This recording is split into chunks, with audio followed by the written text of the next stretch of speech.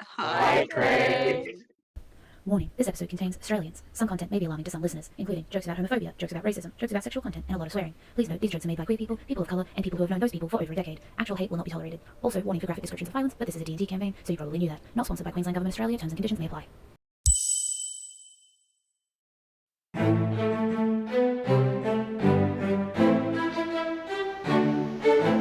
Welcome, gentle people. We of Aetherbound Academy for Wormcraft and Magic are excited to be here, celebrating the union between our empire and the dragons. Barely 70 years have passed since the favor, when Void Father Farron was entrusted by wild dragons as the first dragon rider. Now, aloft in the Void Keep, riders train with their dragons until they are a single unit, terrifying and beautiful. Every year we gather throughout the Empire to see who will bond with a dragon egg and see it hatch. And I'm sure this year we will gain some lovely new normal highborn riders and there will be absolutely no issues whatsoever. So to the few of you who will be chosen, welcome to Aetherbound Year 1.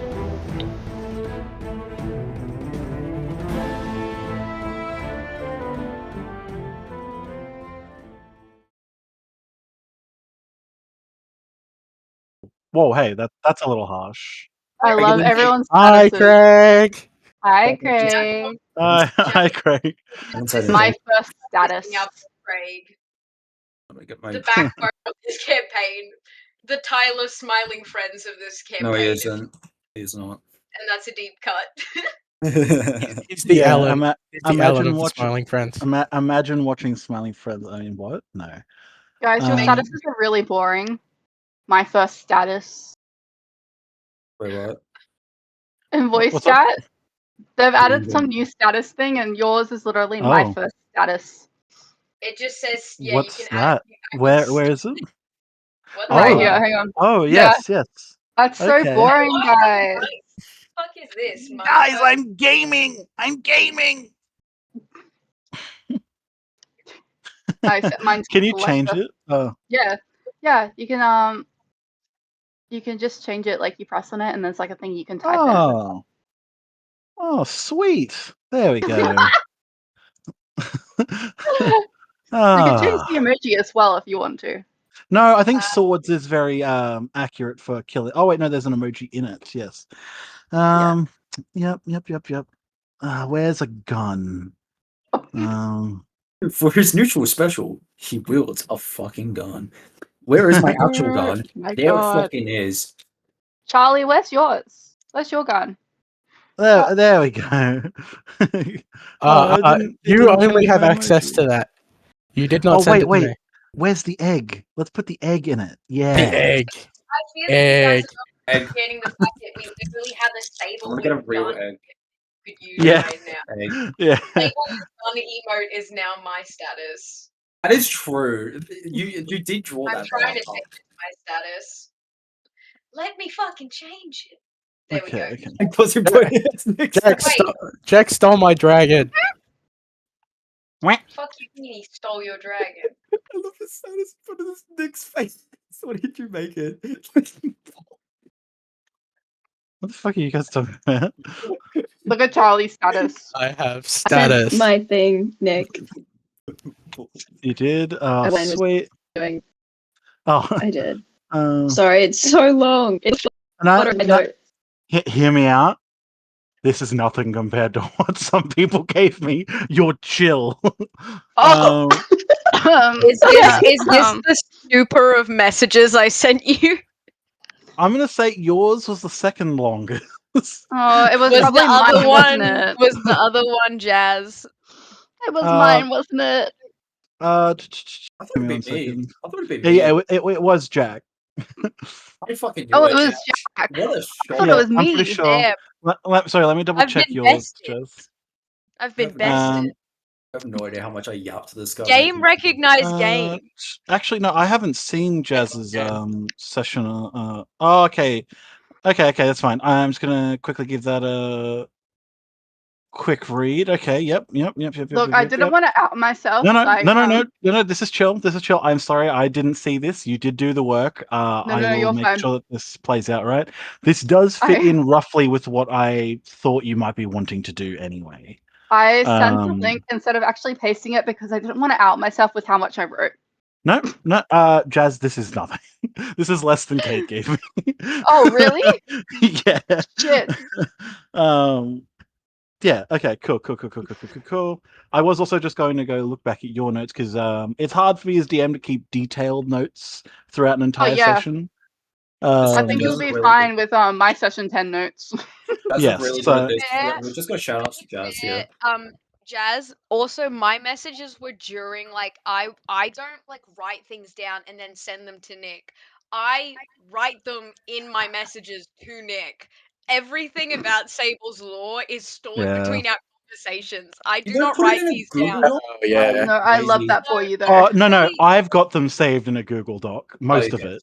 I just kind of bring it. I just kind of bring up ideas to Nick and go thoughts, and he just like. I do the same. I've literally done the same with him. I was in like a 2-hour VC with him, like yapping about. Oh yeah.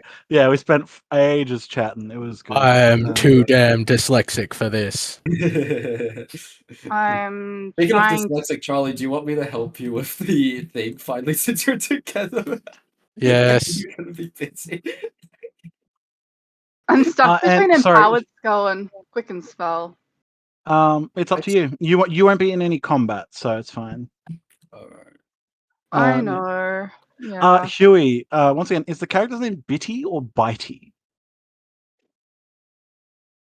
B, I think. Bitty. I was just double checking because I remember. Because that's fine. It did come from being biting people, but yeah. I was supposed to give you names. Sorry, Nate. That's fine, Charlie. I've gone ahead and written a few more important characters to use, like to show specifically. Sorry about that. I'll say the names now, so that you aren't caught unawares when I say them. Some of the other people in your life are Arash Silvertooth, Cyrus Windcutter, Rostam Sandcatcher, and Omid Suneater. So if those names come up during the session, they're people who were in your village. Could you also send them to me? I will do, yes. Thank you. Because you also had Akio Fate Weaver, who is the dude who's the head of your clan. Yeah. I will quickly send it. Here we go. So there's Akio. But yeah, these are just some names of some of the people in the village. If you have additional ones that you want to add, feel free to. I was basing most of these names off of Persian-based names. So that's great. So just so you have a framework for what kind of naming conventions. I really appreciate that. Thank you so much. No, it's okay. So I'll give a slightly longer recap, because this is also going to include some of the stuff that happened in session 9, because we have had a bit of a hiatus since our last session, and I want to make sure that we're all caught up to date with everything that's gone on since you guys entered the town to about to be in the dungeon and more shit's going on. When we actually, I think even last session I didn't do a recap because it was like the immediately following what we'd just done. So in our session 9, where you guys had just finished doing your like interpersonal role play stuff over the time skip, we had just entered a phase where you guys are about to be sent out on your first real in-world mission. Basically, Farron showed up and he gave you guys this mission of going to the town of Karhill and retreat and basically figuring out what's going on with the people in the town. You had 3 objectives, which was to find out what was plaguing the villagers in the town, find the missing people, and don't die. Those are the 3 goals you were given, and then each team was given an additional mission that if they completed and the other team didn't, would give them the victory here. Basically, you guys went to Karhill. Lady Torrell and Lord Taryn were there, but they were more observers to your guys' investigation of the town. Everyone in the town was suffering from something that was making all of them extremely exhausted, and a lot of them were having troubles even just staying awake. Chaos and Lion, you investigated the local tavern, and you investigated the water, thinking that potentially it was poisoned or had impurities when it had none. You investigated the tavern and found that a lot of sick people in there. You met Golter and Key, who were the ones who were working to keep everyone alive while they were in a coma-like state.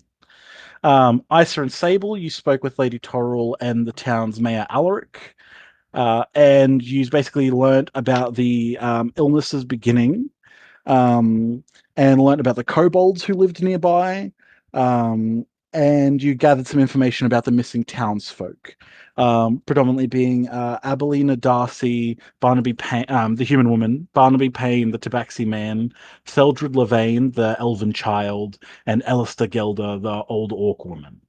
And you found out they disappeared 3, 6, 9, and 12 days ago.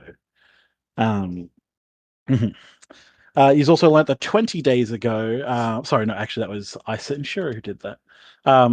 But Sable recruited a fucking bird to their to their cause by feeding them a berry, and the bird basically served as a scout of sorts and informed Sable that they'd seen the boy that they were talking about 10 moons ago, not the 13 in which he disappeared. Aoife and Shiro spoke to Niles, a dwarven woman in town who was the former adventurer, who told them about the illness and let them know that Jessamine Levane, the leader of the town's adventurer guild, is the first person to have gotten ill but hasn't succumbed to it like everyone else has. They also learnt from Niles that a large dragon passed over the town 20 days prior. Yes, so then we get to our session 10. Basically everyone congregated and met back up in like the center of town, and they went to go talk to Jessamine to better understand what was going on and to see what was going on with her child and why she also hadn't fallen ill. Basically, when they show up, she was looking at maps and had been basically the one coordinating the effort to find all the lost people in town. Um,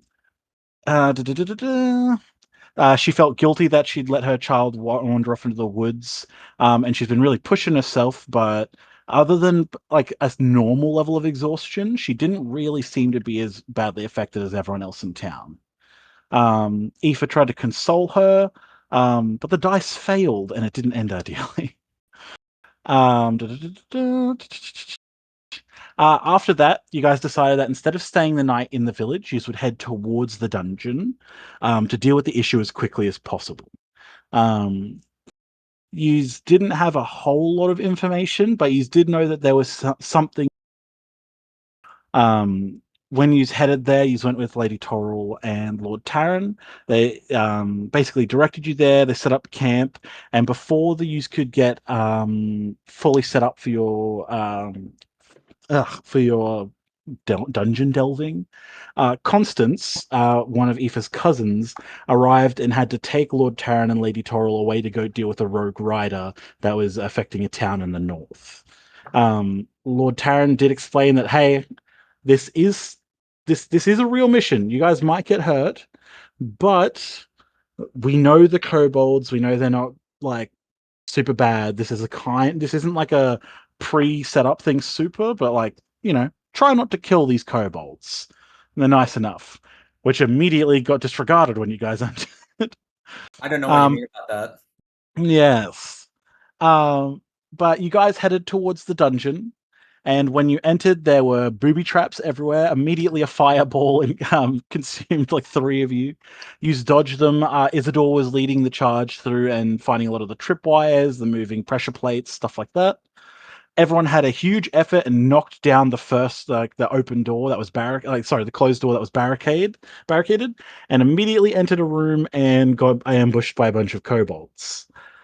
The fight went ideally, I would say. You took a lot of damage for the first encounter, but you were able to recover pretty well and defeat a lot of these kobolds. And I believe all but one of them died. Only one of them, the one that Yarrick had, was knocked unconscious. Yes. And everyone is mad at Issa and Shearer. Yes. We're cool. We're cool. Yeah, well, Shiro, yes, everyone was not too pleased. Amber, especially so, when Isa dragged a kobold and threw him under a pressure plate to see what would happen, and he was crushed by a boulder. Amber, like I said specifically, kind of just went, "We're not going to be friends. You're a bad person." I was being cautious, bro. I don't know what you mean. And then I was pre-pressured.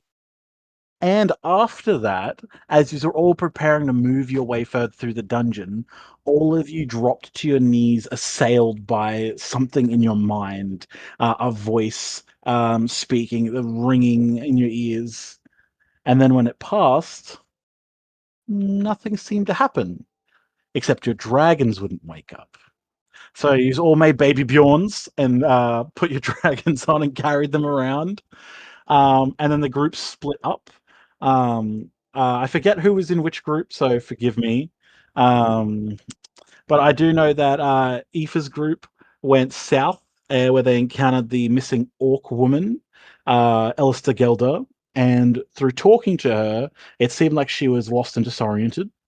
And she kept going, I don't know. I was in the woods. What's your name, dear? Asking Aoife this. And when Aoife told them that their name was Aoife Blight, they spoke in a voice that wasn't their own and went, "Oh, that's interesting," and then threw them into a pit. And then Lion, immediately shoved the old woman in the pit as well. They recovered both Aoife and the woman from the pit, tied up the woman, left her there. She was now unconscious. And continued their way onwards.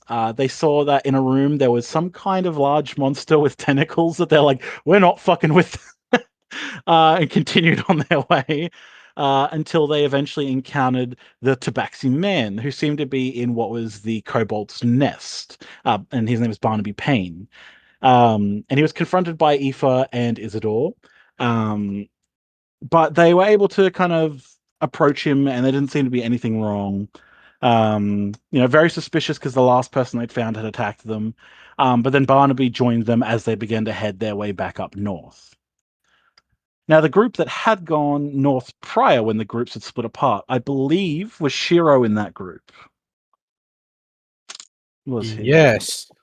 Yes. Yes, Shiro and Isa had gone north. Yes. And basically encountered another group of kobolds and quite mercilessly fucking killed them. Actually, no, Shiro was the only one who actually killed a kobold. Both of the other two were knocked off. I remember that one. Yeah, okay. But then they encountered one of the other missing people, Abelina Darcy, a human woman, who seemed to be in a library of sorts, reading and sorting books. She didn't seem very distressed by her situation. And she was quite calm, and she was talking to them and acting quite respectful. And she seemed to know about a bit of information about some of you. Like, she knew that Shiro was from Estos, based on his garb. But she, for the most part, was just sitting around waiting. Okay. I believe that Shiro's group then went south, leaving behind Sable and Dee Dee as a guard to look after Abelina. And as they were heading south, they entered a crossroads where they met Aoife's group, which had the old orc woman and Barnaby. Sorry. And then, which I think was very funny at this point. Everyone's like, "Oh, we should send these two up to join the others." Yeah, we'll send them up. Okay, yeah. And he's like, "Oh yeah, I can." Barnaby was like, "I can carry Alistair up there. You guys can keep doing stuff here. I'm super eager to get out of here. Just let us go on our own." "Yeah, we'll go on our own." "Yeah, yeah." And everyone's like, "Yeah, it sounds like a good plan." To hear Jazz go, "I've been muted the whole time. Don't let that fucker out of sight." I was so confused on why no one was responding to me, and I was getting so mad. And I'm like, "Why the fuck are you ignoring me?" And then I saw the mute button. And it was like, "Shit, shit, shit! Don't fucking do that." That was the funniest part of the entire session. Aoife and Isidore, who had pretty rightly, as we're about to find out, been super suspicious, were like, "Don't trust these fuckers." So they sent Lion and Chaos up to join Sable, Dee Dee, and the other civilian. The group then continued south, in which they defeated 2 more kobolds, and then half the group realized that there was a large mithril door to their right that seemed to almost be like shimmering with like a rainbow, like incandescent light. And the other half of the group couldn't see it. Those who could see it, eventually, Angus being one of them, Angus attempted to dispel the illusion or enchantment that was going on and struggled to deal with it. And for the first time, you guys actually saw him like actively having difficulty, like to the point of almost like anger and frustration with dispelling this magic. And then in a bright flash of light and rainbow sparks, when the light cleared, Angus was gone, and the door began to open. So Angus is gone. And when the door opened inside, there was a short, blonde, elven child wearing midnight black robes. And as you guys went to enter, I wish I could. We had it recorded. I got the recording didn't corrupt, so that we could remember the lines because I remember being quite intimidating. For those who were present, it was corrupted. Yes, we do not have the recording. No, that's so sad. Yes, no, it does suck, but it is what it is. But I do remember him, like this child, speaking once again in a voice that wasn't his own. I actually just saw Jazz has written some of the things that I've said. Oh, this is excellent. Thank you. Oh You're my, welcome. my. To think that a handful of students from Aetherbound Academy could come here to intercept some of my plans. I was surprised they came here for a simple task, an adventurer's first dungeon, perhaps. Stumbling into something a little out of your depth at the moment. And then he cast a lightning bolt, which instantly downed Isa, Dumas, and Shiro. So your two of your tanks and one of your rogues instantly downed. Never send apprentices to do a master's work. Don't be disappointed. You've done well. And just being menacing the whole time. I can't even remember all of it. But ultimately, they were able to stabilize those who were down or use magic to heal them. And then, after a bunch of dice rolls to see who'd stay and go, Yarrick and Isidore decided they were going to cover your guys' escape so that you could get those who'd been injured out. Yarrick ran in and got basically caught in like a whirlwind of fire, and Isidore was able to dash all the way in front of him and snap basically a family heirloom that she kept as a hairpin. And a fire elemental came out of it and began to fucking destroy this child. Yeah, get wrecked. And ultimately, they're able to defeat this puppeted child. And the black robes like melt away, and the kid's just wearing his normal clothes. And they begin to carry him out and leave. And Shiro, who is looking into the room as he had gone to help, sees behind Isidore and Yarrick, emerging from the shadows, a large, segmented white centipede-like dragon. On top of it, sitting a man with a jester's mask and the bottom half of his face all burned and melted like he'd been caught in a flame, jet black robes. And into his mind, he said, "Oh, that was fun. Perhaps we could play again." And crawled down into the large pit that was in the room, gone from sight, as Isidore turns to look behind her, noticing nothing. And that is where we left. So, while this encounter is going on in the south of our map. Yes? Can I ask questions? Yes, So, for those who weren't dragon. there or had... Yes. So, Yeah. was the dragon being ridden by anybody? Yes, the figure that I was talking about, the guy who had the jester mask and the burnt face. Okay, and that's the guy with okay. Yes, the guy, like, that's a very rough drawing. I will do a better one of him. But yes, so the guy who is in that art that I shared in the chat, he is the guy that Shiro saw at the very least. Okay. Shiro told the rest of the party about this information. because that it was like a cliffhanger cut off. He hasn't had a chance. Okay. Yeah, like literally Shiro seeing the guy was the very last thing that happened. So where we're going to pick up from. Oh my god, let me correlate all my fucking notes. Jesus Christ. I have 12 tabs. God damn it. Where am I working in? So the battle is won. The guy has like this mage is gone. He's left. Oh, is the map black for everyone that's in it, or can you guys see the whole map?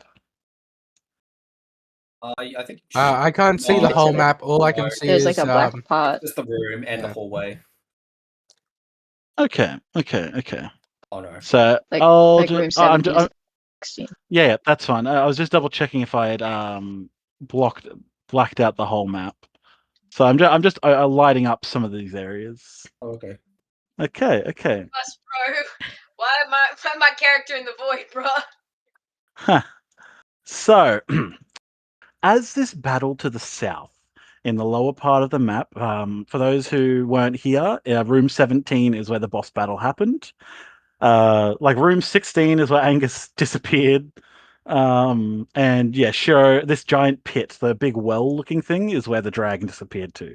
And if I think on the bottom left of the map, if I reveal it, yeah, it was you guys can actually see that down here is the exit that they would have gone out of. It was one of the entrances that you could have used to have gotten in here if you'd explored more outside. But it is what it is. So as the battle has happened off in the south, and everything's going crazy, and this guy's mocking everyone, downing members of the party, saying, "Do you even know where your companions are? You have no idea, do you? You're not safe here." We cut to Lion. So Lion, you are making your way up. These two What's he done civilians. now? These two civilians have been sent up and into what's like room 4, like which is like kind of a dining hall area up above, and Dee Dee and Chaos are ahead of you. They've just entered this room, and you're walking through this main like entranceway, the main square where the initial conflict happened. As you have made your way through here, you can hear the sounds of a little bit of combat, and the doors down to the south have closed, but you can hear there's a little bit of a fight happening, which, they were going to go fight some kobolds. But other than that, this place seems strangely still and quiet. And as you enter the room that is up here, this dining hall, you see that Sable is sitting on one of the benches with Abelina sitting on a bench near her. There we go. Aha, that's the thing that Are has they being everyone's mind names on it. controlled? Well, let me. Sorry, I'm just trying to make sure I have everyone's names. Then Barnaby, the tabaxi, is clearing a spot on the table with his arm and laying down Ellister, the orc woman, on the table. Dee Dee is moving over to the left-hand side of the room and is actually looking at one of the unconscious kobolds, and seems to potentially be tending to these wounds, her hands glowing just a little bit. And Chaos is just standing by the door here, very still, as he usually does when he's just like not wandering around. What do you do? You have been sent up here to keep guard. Is there anything in particular you'd like to explore, or you would like to do? There is a library off over here to the room 8. There's more of a kitchen over at room 5. But is there anything you would like to do? Maybe go into the library. Okay, cool. Let us reveal more of the That's my library. ruler. There's my ruler. Yeah. There we go. Okay, you enter the library and the door opens, and the woman Abelina actually comes up and walks over and stands in the doorway. And she goes, "Is there anything in particular that you're looking for? I spent quite a lot of time in here. If you have any questions, I'd be the Is one to any ask." wait, but I want to ask her something, but I don't want anybody else to hear what I ask. Yeah, if you want, you can like gesture to her to like come into Can the I room. message it to you? Oh, you don't want any of the other Yeah. players to hear? Yes, you can. Yeah. No, it's fine. It's fine. Send me a message. Is it a long message? Can I DM you? No. Yeah, that's fine. You single? Like- Yo. I was literally gonna say, is this lion trying to shoot his shot? Yeah. Lion shooting his shot. What a shocker. Okay. To that, she's actually going to be like, well, I know that if you, and she gestures up this way, if you enter up there, there's a private study up in the area. Okay, Perhaps who's you'll gonna go find this what you're way? looking for there. Okay, let me just hide all the stuff you Thanks, can't babe. see anymore. There we go. And reveal. Sweet. So, as you've walked up into this room, Abilene is kind of like out of the doorway. But you're now up here exploring this room. What do you do? What's this? That is like a stove. This is a chest. This is a chest of Oh. drawers. There's more books on this other wall as a I think bookshelf. What's with the music change? No I reason. think he would like to Nothing's happening. Oh, wait a second. I don't Bro, have music on. Nothing's Fuck. happening. Oh, Wait. oh. You guys Okay, are wait. On silent for a while now. He wants. What's this I way? realize. Lion, leave. Run while you still can. What's this way? What is So in here this? seems to be a storage room of sorts. It seems to have a lot of the crates that keep things that aren't like perishables. It's got a lot of like rugs and furs and like wood supplies of wood to Cute. burn, stuff like that. No, can I keep going? Yes. You can, but you shouldn't. Lion, as Wait. yeah. Can I go back and look at the chest? Because I feel like That is yeah, this, you can. whatever You I'm can gonna do walk that. into. You can do that before you head Okay. over. Okay, thank you. Okay, so Open it. Is it all locked? right. It is not locked. Can you please roll me a d20? Just a flat d20, no Yeah. modifiers, nothing. Let me get my. Actually, I have physical dice here. Oh. Why can't I see my guys?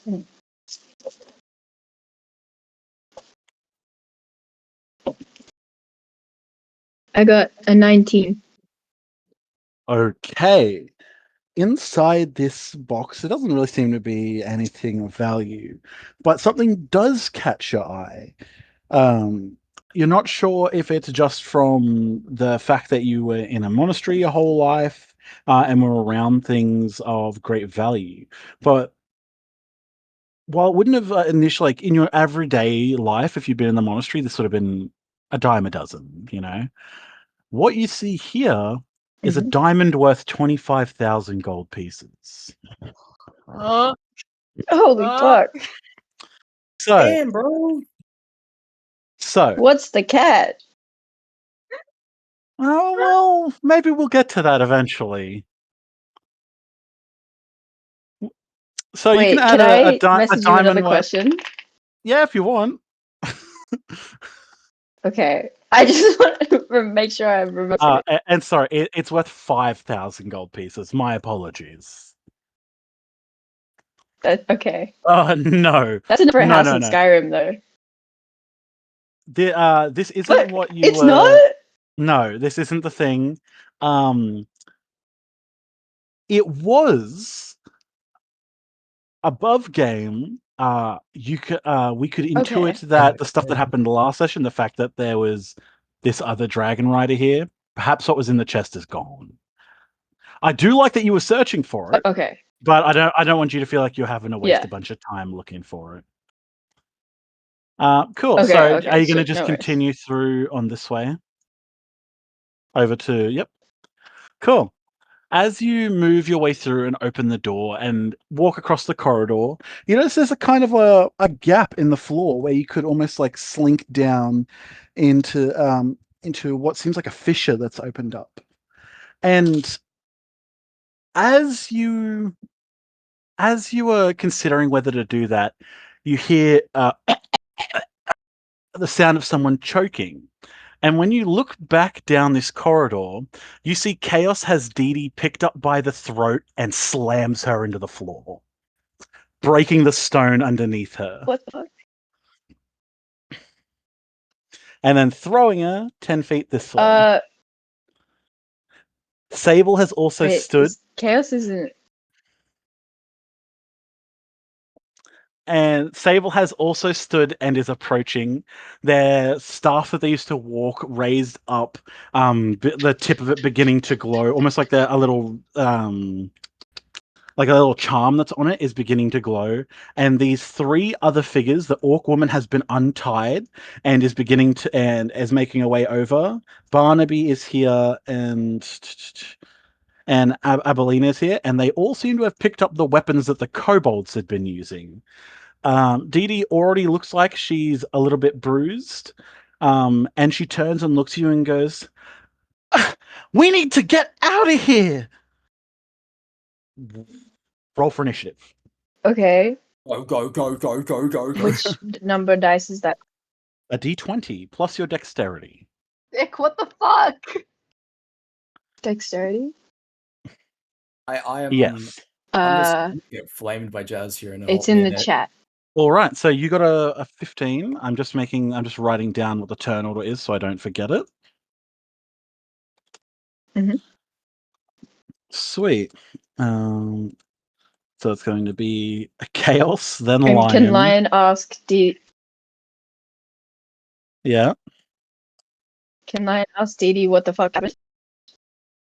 Like, why are they acting like this? I don't know.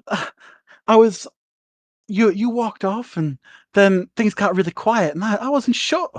But then they just attacked me. Chaos had leapt over the table. Just out of nowhere? Yeah, I don't know what's going on. And as she's like walking backwards, like the strings like between her fingertips, that is like the sign that she's using her magic. Like prepared and fully ready to fight. So yeah. Go. Cade, could you also roll initiative? Because you're going to be in this fight. Awaken, Dark One. Cade! Muted if you're not aware. I think the BRB probably. This is why you should have listened to me. Yeah. Okay, bro. I don't need to be flamed like this. My fucking mic. You deserve it. Wow. Okay. But yeah, so roll initiative, Kate, because you're going to be in this fight. So fun. Oh well. I'm really sorry. I rolled an 18, but it's okay. I also have a -1 to initiative, so I rolled a 17. Okay, well, this is probably not going to end well for Dee Dee then. Cade, for all intents and purposes, you have to attempt to either kill or subdue Dee Dee and Lion. Subduing is preferable, but if they are fighting too hard and too strong, your directive is to kill them. Nice. You must burn through every spell slot, every ability, everything you have at your fingertips to try and achieve this. Do not hold back. It's a really good thing that my character already has built-in nerfs, guys. Let's fucking go. Wait, so what's the turn order? For the turn order is going to be Chaos, Sable, Lion, Dee Dee, then the three civilians. Hell no, bro. Look at my fucking monkey, bro. He died. Jesus Christ. Okay, Nick. Do I still have HP? Because it would of the just be explosion? your HP would still be gone, yes. So if you're at reduced HP, that's the HP you're at. But that is the same for Chaos and Sable. Okay, so that was what I was gonna ask. And I have also, Sable, you are not impaired by your vision in this fight.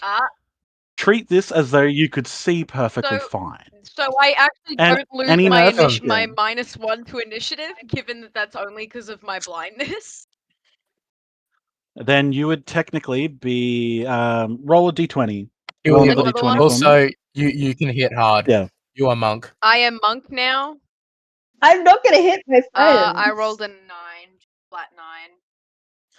Cool. So Sable is actually going to go first in the initiative because you, without the -1, you tied with Chaos. So roll another d20. You got higher, so that means technically you react first.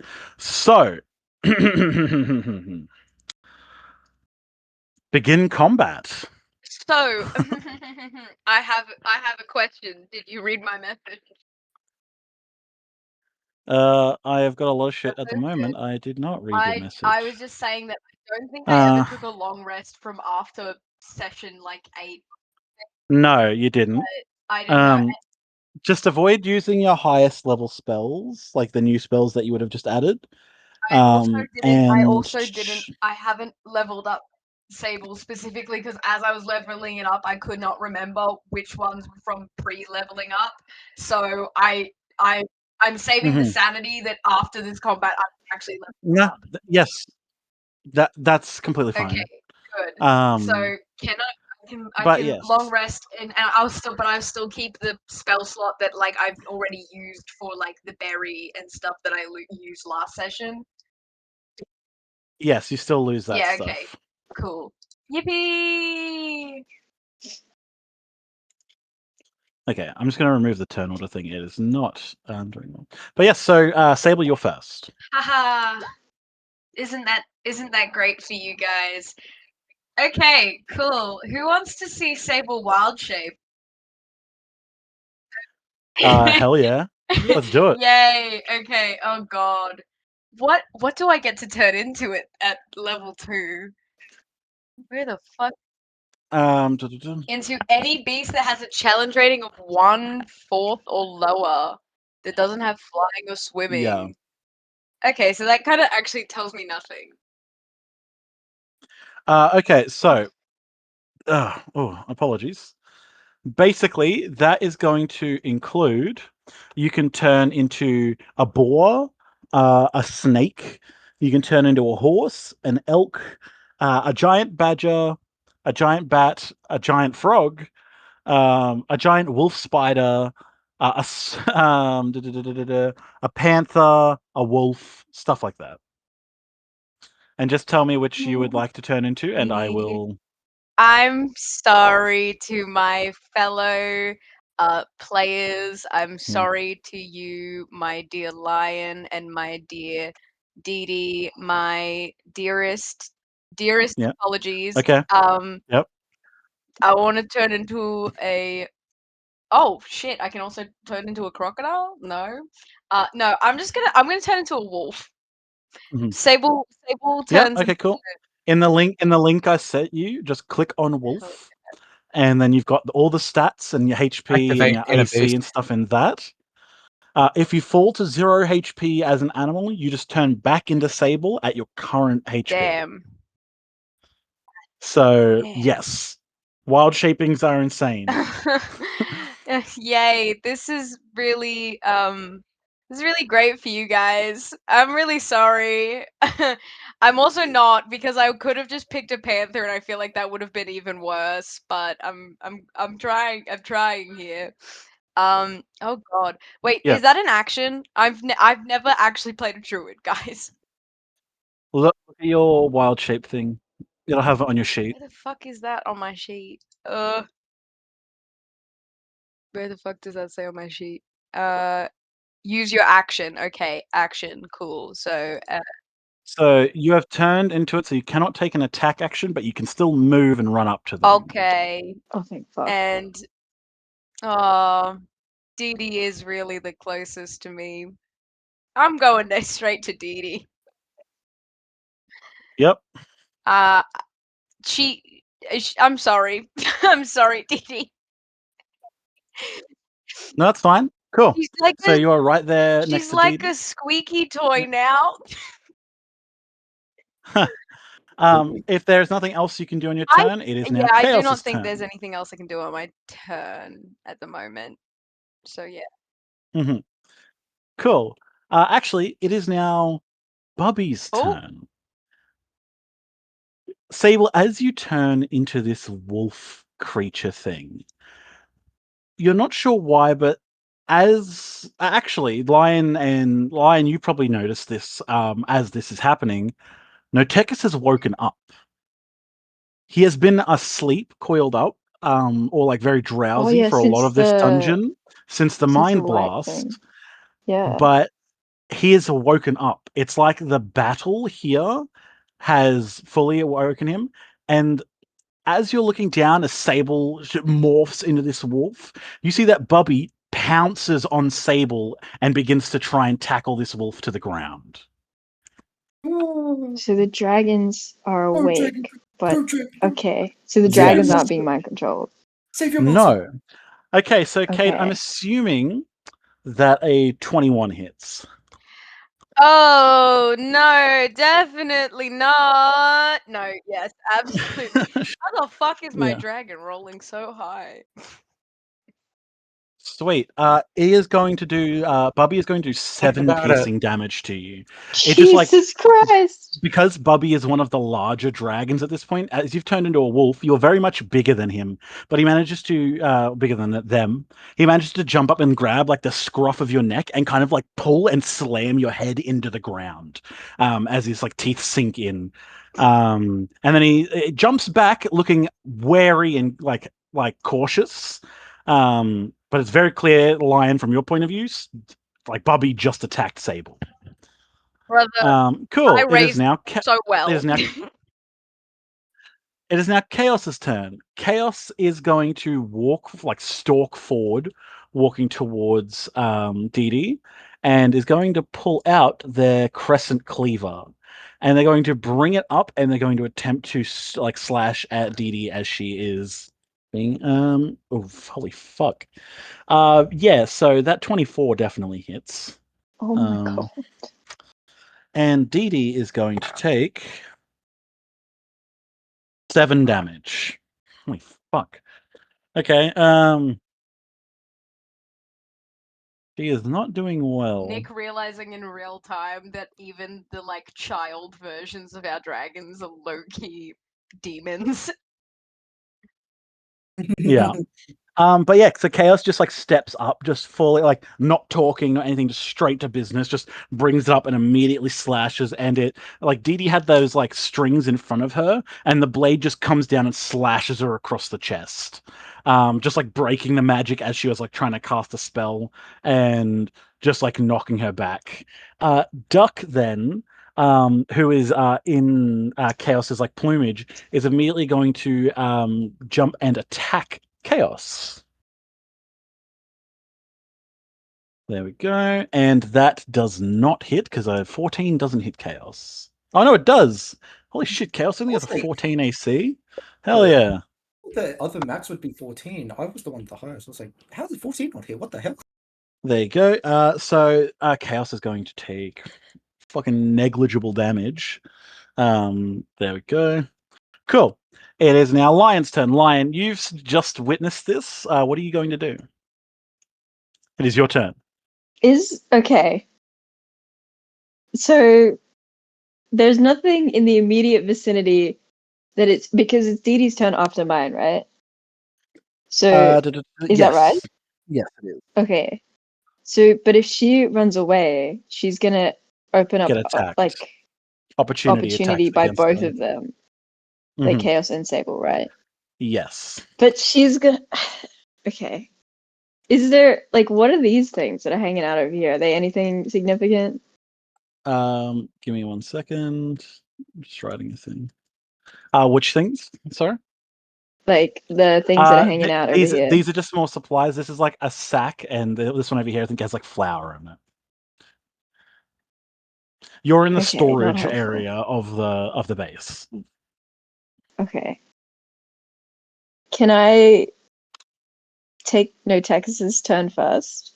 Yes, you Because can. I want to send him this way. Okay. Yep. Okay. Like down. So can I take his? Is that all right? Yeah, you can do that. Cool. I believe Notex's movement speed is only what? It's like a 25 or something. Is it 15 feet? So do you want him to crawl the full 15 feet in that direction, which will only get him to here?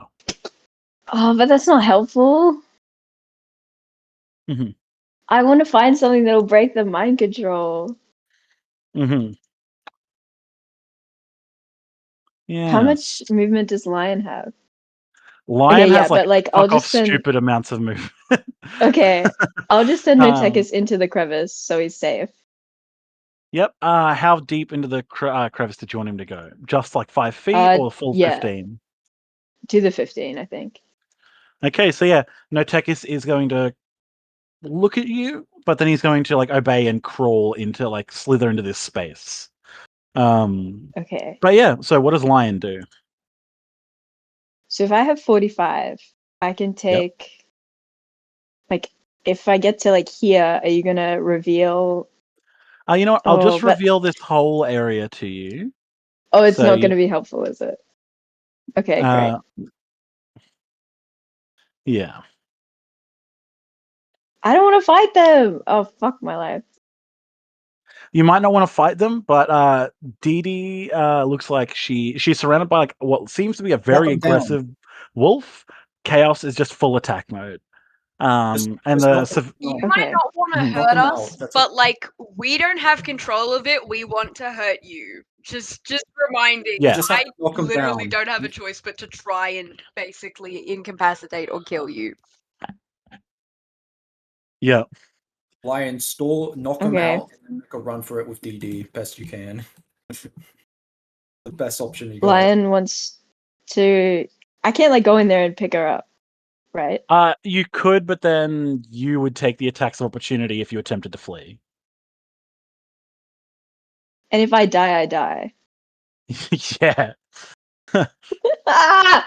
Okay, all right, fine. Lion's just gonna try and I don't know, punch Sable's wolf. Okay, yeah.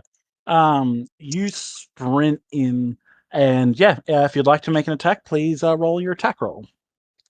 What kind of attack are you doing? An unarmed strike, or are you using a dagger? Just with the fists, I think. I don't know if he has a dagger somewhere. Yep, that's Which fine. one is... Don't forget that you have a flurry of blows as well, which means you get an extra attack if you use a key point. You also have your daunting roar that you can do. Remember that, which makes people do wisdom save or they become frightened of you. Okay, yeah. Can I do the roar thing? Yeah. Okay. Yeah, you can do your roar. It takes your bonus action, so you still are free to make your attack. But I'm pretty sure everyone within 10 feet of you has to make a save. So that would be Chaos and Saber. So let me roll their saves. What was the save like? The save DC. I believe it's 8 plus your wisdom. What is your wisdom, Lion? So you have to beat a 10. A 10. Oh wait, no, sorry. You have to beat a 12. A 12. If you wait, what the fuck? What's it? The DC of the save equals. Okay, yes, a 12. Cool. Chaos has passed. Is this with like a plus our wisdom? With your yes, you're basically doing a wisdom save, so you get to use your wisdom modifier. Yippee!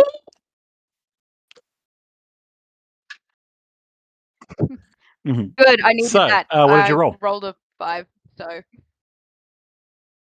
Okay, you roll a 5. So you are frightened and cannot move towards Lion of your own free will. Nice. Does that negate the opportunity if I pick her up and I run away? No, they're just a disadvantage to attack you. Your free will. Yeah, they have disadvantage to attack you, and they can't chase you, but the others can. So they'll still get to attempt to hit you. And I think from your previous experience, Chaos is the one who could kill you. You could still take the risk if you want. It doesn't hurt. Try. Yeah. How much attack does Chaos do? I can't can't answer ask that question. No. Okay. I'll A just lot. try and sorry, Wolf. I'm gonna try We're and hit you. joking about Okay, Sable roll the being hit. the fucking you can catch these hands druids. that Bro, roll? look at Chaos. Fucking terrifying. Oh, Chaos basically has like aura. Okay, cool. A 23 is definitely going to hit, so you can roll your damage. how do I click on the your monk? character sheet? You see where there's the monk spot where it says like fists, or unarmed strike. The far right thing. So I'll click on it for now. The 1d4 plus 2. So you can click on that and do a roll yourself. I see. And it tells you like the damage type. So yeah, you roll a 1d4 plus 2 bludgeoning. I see. And then whatever number you get, that's what you deal. Okay. So 4? No, you do the roll. I was just showing you how that works. Okay. 4. Okay, cool. You deal 4 damage to Sable. Is there anything else that you want to do on your turn? Can I? Yeah, that's it. Wait, how much did you say Bubby did damage to me before? 7. Yeah, okay, cool. I think my hit points as a wolf is 11, so I turn back to Sable, I guess. Okay, cool. Good job. Yeah, as you run forward and you like hit this dog, like this wolf, like on the nose, boom, pops back and turns into Sable. You and Bubby just immediately being like, no, bad dog. Sable's like, whoop, whoop. Okay. Okay, so if there is nothing else you can do on your turn, I believe it is now Dee Dee's turn. So,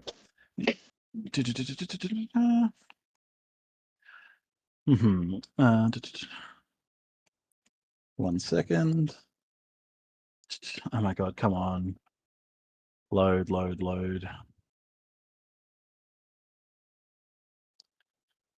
Apologies, give me a second. All good. My internet is taking forever. We love the internet. Yeah.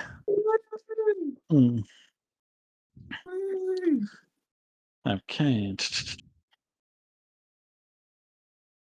Okay, the issue when it comes to Dee Dee actually is that as a bard that is not focused on melee, a majority of her spells are going to be at disadvantage.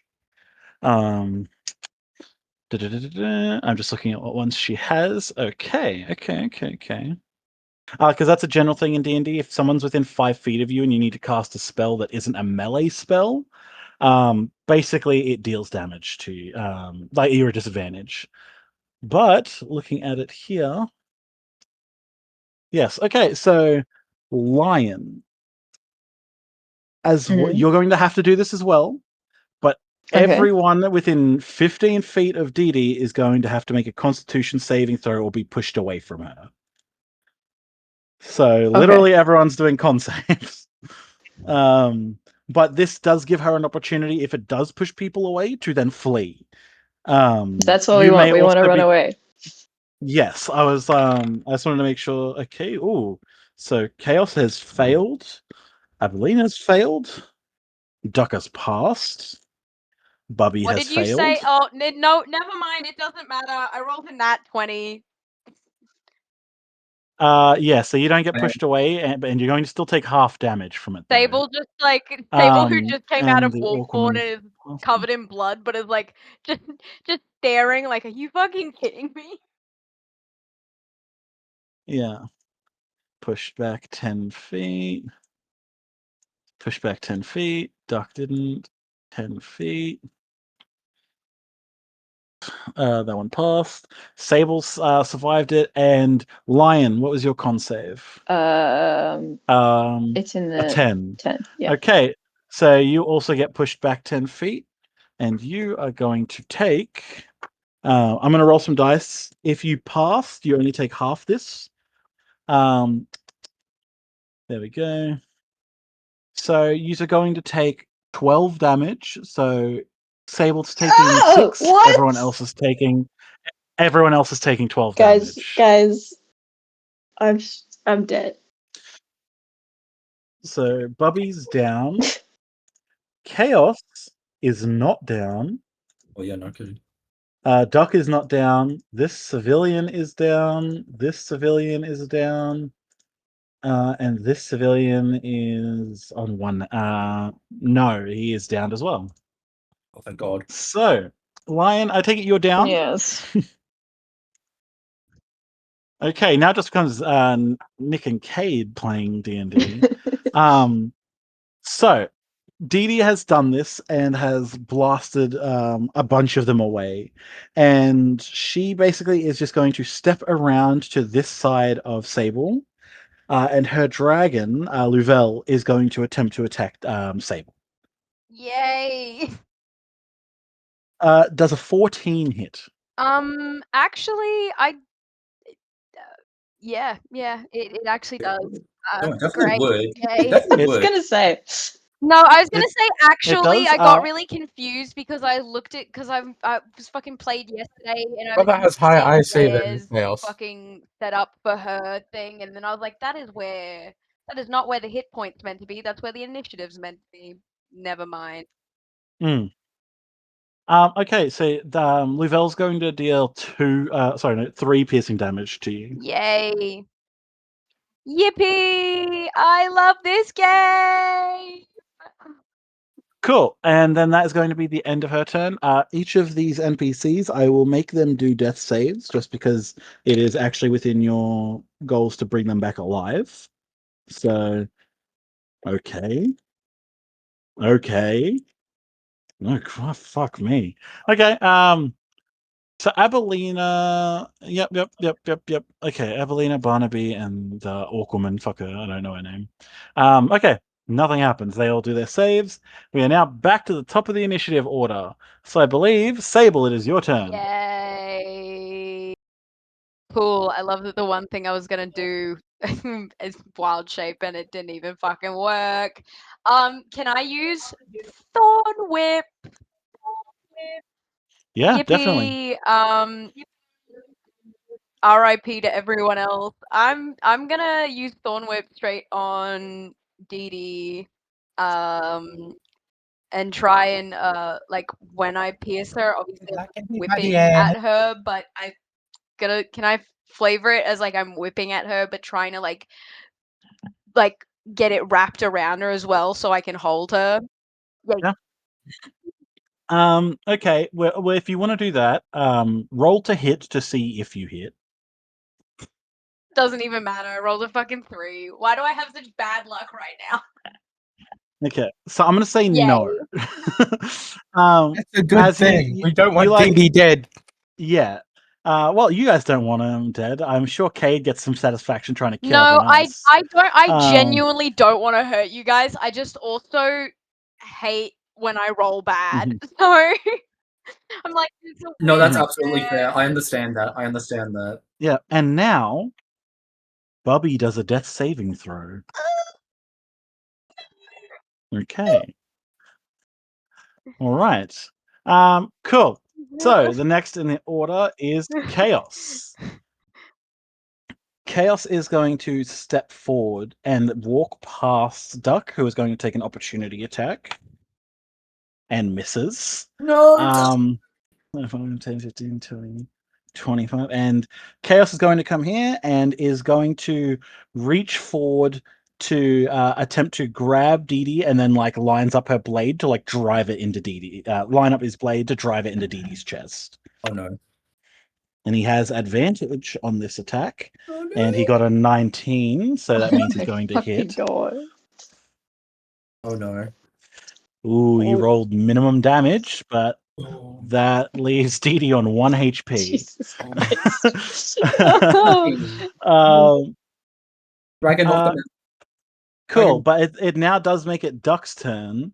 And Duck is going to run up and attack Sable. Great. Okay. I'm really glad that all the babies are jumping on me because I think Sable's gonna wake up and be like, "I'm so proud of you guys." Okay, so a 9 doesn't hit. I'm No, assuming. it does not. No. Cool. Then I believe it comes to Lion's turn. Huey, can you privately roll? Because you can do a thing that's like a whisper roll. Just like roll a d20 and just send me a DM saying what you got. And make like no outward notice of if you pass or fail. Physical dice. Physical dice. Okay, I'll message it to you. Also, I'd love to point out, Jazz's power went out. We salute, pray she comes back. I swear to God. Yes. I missed that already. Yeah. Yeah, same. I know. Okay, so Lion has had his turn. It is now Dee Dee's turn, and Dee Dee is going to turn. Seeing that she's still surrounded, knowing that in a physical confrontation, the odds probably are not in her favor, and she is going to slam a healing word onto you. So, Lion, you are about to receive healing, so you will be up. Yay! You will no longer be down. I'll need to find my little fucking pyramid dice. Where's it gone? There you go. You are going to receive 5 points of healing. So you are on 5 HP. You can clear your death saves. They don't matter. They reset. What does clear my death saves mean? It just means you'll reset back to there's no passes or fails. Okay. And then Dee Dee is going to be like, "Come on, we can do this. We can beat him," and is going to give you bardic inspiration. Hooray! Basically, on any of your rolls, you can choose to add a D4 to the result. Okay. For an attack or abilities checks. But that is Dee Dee's turn. And like when she does this, she like you're looking up at her as you're coming to. She has like a split across her like nose and a scratch on her cheek, and the dress that she's wearing, this like beautiful silken red dress, is like completely ruined. Girl is going Between her through blood and the slash through it, and she's looking at you with a very like warm smile, just encouraging you. And so she's got her back to the others as the civilians are going to do their death saves. Okay. Okay, so Abelina here is going to come to. They succeeded. They got a nat 20 on their first stealth save and then got another. And she's going to hop up, sit up, and she's going to go, oh, what's going on? Where am I? And is going to look up and see that there's like a conflict happening right here. She is going to stand and she is going to attempt to start walking over, but only gets about this far. Okay. Then that brings it to Sable's turn again. What is Sable doing? What? The genuine question, what is Sable doing? Because clearly they're doing fucking nothing to anything right now. Oh, God. Can I? You have advantage on your attacks, by the way, because Chaos is flanking. Yay. Can I use... Are they still afraid of me, or is that a one-turn thing? No, they would still be... actually, I don't know. Cade, you keep doing your turn. I'll read up on that. From my memory, if it's just frightened, I used this last night, but obviously I used it for a different thing. But when I used it last night, it's if I turn and see you. In fact, it's a thing of if it lasts. No. It lasts till the end of Lion's turn. Oh, right. Okay. Yeah, basically, you're just at disadvantage to hit Lion, and you can't walk towards him. Well, that's willingly. good for me because last night when I was playing, my frighten just worked on everyone for a full minute, and they just had to like with it. Yeah, run away from you. No, It's different based on what kind of me frighten. again, they'd have to re-roll every time. Yeah, that's your ASMR thing, though, right? Yeah, my necrotic shroud. Woo! Can I? Yeah. See if I can control anyone or use command on them in my state or no? Dee Dee and Lion are in front of you. If you want to use command, you can. Yay. What do they have to do? Target must succeed on a wisdom saving throw. Cool. That's against your spell saving DC. Who are you targeting? I'm targeting the person closest to me, probably Dee Dee, because she just did a bunch of damage to me. I want to try and do that against her. What? Okay, so I rolled my wisdom save. Dee Dee only got a 12, so she fails. Nice. What are you commanding her to do? Freeze. You can make her off herself. No, I don't want to make her kill herself.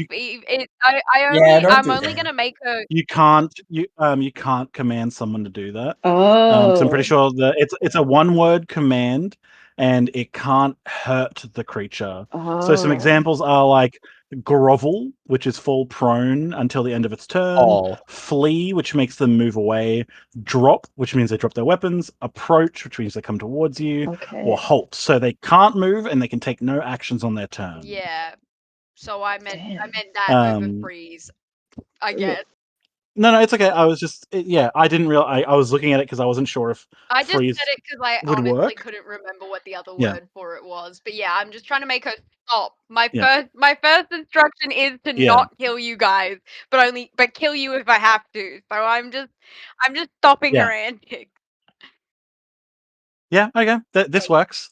I would say she she's still looking towards you, Lion, and she like locks up and her eyes go like glassy. Like That's she's not really nightmare looking fuel. at you anymore. Damn. We all have that ability, by the way. You also can do that. Yeah. I can? Yeah. Oh. Yes, it's in your it's in your one a day spells. Yeah, it's our one per cool. day thing. We all have the power to just make someone do whatever we want them to do with a single word, so long as they don't fail the wisdom. So long as they fail the wisdom. So it is now Chaos's turn. So Chaos is going to step past Dee Dee now, like lowers their sword and just strolls past them as Dee Dee's locked in place. And from Chaos, you hear, Lion. Well, not a whole lot could have been expected from you. You're basically a child. And they are going to attempt to swing to hit you. And because you were downed and haven't had your turn yet, you are still prone, so he has advantage to hit you. Okay. Rolled a 11. And then, does this one hit? 11? No, because he has advantage, so I'm just double checking if he's next attack. Does a 17 hit? Jesus, yes. But yeah, he says, like, and this voice is clearly not his voice. Can Lion try and talk to the voice? Or no?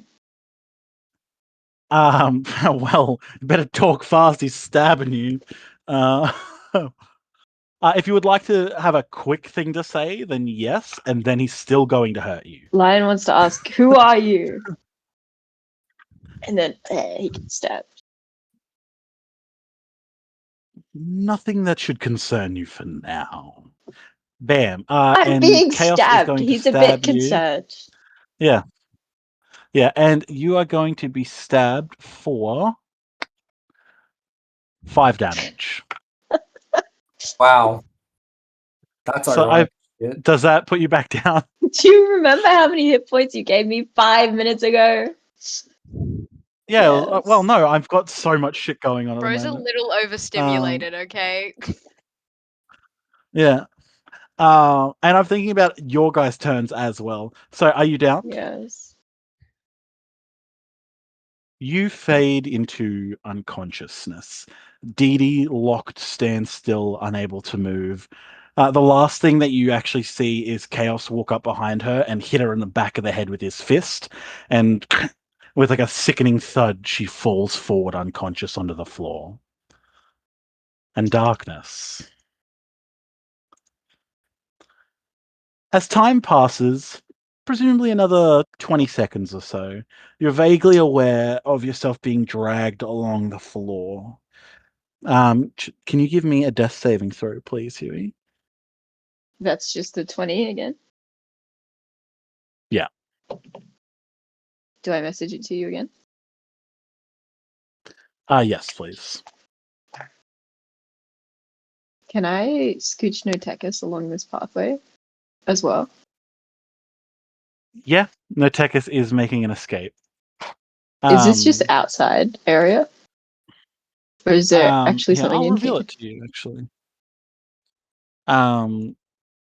There is something. There is stuff in there, but I probably won't let you role play finding all that stuff because he's just a snake. That's not helpful.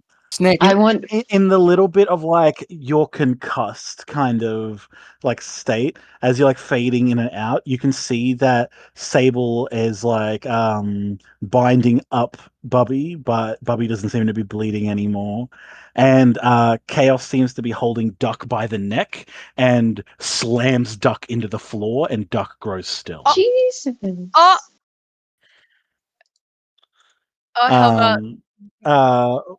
Louvel, Dee Dee's dragon, seems to be tied up on the floor as well. And after a few seconds, let's say like probably another 10 seconds have passed as you're like taking in the kind of what's happening around you. You see that Chaos and Sable and this other woman begin to lock up, and Sable's hands go to their head and they start screaming in agony, and Chaos stops moving and just falls over, slamming into the ground. And Sable, you are back. The mind control has dropped. As you look around you, unaware of the things that you were doing, you can see that Lion is bleeding out. Dee Dee is tied up and unconscious with a horrible bruise across her face. Chaos is lying motionless on the floor. Bubby is like looks pretty badly hurt. The whole situation around you, you're the only one who is currently conscious. Oh, and Abelina. She is like, where am I? Who are you? I don't know. Who are you? I'm Abelina. I've been having the most horrible nightmares. I think this is the nightmare. Understatement of the fucking century. It is at that point that you hear sounds coming from the door further down, and like the sounds of people yelling and movement. And this is when we're bringing everyone back in. Everyone who said they were getting the fuck out. So I believe Isa is still unconscious. Yep. And Amber and Dumar are like carrying you. Shiro, Isidore, Yarrick, and Theldred are making their way up. Are any of you going to attempt to go up to this room up here where you left the others? Which one of these motherfuckers did we give the healing potion to? Can the motherfucker with the healing potion get their ass up here? I'm running. I'm running. I'm dapping it. The healing potion was used on Shiro by Isidore. Oh, okay. I didn't realize that. So, we have nothing. No, keep in mind each of you have a once per day healing spell. I was gonna say I wanted to use my cure wounds like the like once per day one, but then I wanted to use healing word as well, like straight after, so that I could at least heal 2 people. Yeah, who would you like to heal? Who looks the worst again? Lion looks like he's actively bleeding out. Chaos, when he was mind controlled, basically used his healing word on Dee Dee to stop her from dying, and then like tied her up. But Chaos and Lion are both just unconscious. Dee Dee's unconscious.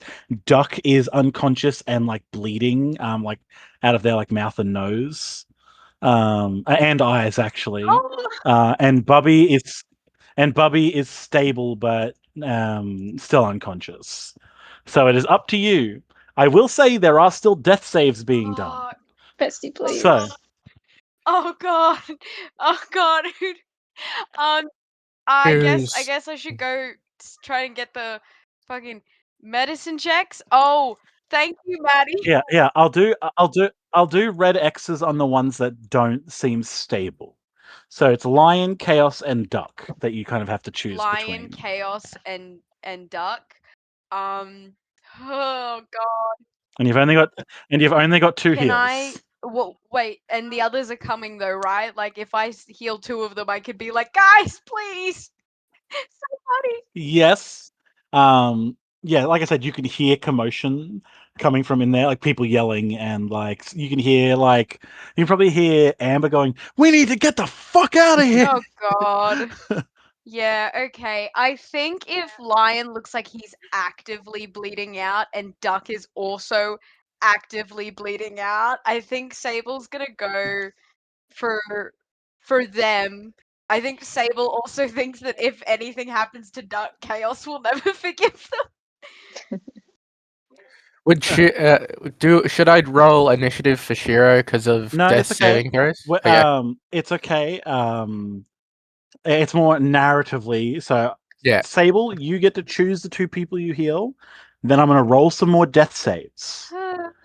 Then Shiro will get to have his actions, and then Sable will have actions, then other death saves. Okay. But you are unaware how close to death Lion and Duck are. Okay. Chaos has just fallen over, so they've got more time. Yeah, If you okay. want to put So it that way. Lion and Duck are who I'm going for first. Thank you, Is it possible as well that I can like scoop Duck up as I run over to Lion and use healing words on them as I'm like running over? Okay, Yeah. cool. When you pick up Duck, it feels like there's no life to them. It's like when you've on your farm when you've had to like kill a goose or something, just the way it's sagging and the lack of response. Oh God. You pick them up and you go to Lion, and as it casts the magic, you see a shuddering breath come back into Duck's lungs. And Lion's eyes open as the worst of the large stab into the chest is knitting itself shut through your Oh magic. shit. Okay, yeah. Okay. For the healing word that was 3, and then for the cure wounds one, because There's no more combat here, so if you deal even 1 point of healing, it's good. okay, It's good. cool. But So Chaos is the only one unconscious. So wait, how many I need to points do I roll a have? death save. I think though that healing word and cure wounds is only for one creature at a time, though, right? Or Yes. Oh, is one not a bonus action? oh well, No. yeah, one is an action and one is a bonus action, so I still need to do both. That's fine. So you can do both, 1 to So Duck, 1 to 3 to Lion. So that Duck, works. and then Lion is the D8, and my spellcasting modifier, so that is 6. What the fuck is my spellcasting Thank you. modifier? What? Wait, no, genuine question. What is Mhm. my spellcasting modifier? It will be Okay, your so wisdom. +3, so 9. I hope you like the Yay! 9 point slide. Thank you, Great. bestie. It would have been great having you on the good I people know, side. Yeah, right? what the I'm fuck? literally only a healer. I'm not meant to fight people. Okay. From this point on, I will just more narratively explain how the rest of this happens. Now that you've done the heals, and in the next turn, Shiro is going to get there to heal Chaos. Or Lion could even Oh heal my Chaos. gosh, you But read my mind. yeah, but the door opens as Shiro. You enter this room. Two of the civilians are dead. One seems to be leaning against a wall, catching her breath, looking like she's about to throw up. And you see what looks like a bloodbath has taken place. Dee Dee looks extremely badly fucked up. Not in any danger of dying, but her face, which is usually very like done up pretty with makeup and everything, is badly busted up and bruised. Sable seems to be doing their best. Chaos is not moving. You've managed to heal Chaos, and calling out for help, the others do come up, and you are able to drag out everyone who's in this dungeon. Are you bringing the civilians' bodies back with you? The 2 have If we died. can. I feel like we should. So Sable, who are you? Sable could probably let me just look at the numbers. Okay, you have enough people to realistically do it, but it take like all of you are basically carrying a person. Yeah. The dragons have seemed to have awoken for everyone, so they are running alongside you all instead of like also being carried. Bubby, Louvel, and Duck do still need support. So they are being carried. But you've managed to make your way back out of this dungeon and back towards the camp.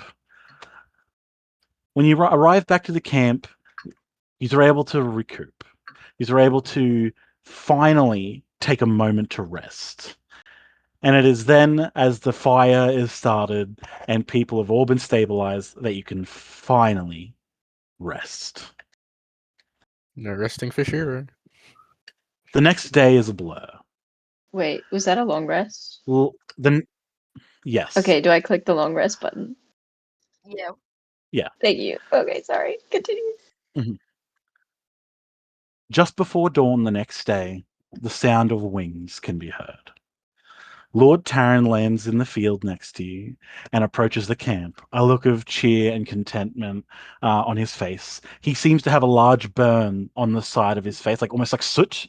Actually, like it's like soot and dust, not an actual burn. And he approaches in good spirits, but he sees all of you and notices the somber mood.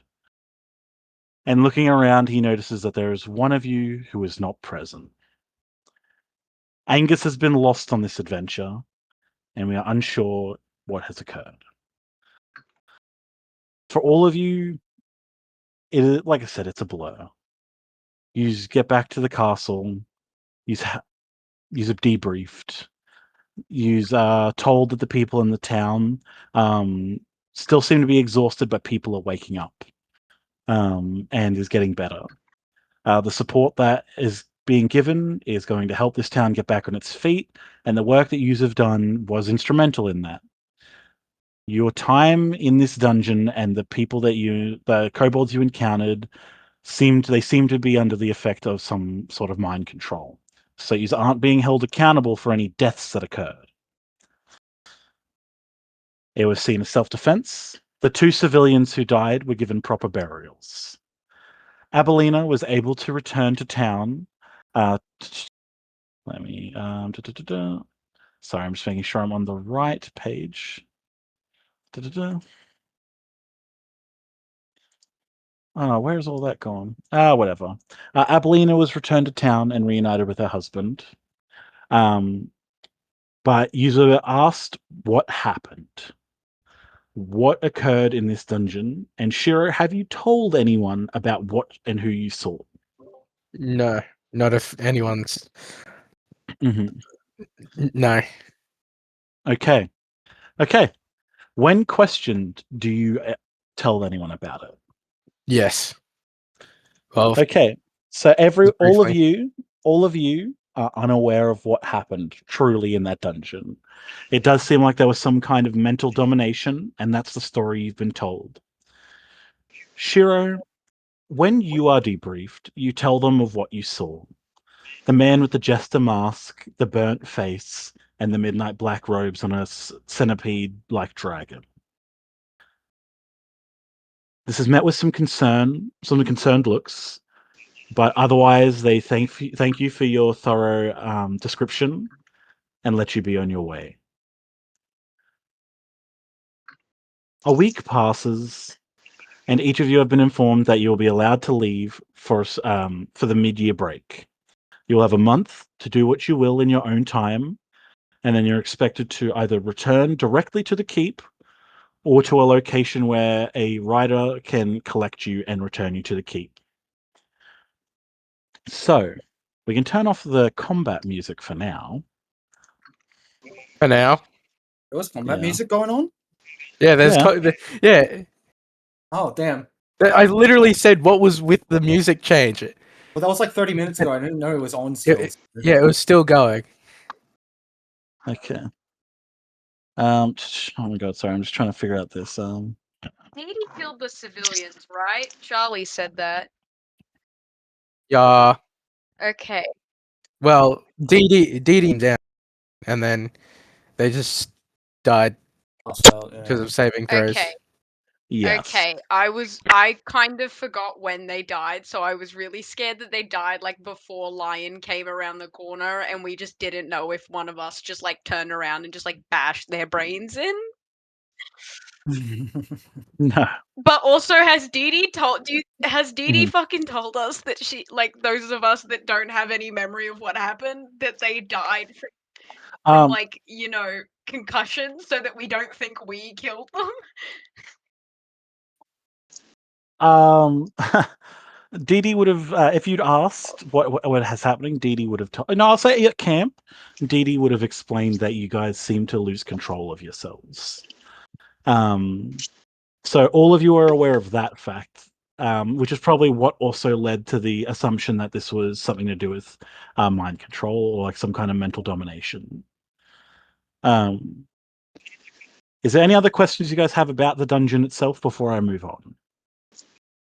Not so much the dungeon, but the townspeople. Yeah, what is the question? Because we'll wrap that arc up. Are they still exhausted or? Yeah, the people in town are still tired, but they're recovering. Okay. It seems like after whatever you did here, like you literally slept the night outside, but Lady Torrell basically and Lord Taryn went to the town, and people who'd been in comas for like a week were waking up. Sure has a hammock. Also. Yeah.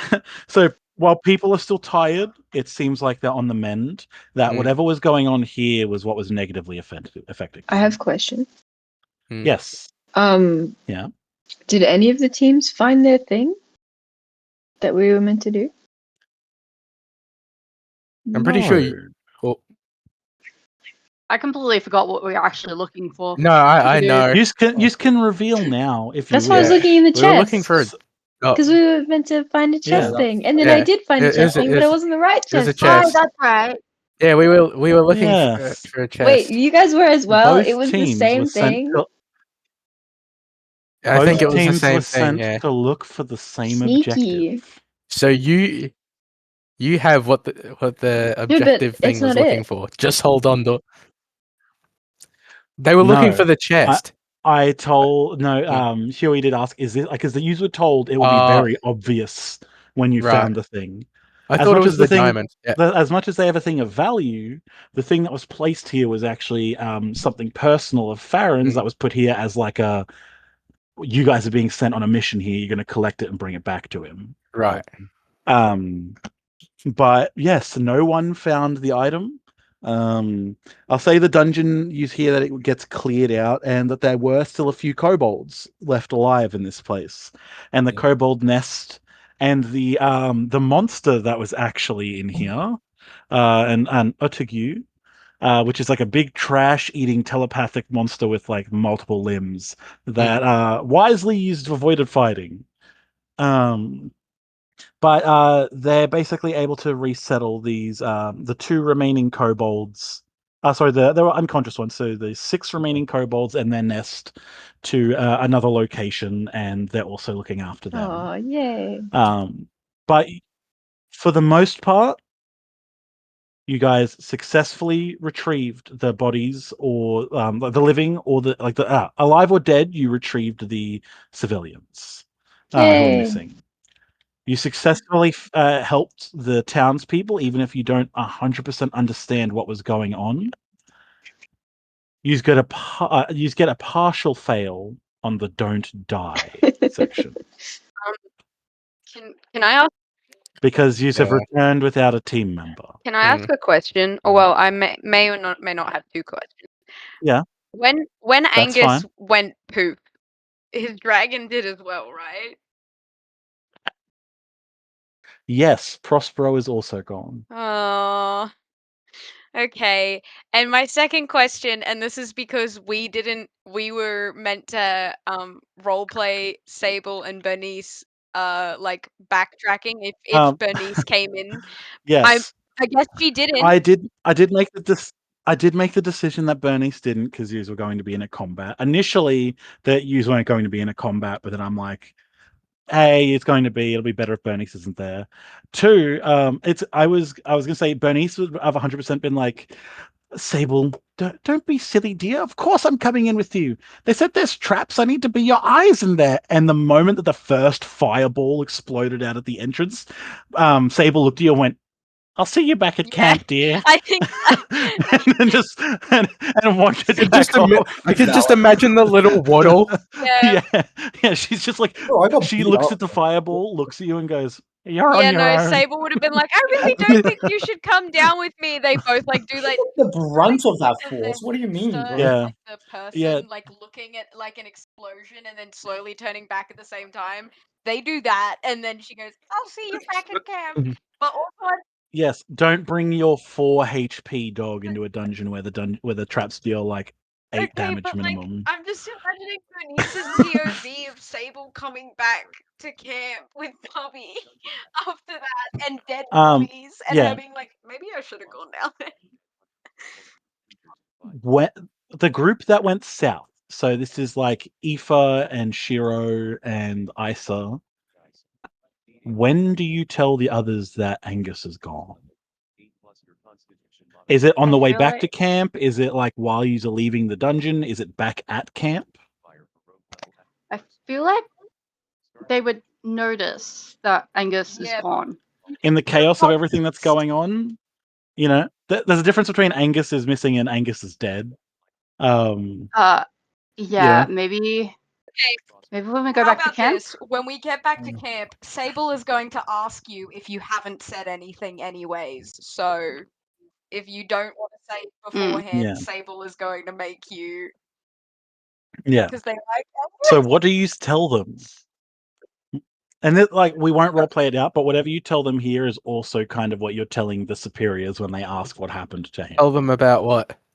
Angus disappearing.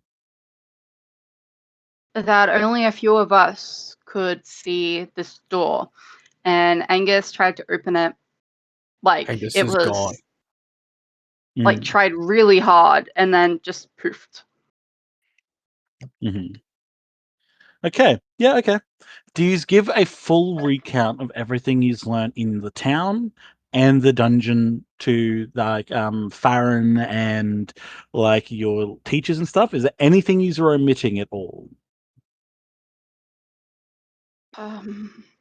The diamond. Lion's not telling anybody about the diamond. Actually, I have an idea, but I don't want to derail things.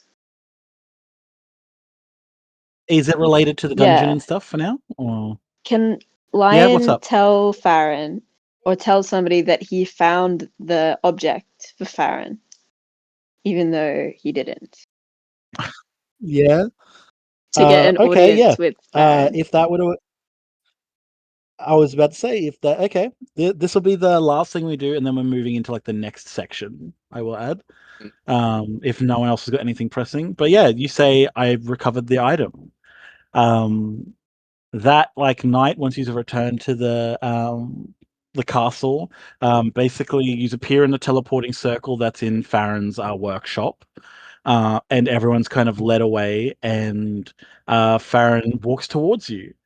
And the others have all trickled out of the room, and he puts out his hand and says, "Well, you said you retrieved the object." I lied.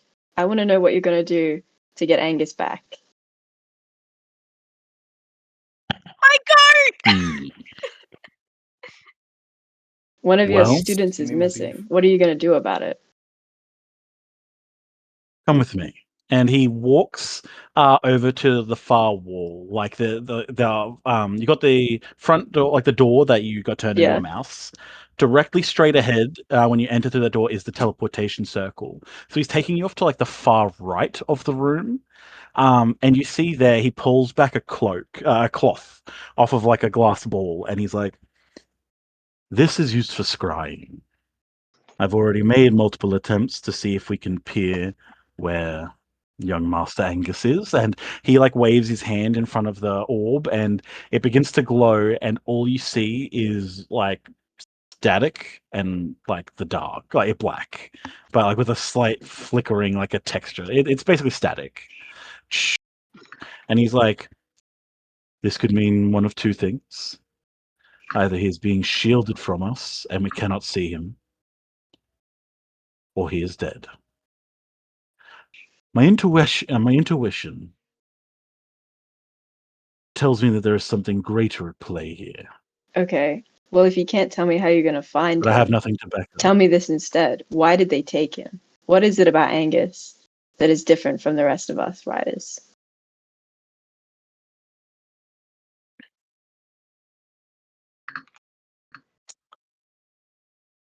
Lion, I'm glad that you're showing care for your fellow classmen. Angus was no different than anyone else.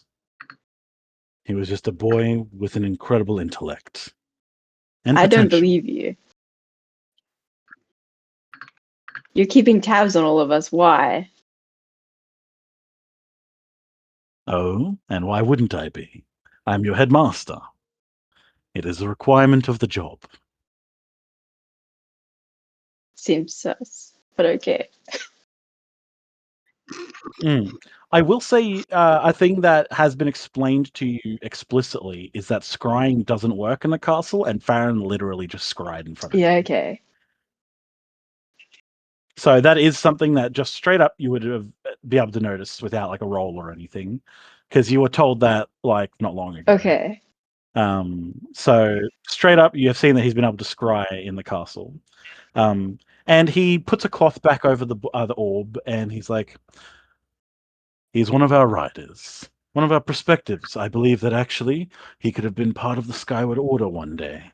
Perhaps as a replacement for myself one day. A prolific mage with skills and youth. Wow. Maybe you're not the only one who thinks so highly of him. Maybe this scarred jester man thinks the same thing as you do.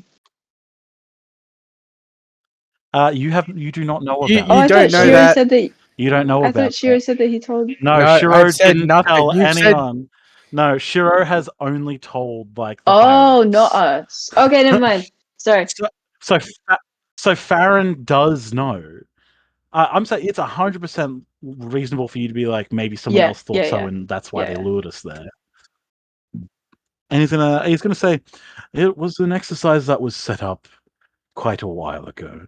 I admit it took some time to get going because I have been busy with much more important matters. You set up the mind controlling? But no, the kobolds and the dungeon and the objective to retrieve the item. It was seen as a first real world experience where you had to work off your own intuition and skills. The town fell ill after we had finished our preparations. Okay.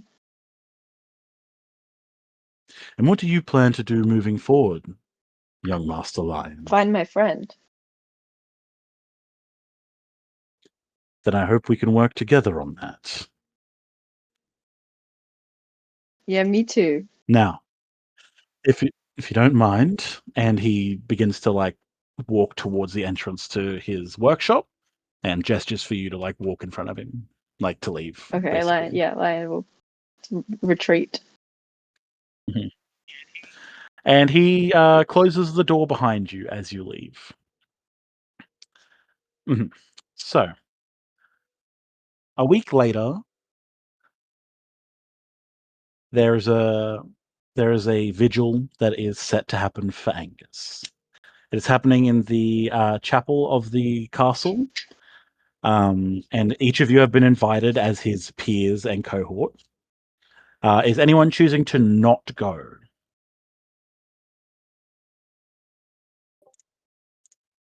I'm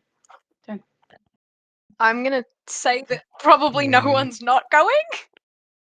No, I think we're all going. Shiro might leave early, but yeah. Like, I'm very surprised Ethan's going. Let's be honest. This question was pointed at Ice. Oh no, she's going. This is the one time she's conflicted. She's actually going. Yeah. And if Shiro's leaving early, I want her to also. Well, if she can notice, do I have to roll for anything here? Like, Isa fucking hates this kid. At this ceremony, it does seem to be a smaller event. It's not held in like the main hall where like every magister and dragon rider who's stationed at the campus at the academy was brought in, it seems to be just the first years. Farron, Jake, Rylith, who were basically Angus's direct mentors, and arriving a little bit after you guys, but being let in like with Farron. Aoife, you recognize as Angus's mother, father, and younger brother. And they're sat in the front row of the chapel, and Farron steps up to the front, just in to address everyone, and he says, "We gather here today to start our vigil. Any rider that is lost in battle, or lost out on their adventures, these great warriors and intellects, these scholars, these great heroes who are lost in their journeys and their adventures, we do not forget them. If their body is not recovered, we light our vigil here with the hope that one day we may find them, or that they come back to us." And he makes a gesture, and two women, like two of the clerics that work in this temple, draped in black, begin to light candles. "To each of you I ask, in your heart hold on to this moment. Know the loss that comes with failing to save a companion. Pray that he is returned to us, and that one day we find him. Think of the moments that mean the most to you, and hold them close. You're never sure when they may be taken from you, when the people you care about may be taken from you. Our vigil starts now." And he steps down from the platform. Has anyone got any words they would like to say? Or anything they would like to do? Shireen just says incense. Mm-hmm. And he leaves. Yep. Can Isaac also just notice that follow him out? Yeah, More that's to fine. just talk later. Yeah, that's fine. I want to do And- something with Sable, but I also, if Yeah, anyone that's else fine. wants to Yeah. talk first or something, I don't mind. Or not. I guess nobody else wants to talk first. No. No talking. Sable's not much of a words person, but they have like a gift they were making for Angus. I was actually planning on this gift for a while, so it's unfinished, but they were making a pair of thick like gloves to withstand heat so that Angus could hold the dragon a little easier, and or just be able to not have to rely so much on his magic, even though I know he still has to, the lava and stuff is like a thing, Yeah. gloves can't really fix if they're not magical, but they were gonna give it Some heat some resistant gloves, gloves. like welders Yeah, gloves some kind of welder's stuff. gloves. And they were actually gonna try and learn to Yeah. use some magic in the forge class so that they could uh make it have magical properties so he could actually use it um properly and not be like, only like a slight resistance, like a kind of like immunity type thing. Mhm. And this was a gift that they wanted to make for him and didn't get to finish. Was meant to give it Mhm. to him at the end of the year before their break. Um, Yeah. but Sable also doesn't want to give it up quite yet because they want to come back to it. Because they really believe that they can find him and that he will come back. So Sable is going to leave one glove here for now, Mhm. and they As as you go up and you leave, like let's say like the finished or the mostly finished glove as like a token. His mother, who is standing up near this small painted portrait of Angus, from when he was a few years younger, actually. He probably looks to be about 10 years old in this painting. As you approach and like offer up the glove and place it by the portrait, she goes, "Thank you, darling. You must be Sable. Angus wrote to us often. He said that he viewed you somewhat like an older brother. I'm glad he had someone like that for him here. He was a very lonely child, and not many people understood him. And I'm glad that he had someone he could count on." And she's like struggling to hold back tears. Oh, Sable is also very teary-eyed, and they're just holding the other glove very, very tight. And is also very surprised that he thought these other things about them, because they kind of didn't think they were, they didn't. No, they didn't really think that he actually fucked with them that much. And You were someone he could yeah, trust. Sable didn't realize that he actually trusted them that much, but um Sable turns to his mom and is like, I I was meant to give this to him as a gift. I I spent ages working on it, and every time I thought I was almost done, I scrapped it and I started again, and I thought that if I just took that little bit of extra time, it would be perfect. And I don't have the extra time now to give it to him. I I don't think I did my job right. She's going to take one of your very large hands, and she's going to like lay one hand on top of it and be like, "It's all right, dear. This is a dangerous profession." And he seemed to be having fun, despite all things, and my hope is one day he does come back. We're the ones who asked if this vigil could be started. When it was, we've had our time to come to terms with it, but finish the gloves.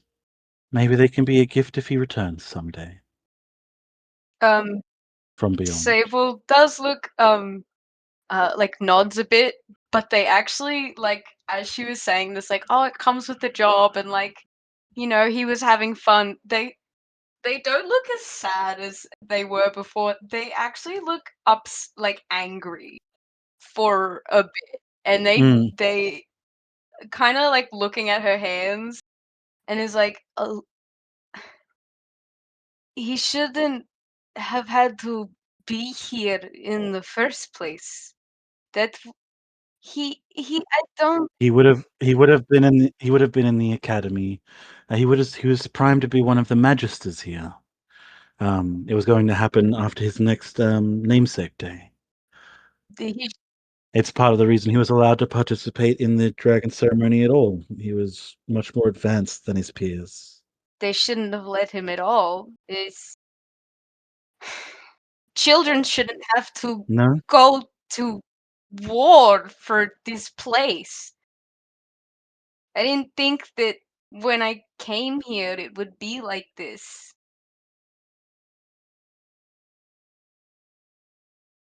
Hmm. After a moment, she gives you a strained smile, pats your hand, and says, "It is difficult." And she turns away from you. The other members of your class, of the classes, begin to come up, and Angus, sorry, and sorry, I'm getting all my names wrong. Angus does not walk up to us, Isidore, bro. no, no, Isidore walks up, and she has a very brief, polite conversation. Nothing. It doesn't seem like she's like breaking down or anything, but it's like some condolences. Yarrick comes up and has like a moment and gives the mother a hug and the father a hug. Amber does a brief, like, short little bow to Angus's portrait and then heads out without talking to the parents. Dee Dee is here, but she still has like quite a large bruise and a cut on the side of her face. So she's actually wearing a veil that's like covering her face. And she walks up and she leaves a small pair of running boots that she'd made for Angus, but he can no longer wear. And then I'll say the last person to approach is Dumas. And can I approach as well? I haven't done yeah, anything. that's fine. Yeah, no, it's fine. You Yeah. can go forward. What would you like to do?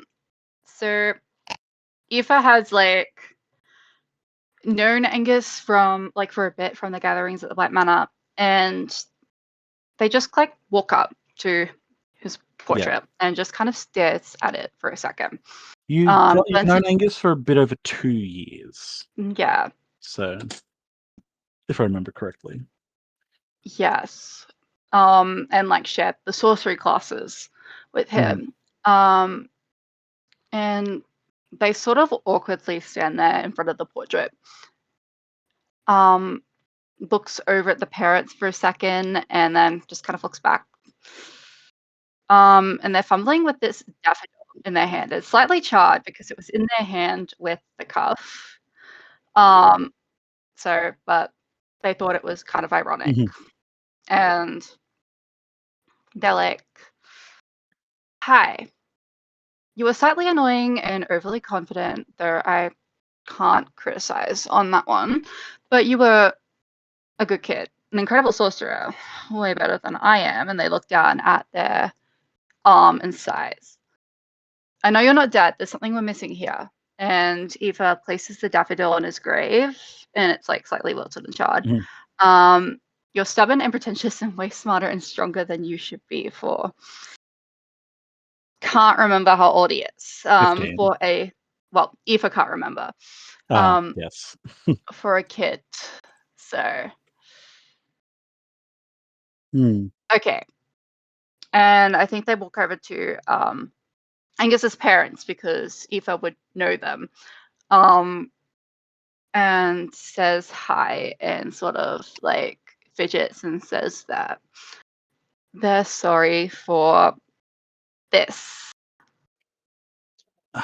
Aoife, dear, it's good to see you. I'm glad that Angus had someone here that he knew. It is a shame, but... And she takes a big sigh. I hope you're doing all right, darling. I'm how are you doing? Horribly, but expectations, image to uphold, as I'm sure you're aware. Yeah, very aware of that one. Indeed. But thank you. Thank you. I didn't catch all of it, but we heard some of your words, but... No, like she looks like appreciative. Thank you for coming. Of course. I have faith he'll come back. He's pretty stubborn. That's our hope. Yeah. It was lovely to see you again, and I wish you all the best. And you depart. Yeah. Dumas' the last one to talk to them, and he seems to be talking to them for quite a while. And when he does leave, he leaves almost very abruptly with like tears just openly streaming down his face, and not talking to anyone. And he leaves. In the dawn, over the next couple weeks as we're leading up to the mid-year break, each of you are aware that the place is quieter. There's a lot less incessant chatting. There's a lot less questions. Aoife, your class is a lot lot quieter, a lot less interesting than it was prior. We're lacking a rival as well to compare yourself against. Feels like it's dulling that edge that you have. The knights sitting in the dorm, there is no longer the playful crack and sound of Prospero rolling around in the fire. It is quiet. Heroes stopped cooking, by the way, as well. Damn. Shit, that's when you know something's off. Something's not right. We're all eating like shit now. No, Shiva. Yeah, it's like, wow, why does this food taste bad? I cooked it with sadness. Okay, we can't let him cook anymore, guys. We need to we need to stop this. Cool. Is there anything else anyone would like to guard Angus's vigil? If not, we can officially start the next section. I know, Huey, you said you have to leave early. Yeah. I leave at 9, which let's be honest isn't early, but we can do you as one of the first two people. Okay, sweet. Thank you so much. And then make our way through it. I'm just going to put on some general some music. Question: are we now role playing before we leave, or like in our break? We're about to do the in the break. If you have anything that you would like to do before you go on your mid-year break, then let me know. But yeah, we can. I was planning on doing some. Well, yeah. I want to do one quick thing, and I will make it quick. Yep. But Sable wants to talk to Dee. Yeah, that's fine. Sable, I don't know where this is. Maybe it's just knocking on her door to her room. Sable comes up to her and is holding the other glove that is unfinished, and is like, I'm sorry about the dungeon, and I didn't have control over anything and what I did to you, and I hope you can forgive me, but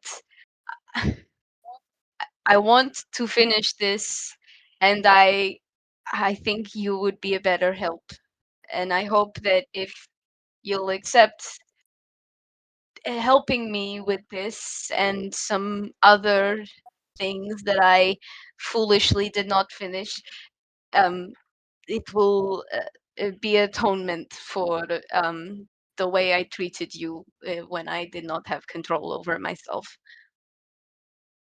Of course, darling. I can help you out. It won't be a problem if you just come by. If you come by tomorrow, I can give you a hand. Yeah. So the ittiest bittiest little lady, and then Sable. Yeah, just towering over them. Okay. Bernice also does seem like a little sad. She's still doing all of her jobs and all of her stuff, but you can tell she seems kind of off. Not as much as some of the other people around, but stuff like yeah. My Shayla. Yeah. Okay, cool. Is there anything else anyone would like to do before we start doing the month break stuff?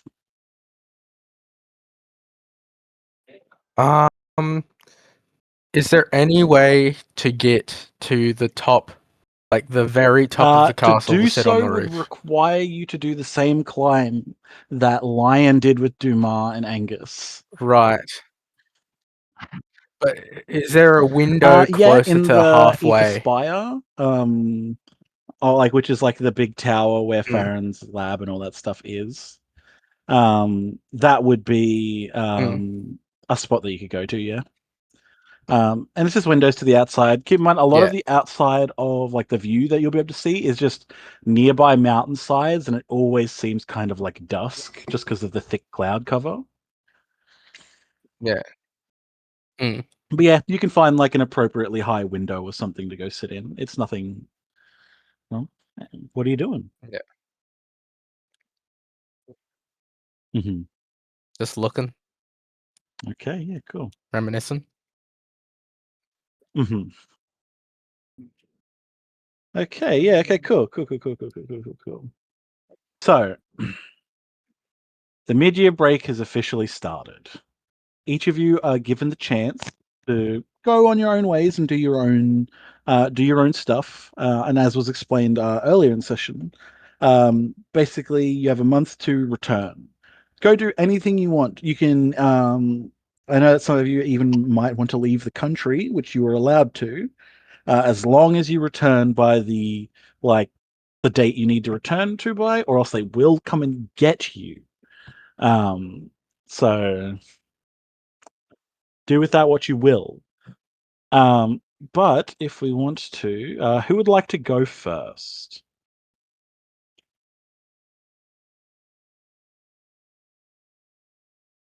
Yeah, it's because Huey Not needs to too. go first. Yeah, we can Huey, do do you want to go first, Huey or first to am start I off good? with, just because. Yeah, Yeah. Huey. It's just I because don't mind. you I've said still you got a need bit to of leave at time. 9. So That's if, It's all. fine. if Jack wants to go We first, can do I don't mind. yours first, just to be safe, so that it's not like we're halfway Okay. through Jack's, and then like we can only do like half Yeah. of yours. But okay, cool. So let me Yeah. just give this a brief read through again, just so I can. Yeah, sorry, No, I it's okay. No, it's just okay. reordered it basically. Yeah. It was also 8:30, so I reckon we wouldn't be Yeah. able to go through Oh, one you'll be person surprised. Some before of them you. are So longer than others, so don't worry. Okay. Yep. Okay. Okay. Jesus Christ. Okay. So, okay. Yep. Okay. Yep. Is it too No, dramatic? this is perfectly. This is fine. I need to make sure I remember the names and stuff. Cool. So it's Biddy, Steven, and Sal. Yes. Okay. Yeah. Sal's the leader guy. Would you say that Honey would be along for this as well? I feel like Honey's a cinnamon roll and he's just chilling out in the monastery the whole time. Okay. I don't think he's So CD bar kind of guy. So Lion, when you decide to for the break, you pack up your few possessions that you have, and you are led to Farron's workshop.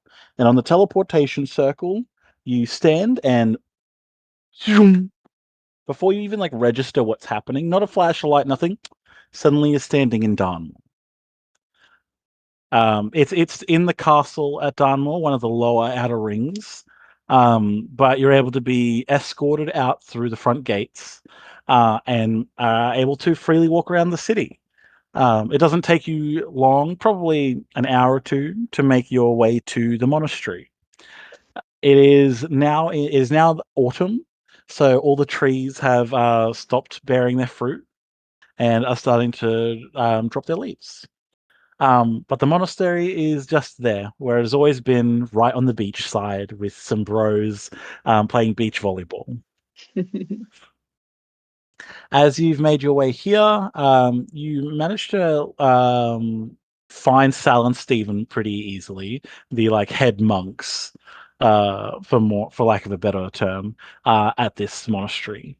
And every person you see is super excited to see you. For everyone's reference as well, all of your dragons are now larger. So Notekis is this is like a I'm trying to think because he's a snake. It's hard to gauge for him. He's very long now. He'd probably be 3 meters long, and as round as a dog kind of thing. Okay. Or He's maybe pretty a little bit chunky. longer than he might be more like 4 meters long. He's a big fucking snake. Bro's Yeah, he's Yeah. big for even Bro's a he's python. bigger than a snake would be naturally. Yeah. So Okay. it's and all your dragons are getting to Great Dane s. Bubby's as big as a Great Dane. I think Salmon, I had it, is like how big? No, they're all getting to that point where you can't really carry them anymore. They're all getting pretty solidly huge. One of those things where actually you think that by the end of the year they probably won't even be able to sleep in the rooms that you guys have. They'll have to be kept in the Yeah, wow. other areas. But yeah, so you're walking along and everyone is excited to see you, Lion. They see Tekis as well, and Tekis is loving the attention. But you Oh, find that yeah. you can't really Lapping it up. properly enjoy yourself. Especially with the somber mood and everything that went down at the keep and in the dungeon. You find you're just not able to really enjoy yourself properly. So you do what you always do when you feel like shit, and you go to find Biddy, your best friend, because you know they'll be able to cheer you up. Hell yeah. And when you actually ask Sal, you find that he says to you, "Oh, I'm sorry to tell you, Lion, but Biddy actually left not long after you did. Said there wasn't really much left of them Do you know where he here went? in the keep, here in the monastery. I believe he's still in Darnmore. Um, he still comes by some days to hang out with some of the monks, but he's gone his own way for the most sense. Um, Needed to have a bit of room to wander. The doors are always open for him, but you know, he's always been one to do his own thing. That's why he's got along so well. Yeah. Um, and yeah, basically informs you that Biddy is now living somewhere in Darnmore. Um, And based on what you've got written here, it probably doesn't take you super long because he's told you that some of the other monks are like aware of him and he's been visiting. You managed to find that he lives in essentially a small rented room above a tavern in town. Probably close to the to the markets. Um, and I'll actually when you're in your search around looking for the place that they gave you directions for it, you actually run into Yarrick, who is also in Darnmore. Oh.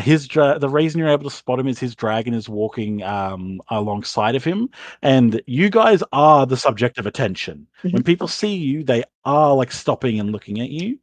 But he's also in town and he's walking through this place and he seems to have a large bag with groceries in it. Um, and what seems to be like the entire leg of a cow just like hoisted up over his shoulder. And he goes, "Oh, Lion, it's good to see you. What are you doing? What are you doing here in the main street? Oh, I'm looking for my friend. Oh, where are you? What are you doing with a cow leg, bro? Well, I'm making dinner for me and my girls. Girls? Yeah, my I didn't know you were into polyamory. what? No, my daughters, you idiot." You have kids? Yes, but we've talked about this. Oh well. Oh, I remember now. He doesn't No, he remember. doesn't. I remember now. Yeah, but no, it's been 6 months since I've seen him, so I'm making sure we're having a bit of a celebration. If you want, feel free to drop by. And he like puts the bag on one thing and he's like kind of reaching down into like a wallet that he has, and he's like really trying to fucking struggle. His dragon's just sitting there, not helping him whatsoever. It's like large, almost like smoke mane, like plume that it has. Just kind of like wafting away. It actually smells quite pleasant, like you're burning like incense wood chips. What is his dragon's name? Let me have a look. Anam, like Anam. But she's just Cute. like looking around, enjoying some attention. That's one thing all of you have noticed, that all your dragons like attention. They like being the thing that is taking up people's view, and they like people fussing over them. But he hands you a card that basically has the Torns Butchery written on it, and he's like, "That there, if you just follow the address on the back, that's where me and my family are. If you want to visit, just drop on by."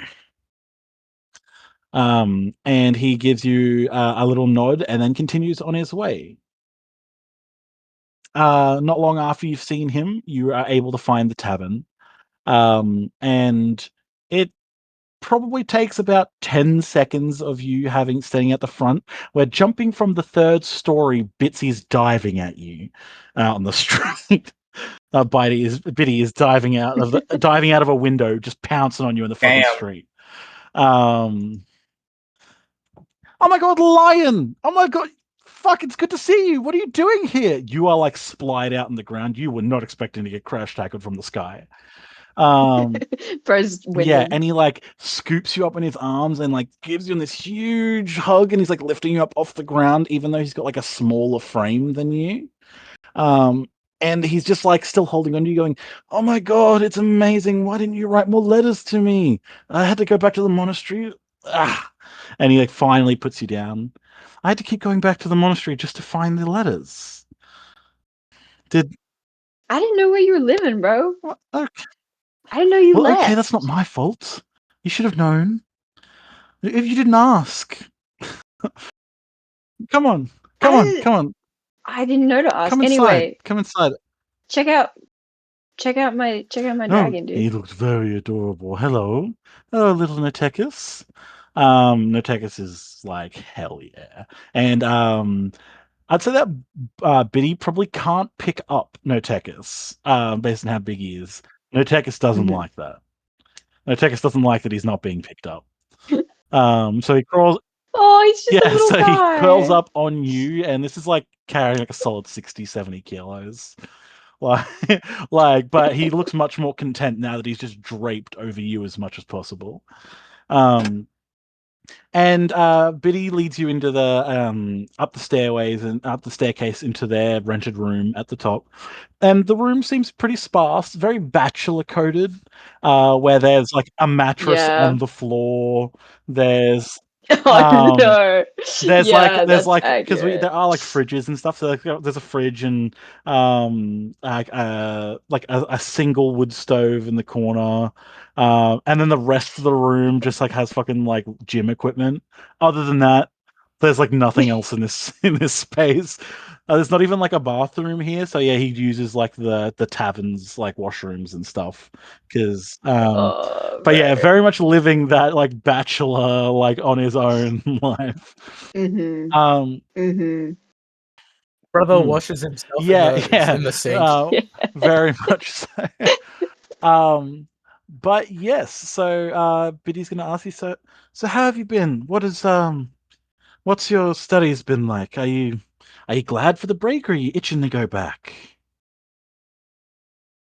My studies have been good. I'm glad for the break, bro. I'm ready to live it up. We're in town.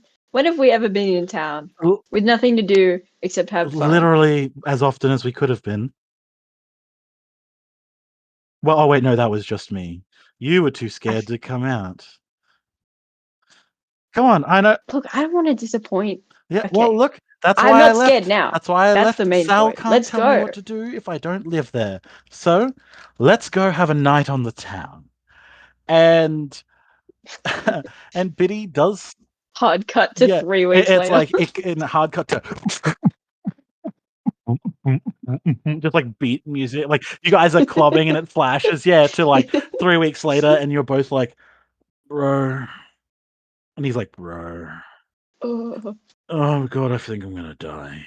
Lion, get me some water.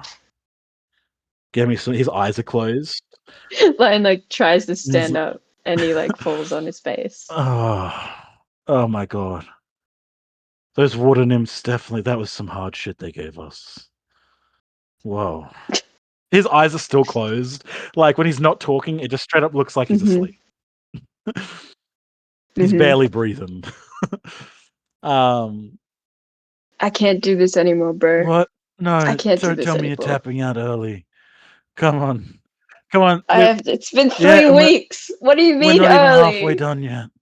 We're not even halfway done. Fuck. I can't do this anymore, bro. Come on. Come home with me. Come back to the monastery. No, I can't move. If I move, I'll die. If I ever move from this spot, I think I'll perish. Okay, well, you enjoy your spot. I'm going home. Okay, Lion. Okay, just come back and visit me when... Come back and visit me when you're in town next. Write letters to me. Okay. Write I will. letters. I will, buddy. Okay. And I will. Oh, And Lion gets him his glass oh, of they water. went on my. I have no. That was my stimmy paycheck. Now it's gone. Now I don't know what to do. But yeah, you get the water. You set it down gently next to him. He doesn't move to drink it. No. But yeah, you managed to have a few weeks of just getting absolutely shit faced. Drugs, alcohol, anything you could Mhm. get your hands on. Basically, yeah. Anything that wouldn't have a super bad side effect. Can't feel sad If you can't if you can't remember what happened. But yeah, you go back to the monastery and you meet up with Honey, who has heard of your escapades in the in the entertainment district, even Yeah. even all the way out here at the monastery. Stephen, very stony No. face, immediately drags you into training, even though you're still hungover. And after he would do you've that. thrown up a lot, and you're recovering that night, Sal comes in and gives you ruffles your hair and goes, "Come home more often. We miss you, if you can." I hate you guys, and I miss you too, and I will definitely do that. No, don't worry, you're no pleasure to be around either. And he gives another tossle of your hair. Yeah, I probably smell. Yeah.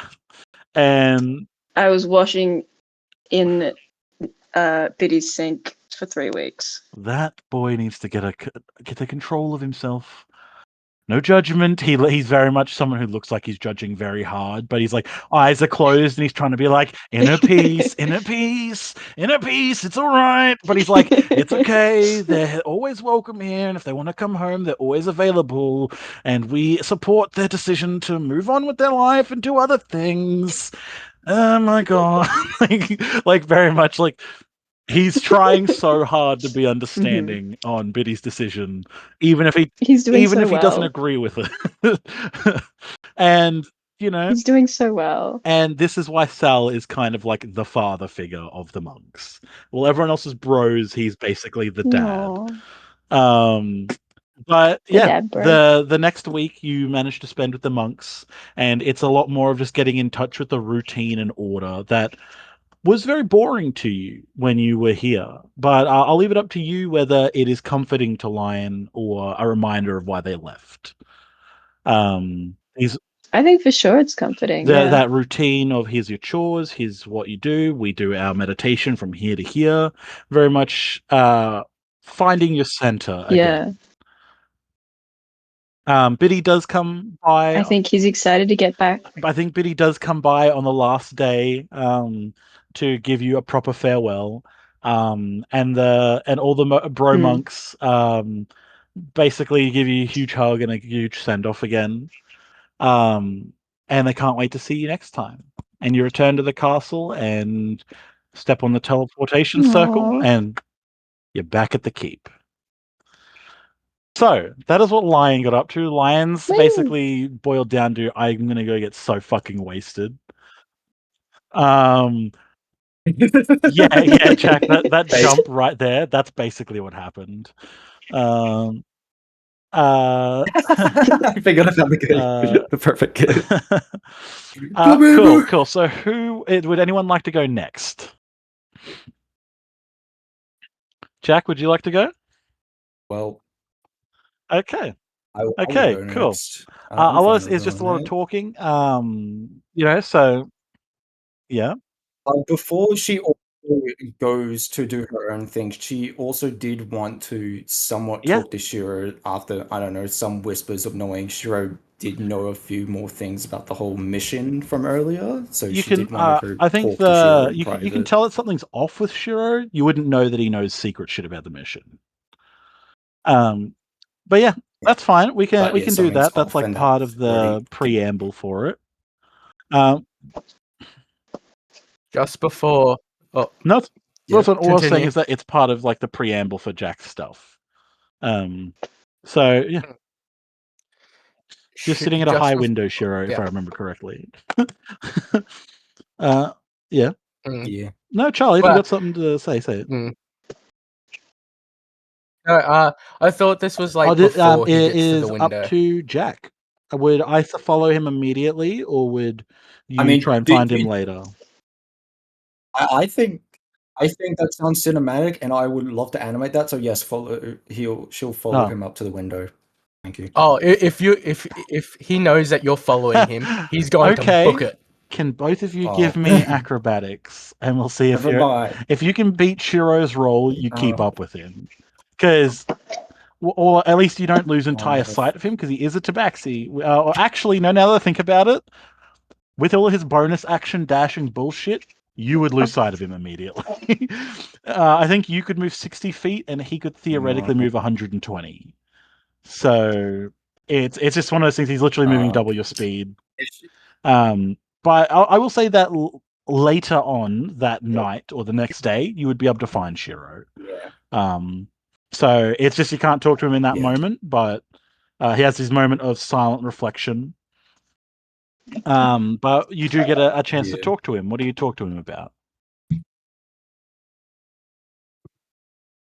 So it would be more another day after. She's been mostly, since the whole Angus incident, mostly in her room outside of classes before the whole summer break. Definitely not talking to anyone, but she was trying to find one moment there, and Shiro was out, no one was around. She could at least privately talk to him.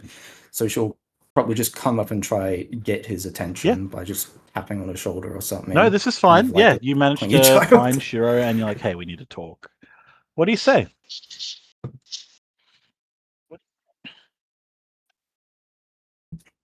You seem to be knowing a few things that you haven't shared with the rest of us. I don't want to talk. It's been a few days since the whole Angus thing, so at least explain a few things to me. Angus is dead. He's gone. This isn't and it's my fault. None of us were even prepared for the whole thing that happened. I should have been prepared. Was the Dragon Riders prepared? No. So at least stop whining and at least accept. None of us whining. This. He's gone. I watch him leave in front of my eyes. I don't know where he is or where he's gone. He could be dead, and it could be my fault. There were 7 other of us. All 7 other of us could have had a chance to at least stop him from whatever the heck happened there. Are you sure? He's the prodigy after all. Do you know magic?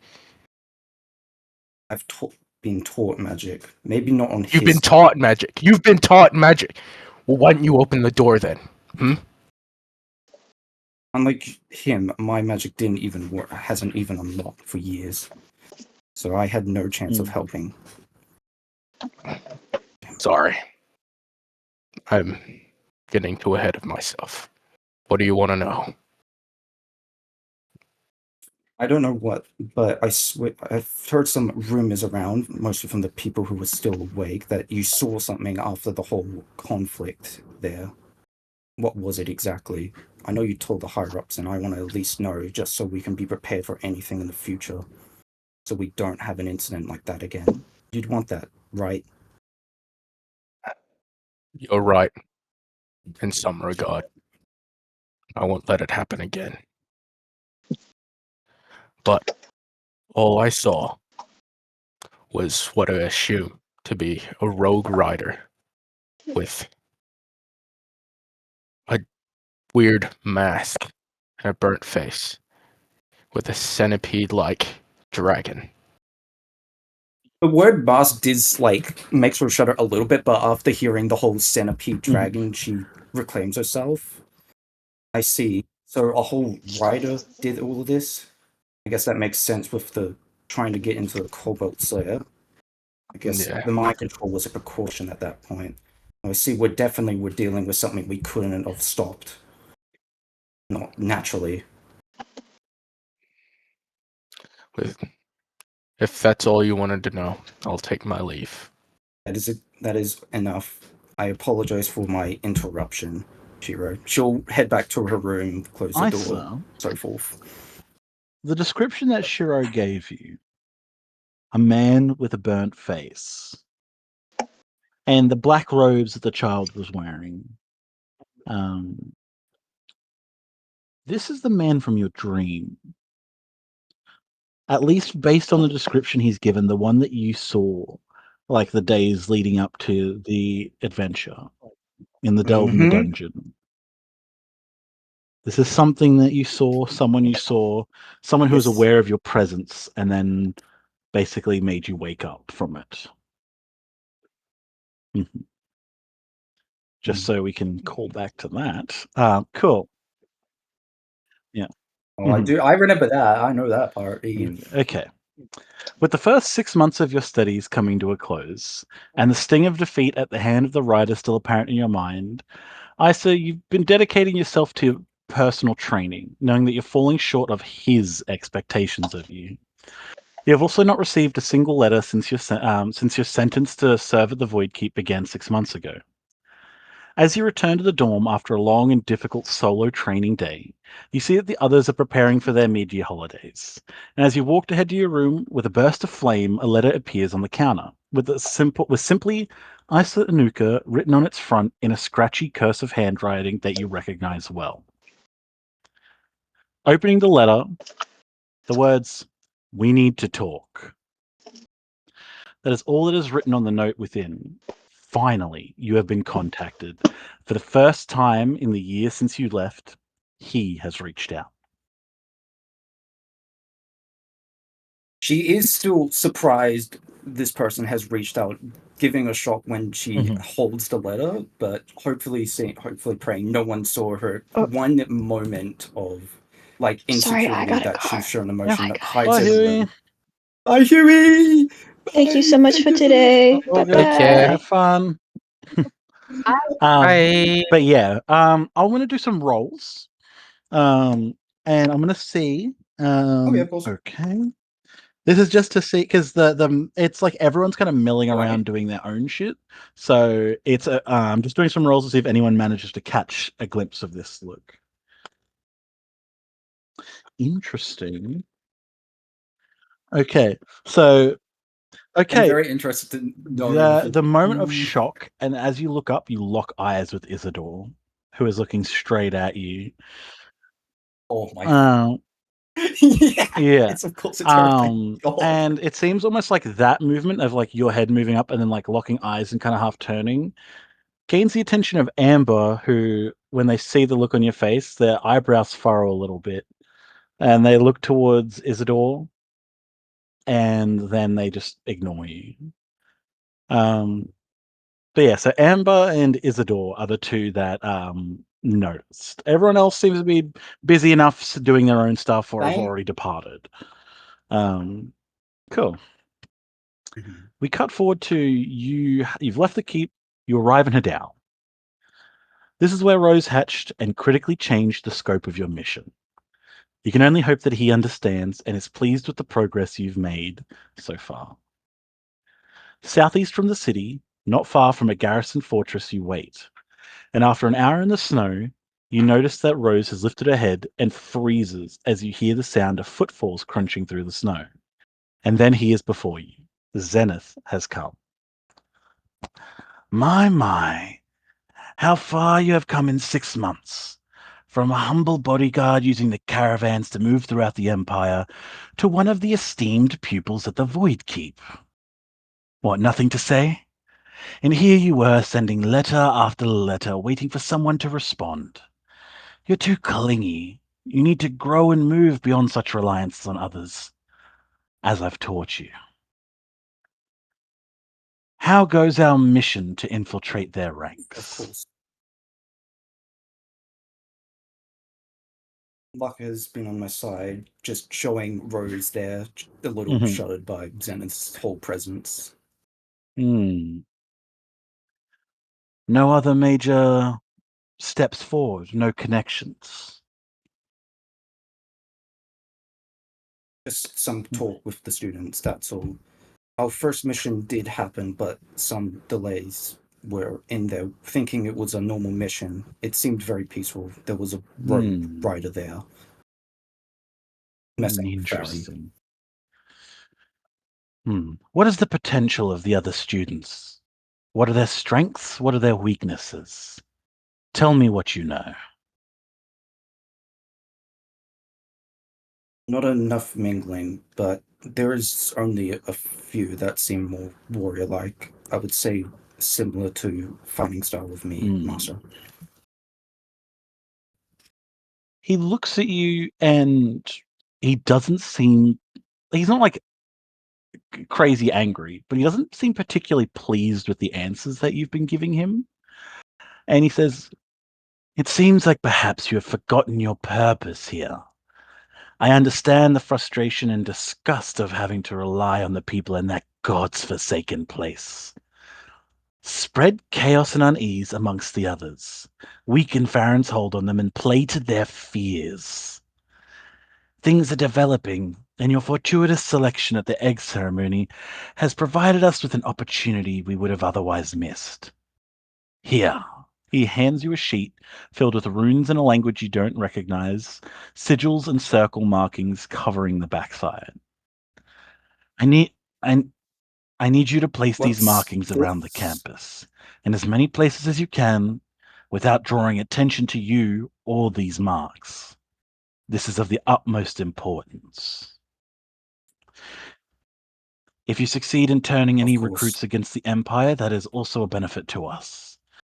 Try to befriend them if you can, or put plans in place to deal with them. And with that, he fades back into the tree line, the sounds of his footfalls quickly fading. Rose turns towards you, and you feel a discomfort in your chest, a feeling of wariness and fear that you cannot control. And then it passes. Okay, cool. Who would like to go next? Jill, wait. If people don't want to volunteer, I will just choose. Cool. I'm actively eating, so I will be ready whenever. This gives me a good chance to quickly reread back through Jazz's. Well, I might do Aoife then. It'll allow me to quickly skim back through this. Okay. No, that was some really good role playing, guys. Both Shiro and Aoife. That was some good moments. If I don't say so myself. Yeah. Charlie, you popped off. I was like, holy shit. Can I say? Holy fuck.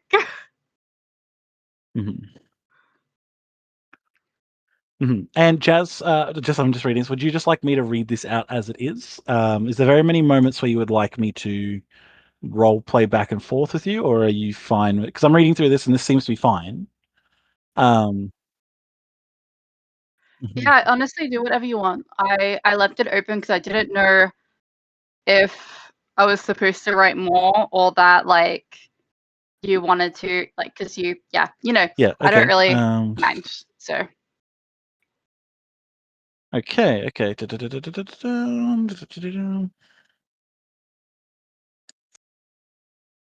Cool. One of the things that I might actually bring Charlie into this thing for a brief moment. Because Aoife, when you're at the academy, you've been given the option on what to do, and you have made the decision to return to your family home. Do you dismiss Shiro from his guard duty? Or do you take him with you? Because knowing from what you know of Shiro, you know that if you told him to I think stay, he would, but like on a bound, he would do his best to stay by you. But he does seem like there are things that he wants to do.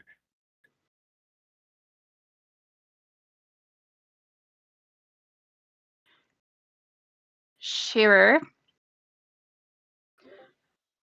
You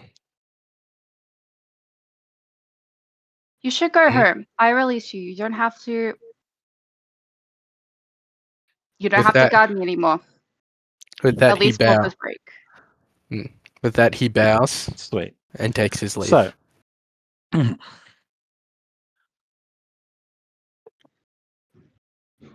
Aoife, the decision to go back home is not an easy one to make. You remember that one of the last things your mother said to you was, "Get them out of my house. I don't want to look at them." But they are your family and you have your obligations. Even if you were to dislike them or hate them or whatever emotion you may feel, you need to return because that is what is expected of you. While it is known by everyone in Darnmore that Aoife was one of the few to be chosen by a dragon and attend Aetherbound Academy, it is still a shock when you return home. You take a carriage from Darnmore using the same location basically that Lion had appeared from, and you take the carriage through to your home. When you arrive, the first person you see is your father. You've opened the heavy wooden door, and Elias is at the top of the staircase, hands behind his back, and a blank look pasted on his face. He stares down at you, his eyes piercing into yours. Aoife, you're home.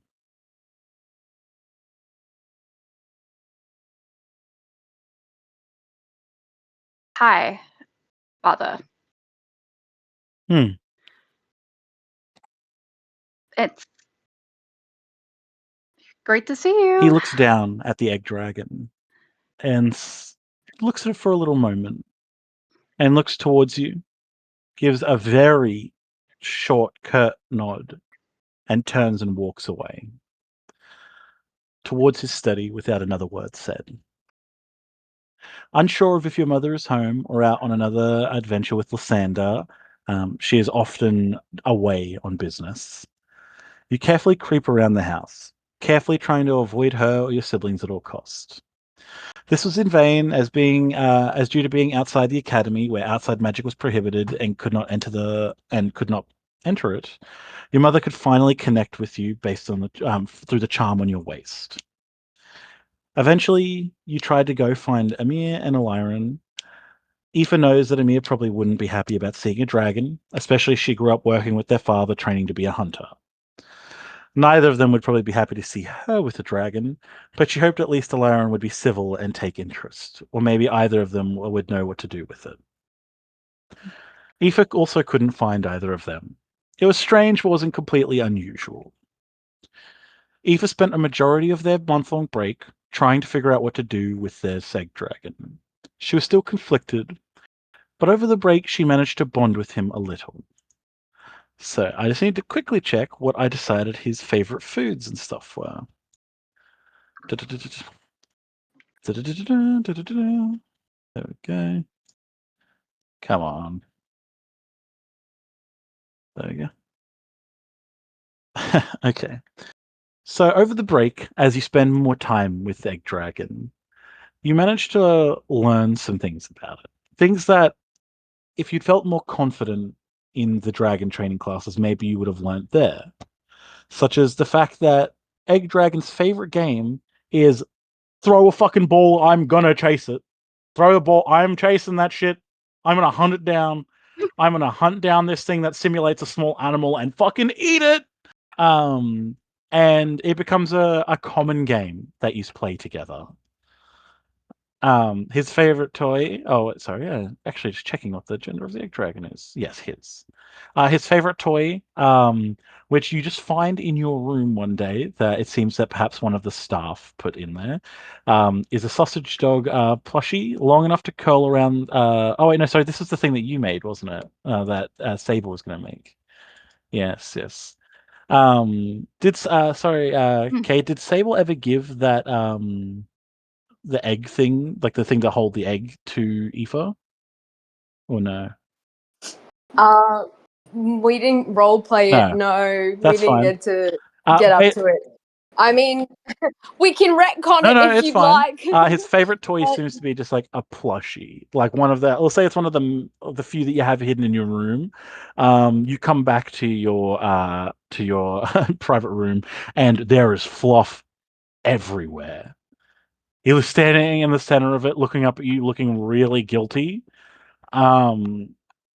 and he's like looking at you with the biggest, wettest eyes, and he's just got a little bit of fabric and fluff still hanging out of his mouth. It seems like perhaps he didn't mean for it to explode. He just got too excited. His favorite foods seem to be the pork sausages that you have on your solo dinners, and bits of fried chicken. Not the healthiest diet, but his owner is a noble, like only the best. Whereas at the academy, you've just been giving him more scraps and just general like dragon feed. But yes. Oh my god, where is all my stuff gone? There you go. And that throughout all this process, as much as you've been very distant from the egg dragon, you find that you're starting to warm up to him. He is a little dumb, and he has difficulty with coordination sometimes due to his dual tails. Wait, are we basing this off my cat? Perhaps. But its dual tails sometimes get caught on things. But as it's getting older and you're spending more time, sorry, just getting distracted by Maddie's things, you find yourself beginning to bond with him. You know that eventually you're going to have to choose what to do in the near future. You know you're going to have to either commit to being a rider or find a way to get out of this fate. You can't stop thinking about the dungeon. After all, it was a traumatizing experience, especially being thrown into a pit and having your body broken, and Orc Woman being shoved on top of you while you're in the fucking pit. Your wounds have healed, but scars and pains and aches are still present. They'll fade eventually, but it wasn't as bad as it is in the dungeon. So I'm just double checking. Do you want me to read that last part out regarding Shiro and Isa? Hang on. It's okay. Wait, what? It's just at the bottom of your session 10 stuff. Yes, you can. You can totally do that. Aoife finds himself developing a resentment towards Shiro and Isa. If it weren't for them, and if they had just listened when you had told them clearly what needed to happen, everything would have been fine. Lion, Chaos, Sable, and Angus wouldn't have, Lion, Chaos, and Sable would have been fine. Angus wouldn't be missing, but then those missing people would have still been under the control of that of that freaky ass wizard kid. And who knows what would have happened? Taking them back to the village. They still thought about how Alistair reacted to their name. Immediately after a family name left their lips, she knew it was a mistake.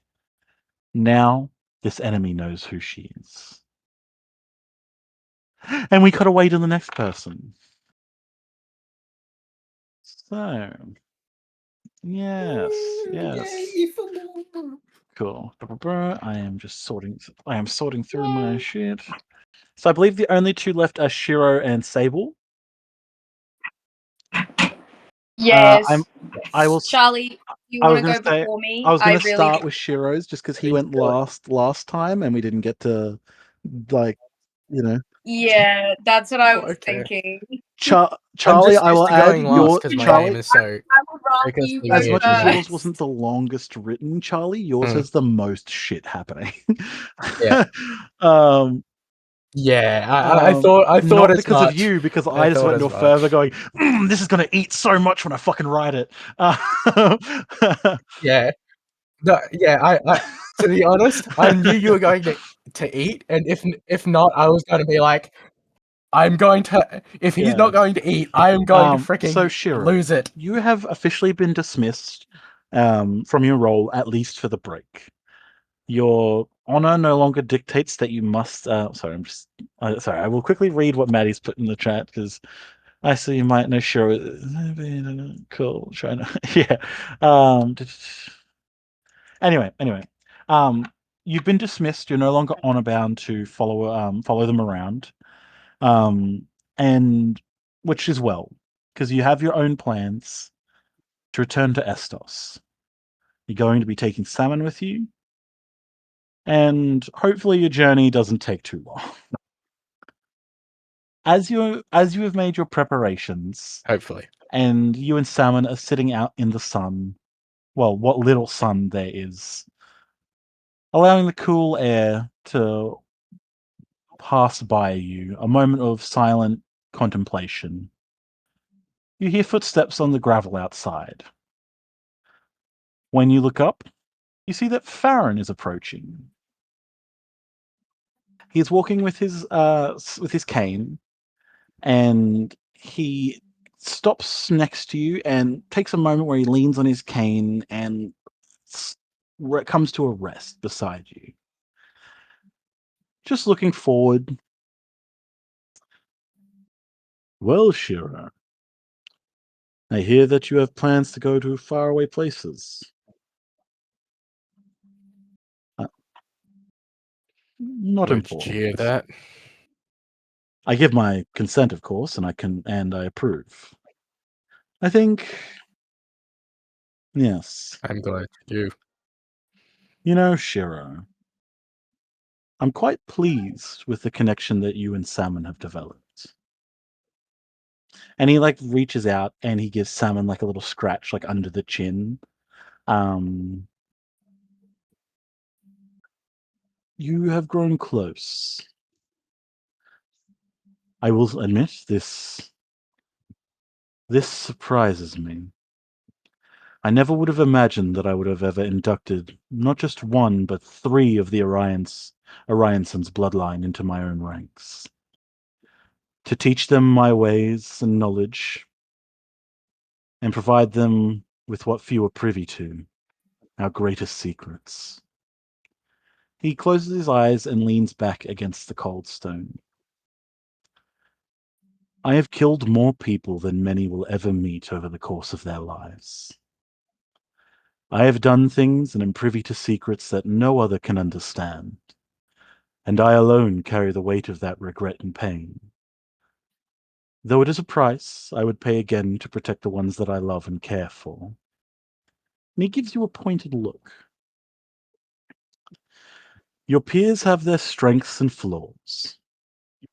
Chaos, Isidore, and Isa are secretive and wary of those they should call ally. Sable and Yarick are naive to the ways of the world around them and their roles to come. Aoife has the makings and lineage to be one of the greatest mages to have ever lived, and yet remains a timid and broken figure. Lion is carefree, rejecting authority wherever they can find it. And Dumas and Didi cling to the lives that they left behind, longing for its familiarity. And Amber, while she has a strong moral code, it restricts her from doing what is necessary. Despite knowing what the right thing to do is, even if it's the good thing to do.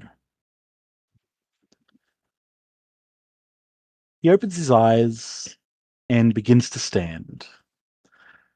I think, Shiro, perhaps you, and he looks at you directly at you, and at Salmon. Perhaps you have the greatest potential among them. A true blending of opposites. Someone who has known pain, honor, failure, and success. You need only get out of your own way, and then, perhaps, it will be you who reaches the heights that even someone like I can only dream of. And as he turns to leave, almost as an afterthought, he half turns and says, "Oh, and if you ever use what I've taught here to hurt those in my care, I will personally end your family line." And I'd he expect no walks away less. with a small nod. As you depart on your journey, the furthest to the west that they can send you is to Ulmen. That's the furthest teleportation circle they have. And you and Dumas depart at the same time. Dumas arranges for a cart, and he travels with you for some time. traveling in the same direction as his villa and homestead, where he is returning to do some farming. Well, Shiro, I hope that you can find what you're looking for. I will send this steed and this carriage off with you so that you can have plenty of supplies. Here, we'll stock up at my farm. Don't worry. And then you can go and find what you're looking for. What are you planning to do in Estos?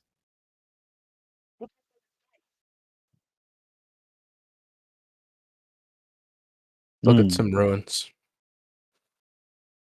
Some Indeed. ghosts. Well, I wish you the best, my friend. And you pull up to quite a it's a farm, but it is like very much like a villa. This seems like a place that people come to relax from their hard times in the city, over the summer. And before long, the carriage is packed full of stuff like salted fish and olives and grapes and strawberries, lots of fresh fruit. And Dumas sends you on your way.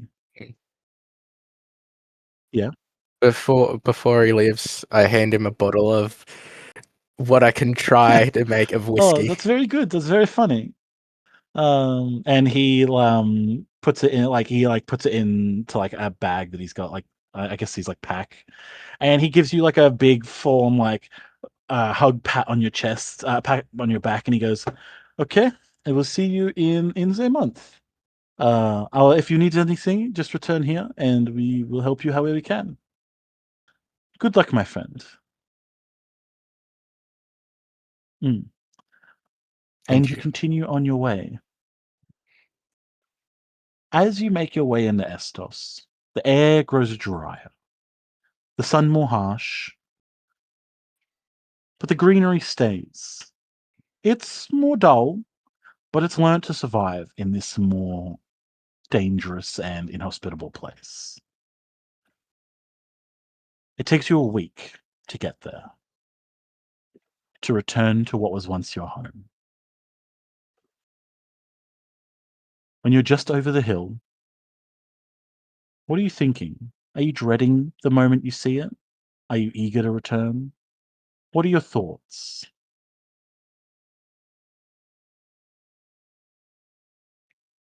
He's just anxious, but sort of content. If this is where he dies, so be it. As you're about to breach the hill, the crest that leads down to the opening, you hear the sound of children's laughter on the wind. The sounds of someone splashing in the river. And what seems like the hum of the everyday. Do you continue over the ridge?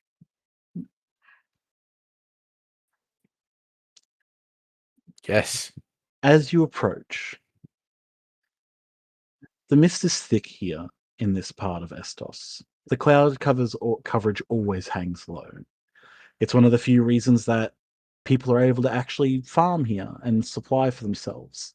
The dampness provides the earth with enough moisture that other places don't get year round.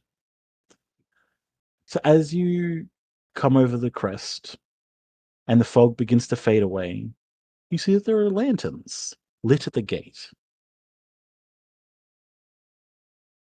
The gate is closed, and as you come closer, you see that there are guards.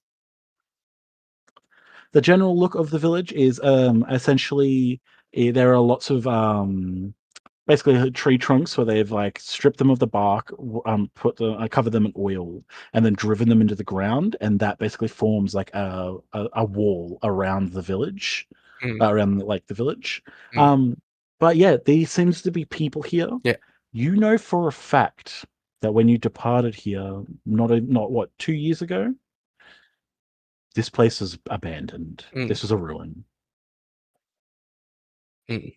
This is where your family died.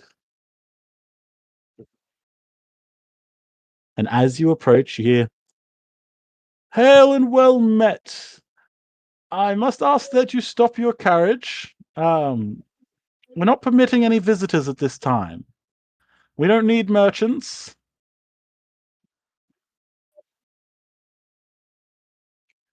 Who are you to own Who are this we to own land? this land? Who do you think you are? It's ours because we have claimed it.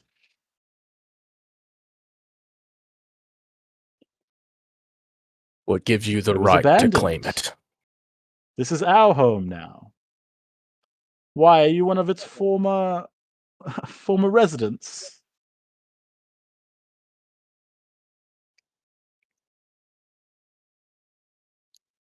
Do you have no The dead are respect for gone. the dead? The living are here. This is good land. It is not land that should just be sitting idly by while families can use it and till it and farm it and allow people to grow. Maybe so.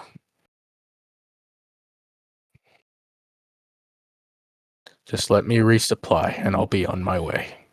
And he turns and he like talks to one of the other guards.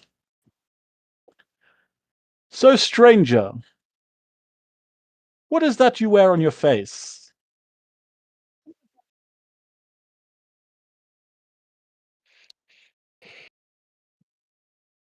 The skull of a dragon. Well, we'll allow you to resupply, but you may not spend the night.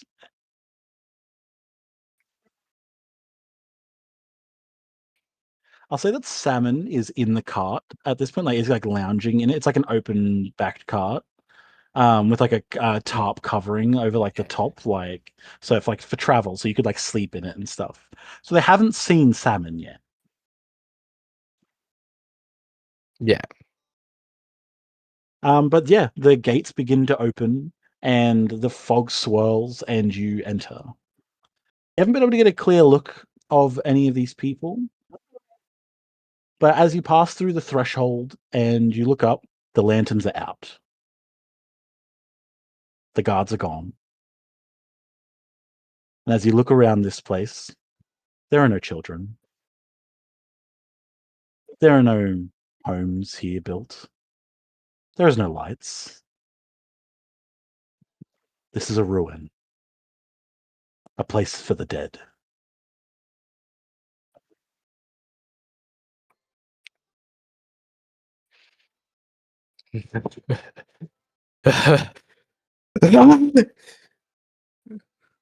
How could I be such a fool? Now that you think about it, the light of the lanterns Perfect joke. was a pale blue. The same blue as when you saw the leader of your clan. You hear the stream. It is flowing slowly, the trickle of water ever present. This place could be almost peaceful. Almost. If it wasn't for what feels like a scar on this land. The screams. The death. Around you, the place is quiet. What do you do?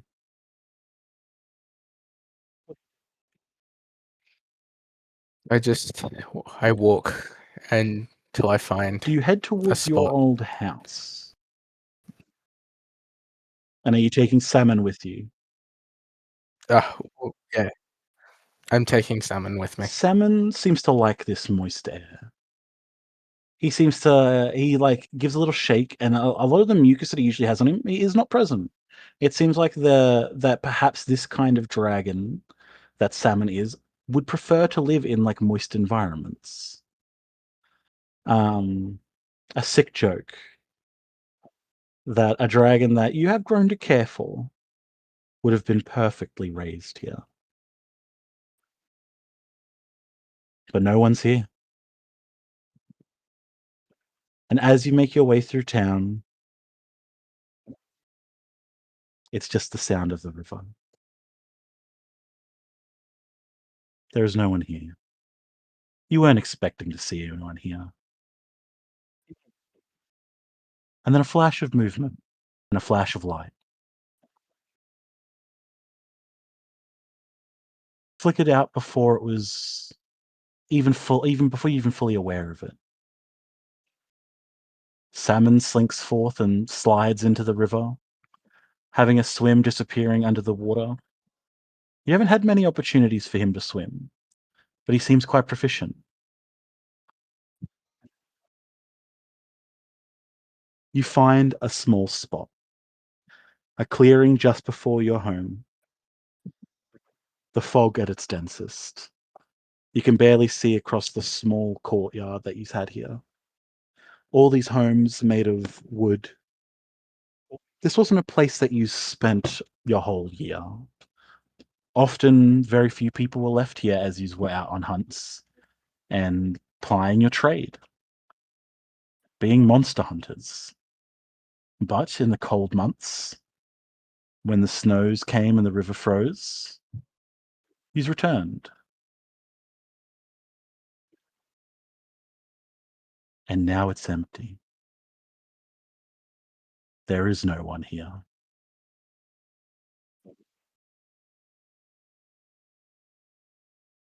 What do you do?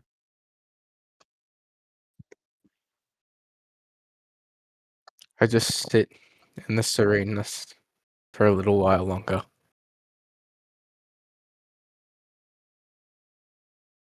Yeah, I'm here. I was just letting the poignant thing hang, and I was trying to think of something to say, but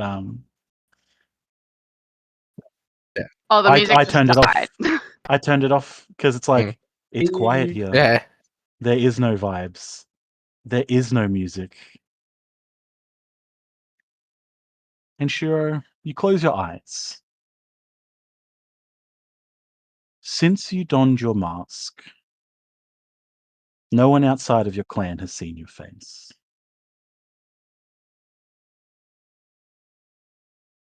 Do you remove your mask? Yes. As you do so, as the mask leaves your face, off your head and rested in your lap, you can see that in the courtyard around you, on the edges of the buildings, leaning out from the sides, looking through the windows, are flickering blue lights. Your bare face able to see what you couldn't when you were still wearing a mask. You see some of the sorry for ruining that. You see some of the familiar faces. Arish Silvertooth, the blacksmith. He seems to be working, but he has looked up to see you. His very familiar mask with its prominent silver fang that hangs out over his face, letting you know it's him. You see Cyrus Windcutter, very famed for taking a dragon out of the sky with just a dagger. Rostam Sandcatcher, one of the children that used to catch these little frogs that used to hang out in the sand, wasn't very good at it. That's why they called him Sandcatcher. And sitting cross-legged in front of you, mirroring how you're sitting, is Omid Suneater. This is your biological brother. While you had been in the town, every child was raised as a collective. But you don't remember what your parents' faces looked like. You don't have all the tales and stories that they could have passed on to you as part of your heritage. Omid was the only one who could have. And Omid is gone. There is no one here.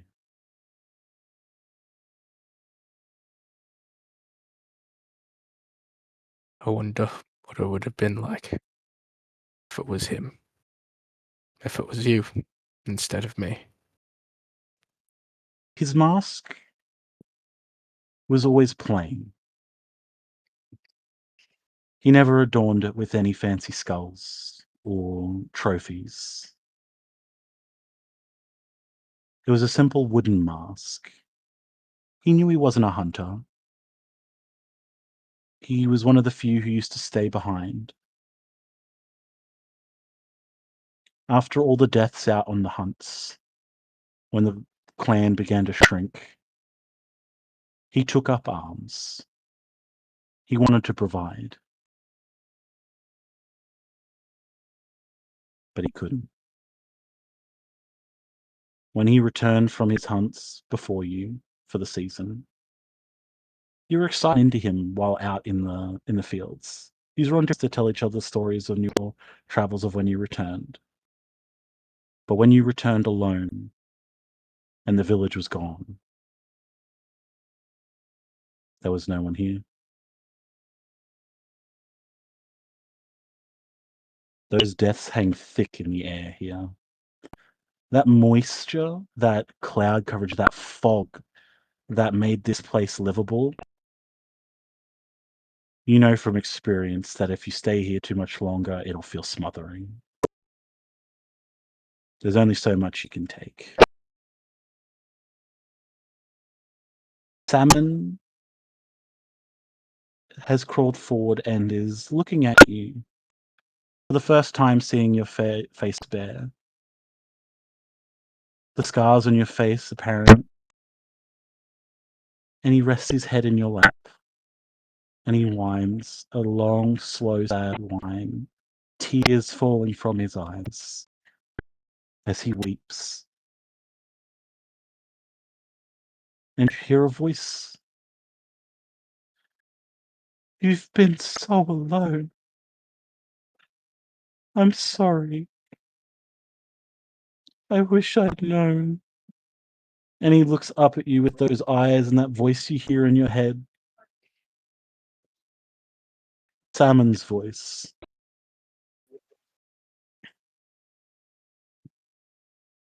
And we cut away.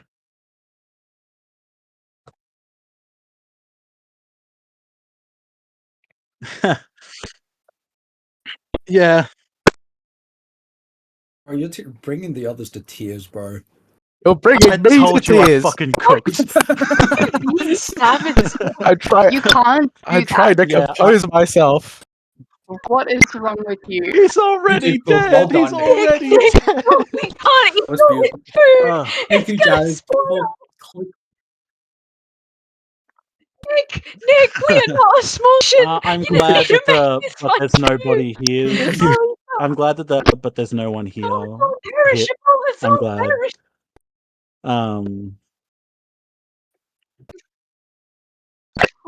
Hero. I saw their cams and I was just like, yeah, this I was trying to compose myself the entire time. I felt tears rolling down my face, and I'm like, the people crap, at the gate I were can't. the people from your village. When you said that you had a dragon mask on, they let you in. And the illusion parted. Yes. So. Why the fuck do I have to follow that now? Bruh. You fucked me. Whatever happened yesterday was so fucking boring. No, we're cooking here, Charlie. And Let's so fucking go. uninteresting. Pressing the wall. That's why Shiro likes Chaos and Sable, because they're just they're little farm guys. I know you had some other stuff that you'd wanted to do, Charlie, as well, but I felt like that was an appropriate spot to. No, that's okay. Yeah. The other stuff That can was- have happened, yeah. but I thought for the sake of the session, No, that was very that would be a good appropriate spot to thing, leave yeah, it. bro. And to Yeah. keep in mind, the tradition of, and we cut away. And Definitely. Yes. Mhm. Yeah. Yes. Okay. So, considers Charlie Exactly, embodying we it. have Yeah, to. Charlie, you That's are what D&D doing well, needed. my lad. All right, have fun. Yeah. I'm glad I'm acting but well, believe because me, as I the person, agree, as God who Charlie knows is- all I of, feel like I can't Well do done, Shiro I love you justice. more. you're doing well. You've what do you mean? Yeah.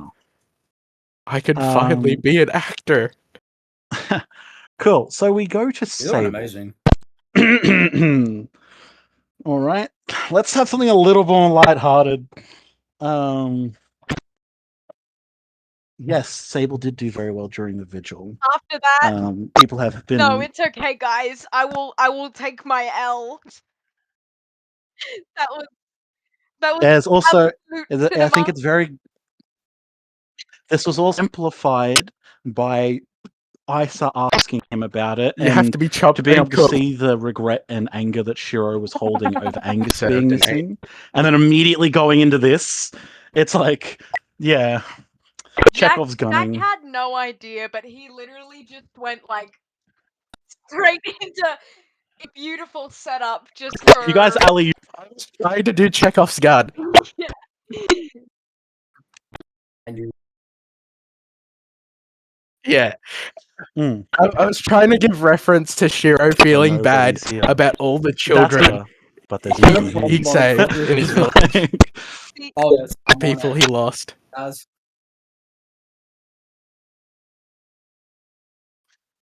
What about if he gets fucking back to phone. the Well, dorms? Okay. If he gets This back is to the absolute dorms fucking first cinema. and nobody's there, like when they It's going to anytime repeat in he's his head. alone from now Undertale on, when like just asking his brain why. but there's nobody here, but there's no. Oh no. yeah.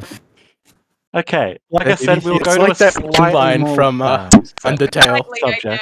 It's still you. So I was gonna say this before Angus fucking died and we had a vigil. Well, Oh yeah, but died, nobody and we came. had a vigil. Oh, I fucking- was actually planning that Sable was going to actually extend an invite to Alright, have fun, people in the Sable. party in our dorm to come visit them if they liked, mostly expecting that no one would come anyways, but just trying to be, you know, friendly. I don't know if they necessarily extended an invite to every single person, but I think that, just so you know, guys, Sable did want to help. They were just Yeah, a bit okay. after the Angus thing. They were like, I think I need to hug a sheep. Or- Okay, I've got to get ready. I've got to do 500 animal voices. Okay, you're on a fucking. You're on a farm that has. It's. Gotta warm myself up. Okay, Sable. You have Hell extended yeah. an That's invite to fair. everyone at the farm, to everyone to come visit you on your. Do masters but he might not get the chance because this is like the last chance to harvest stuff before winter. So I'm thinking of you, and he plans to bring some some of his olives and grapes and stuff back to the dorm so people can try them. Um, yeah, Sable not realizing how much Angus liked them was brutal. Yeah, yeah. old, but has always wished that they could be like their brother. Yeah, So I think wanted that you to feel. said I knew that you knew that Sable wants to be like Thade more, and I was like, that motherfucker. Also, I think for the purposes of the fact that I don't think Sable would have necessarily said a full invite to everyone before Angus, I'll say that right before they all left, maybe is when Sable was like, since we're all gonna go on break pretty soon after this, No, maybe that's you okay. guys want to come visit me? You Okay, have. sorry, we return. You actually get a lift. Unlike the others who took the teleportation circles, you actually get a chance to ride with Taran Blackscale. Because he is returning back to his province, which is the one that you are most directly. And he basically flies to a spot, we'll say about a kilometer away from your farm. And he descends, and basket that that Bernice is in is placed on the ground. And Bubby clambers off, and the three of you begin your journey home. Lord Taran does give you a pouch with some coin and says, heard that there have been some slight issues on the farm this year. Make sure to give this to your family so that they have enough. No, don't give me that look. It's nothing critical. It's just Thaddeus has been your brother has had to return full time to the farm, so he hasn't been able to supplement with other work. I spoke to your father just the other week, so I'm aware of the situation. Okay. Mhm. Oh, Mhm. okay. Cool. And he takes Thank you off. for that. Him and his dragon, which its name sounds like Fraser. I should change that. But him and Fraser fuck off. And you're able to start approaching the farm. As you're going by, you're not really taking in the smell, the feeling of walking out on. Yeah, that's what I just said that. And as you're walking, feeling the sun on your It's not like face, I really as can much as you can you go to that magical like fucking garden in the keep, it doesn't feel quite right. And now you just take a moment to stand in the sun and feel it on your skin, just letting everything wash over you, and then continue. Bernice seems to be doing like a little hum in their head, enjoying, and like has to stop every now and then to get a bunch of sniffs. And Bubby seems to be enjoying just running around and is absolutely covered in mud, like head to toe covered in mud, and keeps like dashing off and then crawling back towards you and stopping like really quick in front, try and play, but it's you're still on a journey home. And by the time you get to the farm, sorry, as you return to the farm, you can hear. Sorry, I've just realized a note that I've written. No. As you begin approaching, you can hear singing on the wind. Your father in the fields singing a song in Jotunheim or Giantish. It's a simple song that is about a farmer's life, one that he told you was once written by his father, that speaks of the love of the fields and the wind on your face, with the beauty of spring and the life that it brings, and the familiar weight of winter and how all things end. You're still like 400 meters away from him. That's how fucking loud he is. You can hear this guy from so fucking far away, and that's just how loud he is when he's working.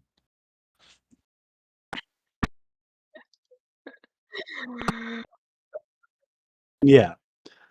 And using him as a guide Oh my God. almost to Well, direct you Sable towards the is home, blind. Their you dad enter through is your front a gate little bit and close it deaf. behind you. Don't want any of the fucking animals getting out.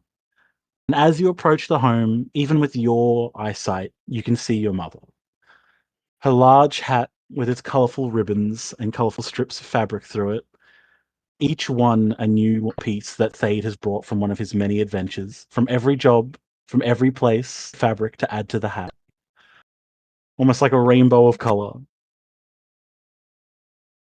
Thade, you can hear off in the distance, and you can hear, "Oh God, not again! Ah! Oh God, get off me!" And you hear as a horse, and then a loud thud, and he's like, "Oh God damn it!" Ah! And you hear your mother go, "Oh God, Sonny, stop, stop! That's not how you deal with a horse. Okay, come in, leave him be. Come inside and have a cup of tea." And it's at that moment that your mother notices you and goes, "Oh my God, Sable! Oh my darling, come here, come here!" And she like grabs her skirt that she's got and dusts down some of the dirt and picks it up so it's not dragging in the ground. And she walks over and gives you a brief hug and goes, "Oh, darling, come on, come inside. It's been too long since we've seen you. Come in, Sonny. She's back. Well, they're back. I forget Sable's gender actually. It doesn't matter. S- Sable is very, yeah, Sable is very character in my head.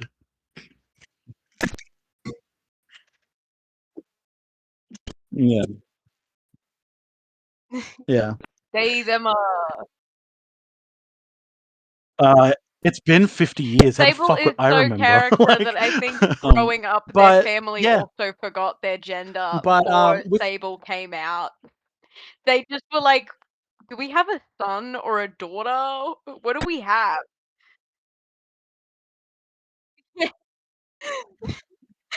They've changed a lot. Yes, come into the house. Come on. Sable The does others will actually be in get very soon. Your surprised brother that will their go mum get your is like father, being and so then like, "Oh my we can all goodness, have a chat Sable!" and see how And you've been doing. they're like, "Oh, And hi, she like just Mama. like leads you into like the I missed you dining area. too." Everything's much more proportioned for you in this house. If anything, you're a little small, but that's what's familiar to you. This house that feels a little too big instead of being the person towering over everyone else, and it gives, I would say, a feeling of comfort being back here. It's a familiar space. And your mother starts to boil a pot and is preparing tea, and she puts out some strawberries. Um, and after probably about 5 minutes, you can hear as your father enters, and he's like, "Oh, all right. Wait, let me think of my accent. All right, where are you? Ah, there you are, Sable. Good to see you. Come here." And he leans forward and gives you a gentle hug. But he's a bit bigger than you. But he gives you a very like light hug and goes, "How have you been? Ah, a cuppa already poured for me, darling. Thank you." And he pulls out his chair and he sits down on it, and he's filthy. He's like covered in dirt and just like mud, and he's like picking stuff out from under his fingernails um while he's sitting here. "How have you been?"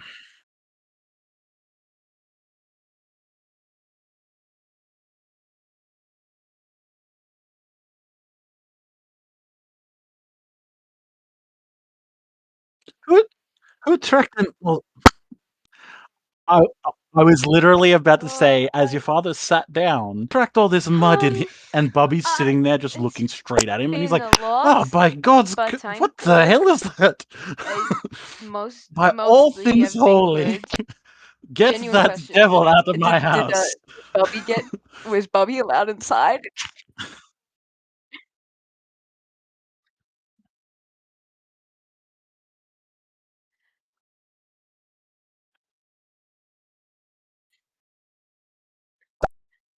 Uh, Dad, Yeah. Mama, A Papa, bit bigger than Bernice at this Mama, point. Papa, I would like you to meet my Of dear, course, very yeah. sweetie pie, Bubby. Say hi! And like, even though Bubby is like like Great Dane size, like the same size as Bernice, if not Bubby's just bigger like than her now. panting and just Bigger than like, Bernice now. and then in your Like hands, full body shake, yeah. Oh, mud well, no, flies they're two-legged, but they everywhere pick up like because you picked they them up kind of on like the chest table, and on your hold them father, in his back and like tea, hold their front onto the little wings. They go, ceiling, on the benches. Oh God, you didn't realize there could be this much mud on one thing. Oh my God, it was caught in all of his wings. Oh God.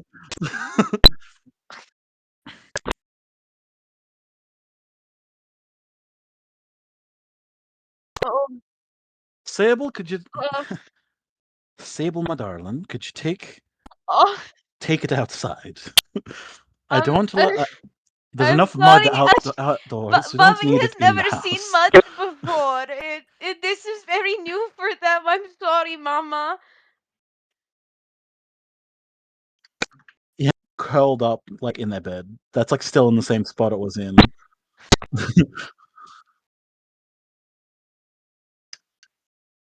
Yeah. Yes, Mama.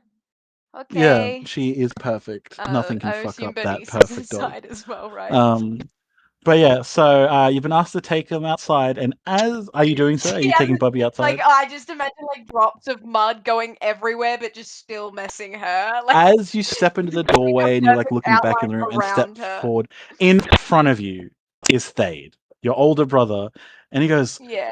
"Sabs," and he picks you and Bobby up and pulls you into a huge hug, like lifting you up Yes, off the whatever Mama and ground Papa told and me to giving you a little bit of do. a shake and goes, "Sabs, how have you been?" And looking up at him, he has a huge bruise in the center of his like a horseshoe.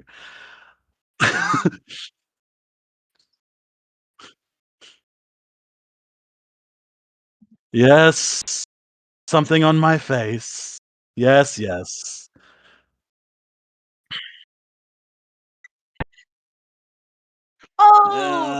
No, I'm good where I am. Thanks. Ugh. I think you Who's have this fella? something. Oh, this is the one from your letters. It is very ugly. If you stop crushing my ribs, maybe I can help you. You're right. How rude! How rude of me. And he gently puts you back down. Mm. Oh, hey! Don't say about my Yeah. baby. And Sable like cups the ears. Sable's still like What are you doing Sable's still going like outside? giggling We're in though, for a like cup of tea, aren't we? like they look like they've just completely like relaxed their body despite the fact that Thane was just like crushing their Ah. ribs. We a cup of mud. All right, and he Okay, grabs Bubby clean out of now, your hand. 'cause On one Mama and hand, Papa grabs like told me one of the claws of Bubby, and Bubby like pins onto his wrist with the other one, and he like picks them up and goes, "All right, here it is," and he dunks them into like a big barrel of water, and Bubby fucking starts flailing about. He goes like, "Wow, fuck like a bird when you put them in water," and he pulls Bubby out, and Bubby just looks stunned, like Bubby's gone Whoa! still, and he's like, Okay, no. It gives him a little bit of a shake, and the water flies off of them and puts Bubby back. And Bubby doesn't look harmed at all. Bubby just looks stunned that someone did that to them.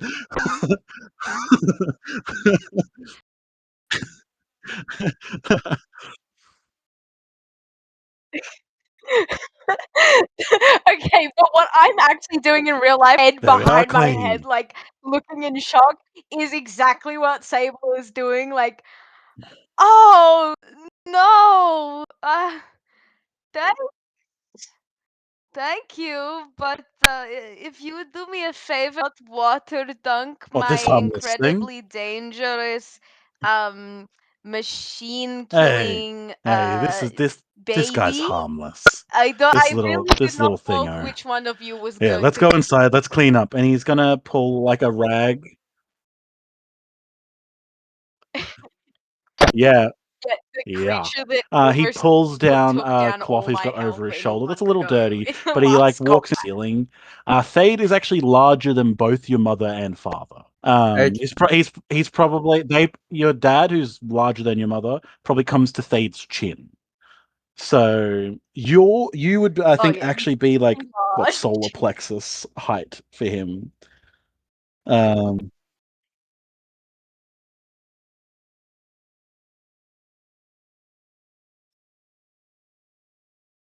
This is like the height difference in between, fucking and because yeah. Nick and I were So he talking like about that this when earlier. so it's very easy for him to just pick you up. Royd Like this and is a very Robert large person in Robertson general. But he's wiping in some mud off the ceiling and dispatch. he's like, "Ah, They're Ma, literally Pa, that. brew up another cup of tea. It's you know what? No, take a seat. You've been working hard." And he walks over and he pours out the one with mud in it and begins to brew a new one. Your father has a cold cloth pressed over his eyes and he's like leaning back in his chair, just like relaxing. And your mother is taking the stems off of the strawberries. Her cup of tea, thankfully, was not contaminated, so she is having a sip. But come on, tell all of us. Tell us the adventures you've been on.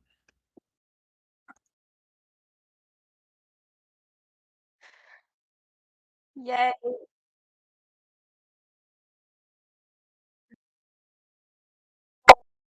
Sable looks a little bit like a deer in the headlights for a second.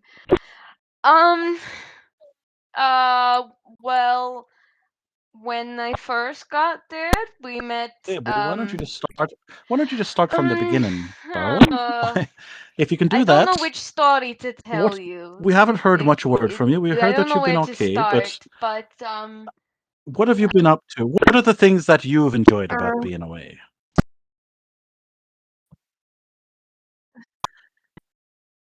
Oh, okay, right. that's lovely. Um I made some friends.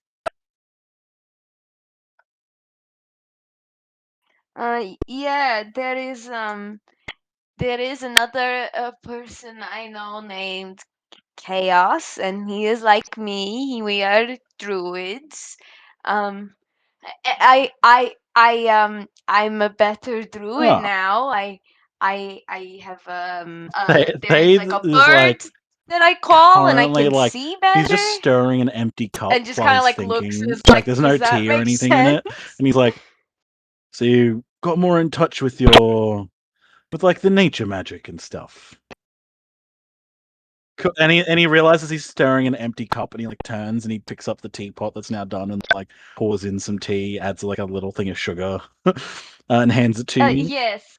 Um, these mugs, these teacups, by the way, are like fucking like a huge cup at the fucking academy, like a flagon or whatever. Not quite that big, but like this doesn't hold like a single cup. So it'd be like 6 cups of tea in one cup. This is a bowl on with a handle, outside of this home, but this is a mug here. Um, but yeah, they more for your This is like sake a for role leader. play.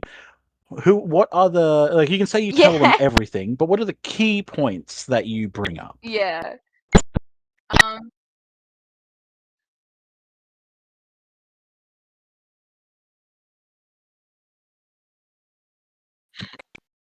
Oh. I go, oh, I can talk to animals now. And like you don't even Which know is what's really making that fun sound. because I can't turn it off. So it's now. Yeah. They also are probably just like, it's actually quite quiet, and it's just me being like, no, it's not. It's not quiet. Um uh, um ooh, we do fighting classes, so I have to fight people now. I do not fight people though. I just sit back and I'm a good healer. I hang out a lot in the a little garden that they have, but it is not the same as home. But there is 2 sheep there. Um, and they are very nice. I've made other friends. Um, I've lost other friends. Um, and then they like kind of go off, and they look a little bit sad, but then they just like don't want to like bring that up right now when they're trying to tell their family about like the good things. They go, but it has been interesting, and I know how to read Braille now. So it makes me better, I guess, for that. It's nice, not having to worry that The I can't read princess. anymore. Oh, and the princess is very nice. We are friends. I don't know if either read any of those letters. And Thade's like, "Where I'm aware." Yeah, I thought I Continue. might have mentioned that she is at. Oh, yeah, no, no, she is very nice as well. She taught me to read and stuff Oh, in does he? That's Braille. quite nice. Um, Um, and yeah, Mr. so Farron, that's a bit he relaxing. likes to garden, Mama. Yes,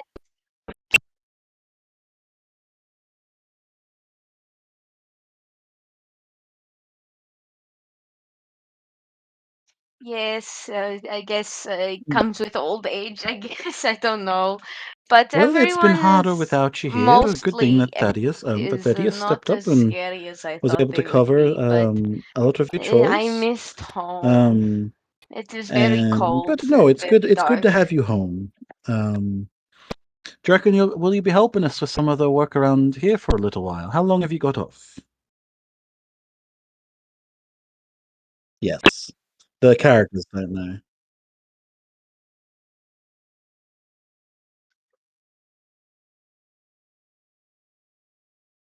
That creature, It's that a creature month. of yours will have to sleep in the barn. Yay.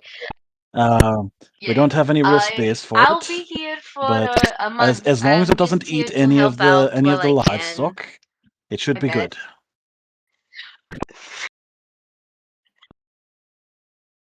Oh.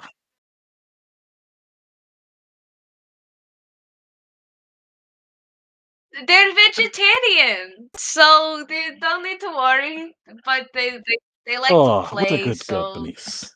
Good dog. that might be a thing. Bernice She's works getting very good she's at getting close to keeping them retiring, under Sable. control for me when I can't. She Good doggy. she has no pups, so we might have to see if No, any of her siblings had any, I don't. and then we can bring them back around to the farm, and then Sable can teach then Bernice can teach them how to look after you.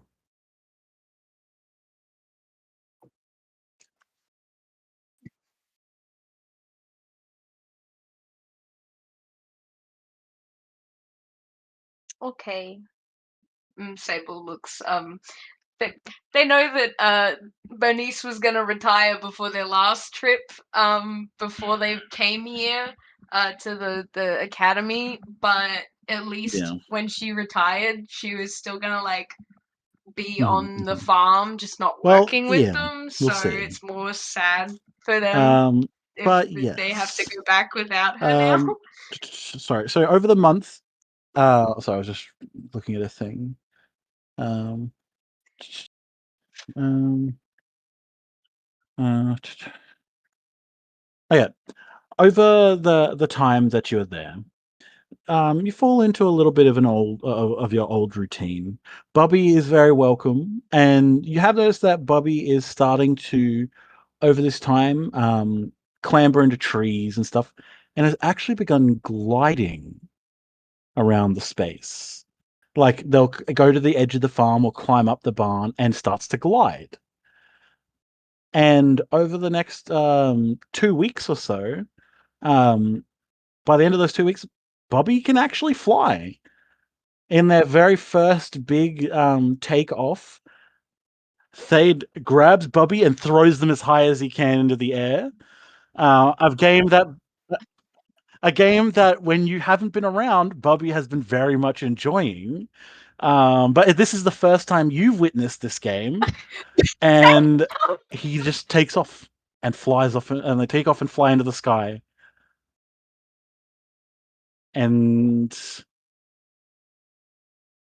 yeah, yeah. I can't. Yeah, I'm trying not to yell, but I really keep yelling to my And as my Bubby family fades tries from to sleep. sight. But like Sable, like is like so happy they like throw their hands up in the Thade, air whose and arms like are still up, goes. and Thade's looks like arms I'm are still up, and directly he's like, looking at Thane and being like, "Uh I'm terrified of this. Oh my god, come with me now. Where the fuck are they? oh." I can see a lot. I can see a lot further than you can, so I'll come with you. I Yeah, don't think and they he know how puts to his land. fingers in his What mouth the and fuck lets do out a we do? piercing whistle. And Bernice comes at a Bernice, run out of the Bernice, come house, like, help "Whoa, what the me. fuck's going on?" And comes over, and Bernice is like, "Sable, darling, Sable, dear, what's wrong?" "Oh, where is it?" And like she's looking around. Where is it? Oh god. Oh no. Good That was our news. one Bobby advantage, can that it couldn't do that. bad news. Yeah, so bad Oh god. they can fly. Oh, it could be anywhere. So And then you hear the sound of something breaking from over at the house. it's like a toddler learning to walk. It's so Ah. Um, and you make your way over towards the house. I found anywhere. And Bubby flies off again, It's over up into the there sky. somewhere. But they kind of fly around a bit, and then they come and they land, like right near you. And they look very fun, like very happy. And then they do a little bit of a bounce, bounce, bounce, and then take off into the sky again. Um, well, it is really kind of weird to look at it flying, isn't it? Like one. I'm trying not to call it ugly because it's your child, but it is kind of terrifying to look at. Oh, No, I agree. I like them faults and all, but Good. holy And fuck, the Sable like faults. holding their staff is like they're beautiful the way they are. Thank you very much. Ah, God. It's like when Sable someone brings also a is really doing ugly dog the to your like house cough and you can't into help but hand love it, but laugh like a car. God, the thing's ugly. I'm trying to make a point here. I can't I They just oh my God, they I just took out can't a sparrow in the sky. They're not agree even with killing you it. because I can't see them from this far up, so I can't tell if they actually look as scary flying as you say. Oh, okay, it does seem like they're just playing. Oh, oh With the shake no, of the staff, Bobby. like they fly down and they come and they like land on your Like with a lot of Sable does bracing, like they a little land on like shaky the shake of his arm thing that staff. you've got, and they're like clambering up half on your shoulder and like draping off of you as well. Um, yeah. Maddie makes a good point. Do you ever translate any of the things that Bernice is saying to anyone else? Like, there'd probably be moments of like, say, like I can imagine a moment of like Thade is like, "Oh, okay, I'm gonna cook dinner Um, for everyone," and he's up yeah, cooking, yeah, and no. Bernice is like, Sable "Where's my definitely fucking does food?" now that like Thade, you don't, you can't, you got used to not feeding me when I wasn't here, but you have to Hit him feed, over the head with a and you stick. can hear, Little tap. "Hey, turn around, feed me!" like from the other room. Um, and you hear Thade saying, "Say, but you hear Thade go, Benny, stop barking in the house. Stop. No, what do you want?" say please feed her.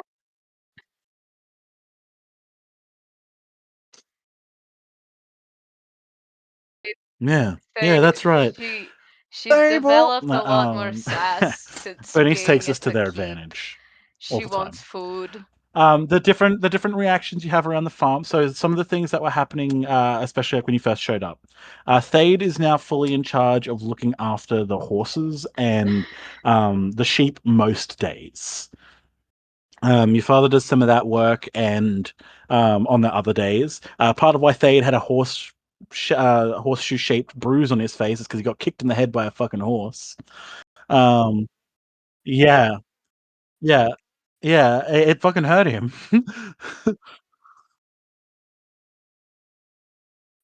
A Clydesdale, a fucking Clydesdale The horse. loud thud when you first showed up was one of those This horses falling this over. man isn't telling me he got kicked in the head by a Yeah. Clydesdale. But that's He's like telling now me to his not job get fat. is like keeping the horses ready, and for what farm work you do use with like the actual field and plow, Right. making sure that they're getting plenty of work and not just being left not looked after. And about 3 weeks into your holiday, you have taken your sheep on a walk, and you're finally making your way home. You've been out for probably like 14, 15 hours. And you've put the sheep in the field, and the sheep are absolute gossips. They also love that you're back. They're like, see, I knew that Sable was coming back. And the other one's like, you had no idea Sable was coming back. You said that they died. No, no, I knew. See, I definitely knew. And the other one's like, you're talking shit. Yeah, and they gossip about everything else that's happening on the farm, but the whole farm, all the sheep only Yeah, gossip no about one like three understands. things, and that's it. And they all think that they're top shit for having the gossip, but it's the same gossip that all the other sheep have. But they all love telling the gossip, so it's just like an endless circle of like the one or two things that are happening on the farm right now being cycled endlessly over and over again by the sheep.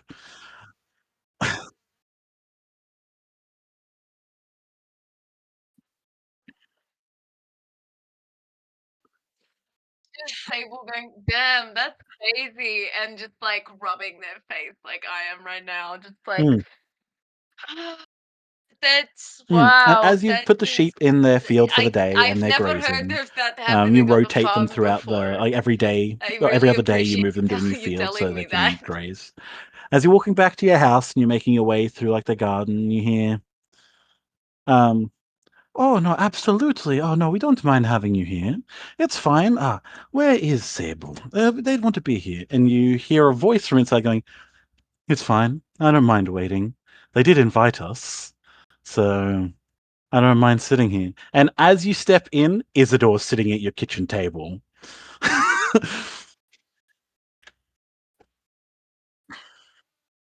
Very clearly sitting in a chair way too huge. Uh, Hi. Why not? You invited me. I did. I didn't expect you to come. Mhm. Um, Here. No, it's fine. I don't wanna intrude. I Yeah, don't wanna but mess I with the way kind of of your home, just. and this is comfortable enough. Do you want to disappear? But no, it's very lovely to meet you. And she's, like, saying this to your mother, and is like and says, like, "So, Mrs. Autumn Cloud, um, is there anything that I might do for you? I am one of Sable's friends from the academy, and, you know, we get along. Is there anything that I could do to help her out around here? Sable invited us. I'm sorry if I caught you unawares. Um, oh well, I suppose you could help us do some work out in the field, or perhaps you could help us with some of the animals. That would be best. Yes, of course. Of course, I could help.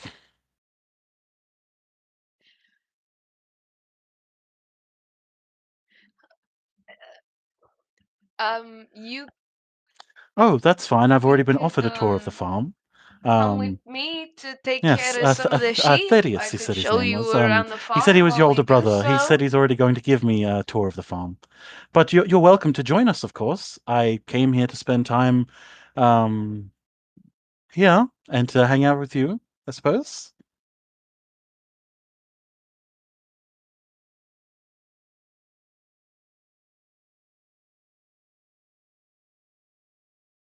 No, great. That's great. I will Thade's like, I heard that. definitely accompany I've done all you my work unless for. I have to actually do my I've almost job done all like my someone work for. else should. I've done work today. I've done work today. I deserve a break.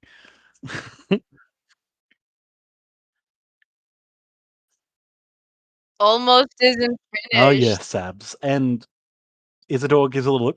Stable like does Sabs. cross their arms, but Huh. they're still joking. They're like, almost Yes. isn't finished, dude. Okay. Let's go on our tour.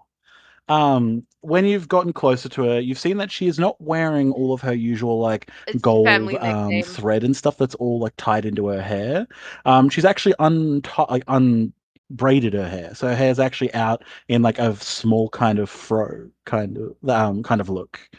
Um, and she ties it back with like a scrap of fabric, so it's in like a ponytail esque shape. And she goes, claps her hands together and says, "Let's go explore a farm." And as she's walking around, it's very clear to you, who's aware of her, that she has much more grace than you should have on a farm. Like, she's still walking through the mud, not caring if it's getting her boots dirty, but she's not like moving with purpose. She's moving as someone on a tour. Um, oh, yes. Oh, interesting. We have some of these horses actually ourselves in our stables, but they're used mostly for parades and displays. Oh yeah, that's fine. For here we use them mostly as workhorses. Do you get much of a chance to work with horses? Where was it you said that you were from again? Oh, from Darnmore. So I'm from the capital. Oh yes. Oh no. Excellent. It's a very busy place. I haven't been back in quite a number of years. I used to work as a cook in one of the restaurants down in Midtown. Oh, indeed. I can't say. I don't know if I would have ever been to the place, honestly. What about you, Sable? Have you ever been into Darnmore?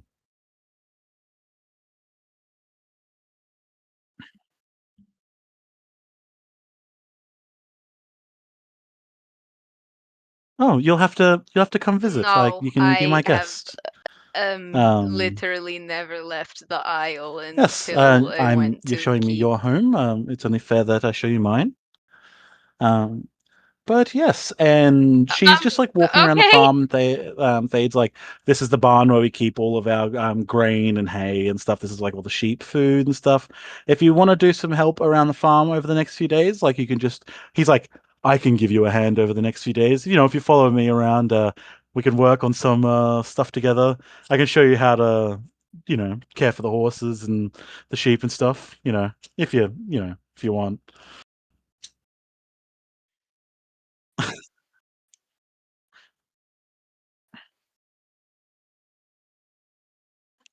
Oh yes, no, Everett's about. And she Isidore, lets out like a small a whistle. It almost sounds like is a chirp. your dragon here as well? And gliding in, quite a lot larger than the last time you saw them. They're about 1.5 size the times of Bubby.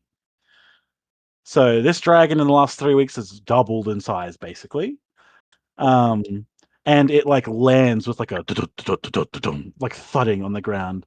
And Isidore crouches down and gives Everett like a big scratch behind the ears. Is like, "Who's a good dragon? You are. You are. You haven't even eaten any of the small animals yet.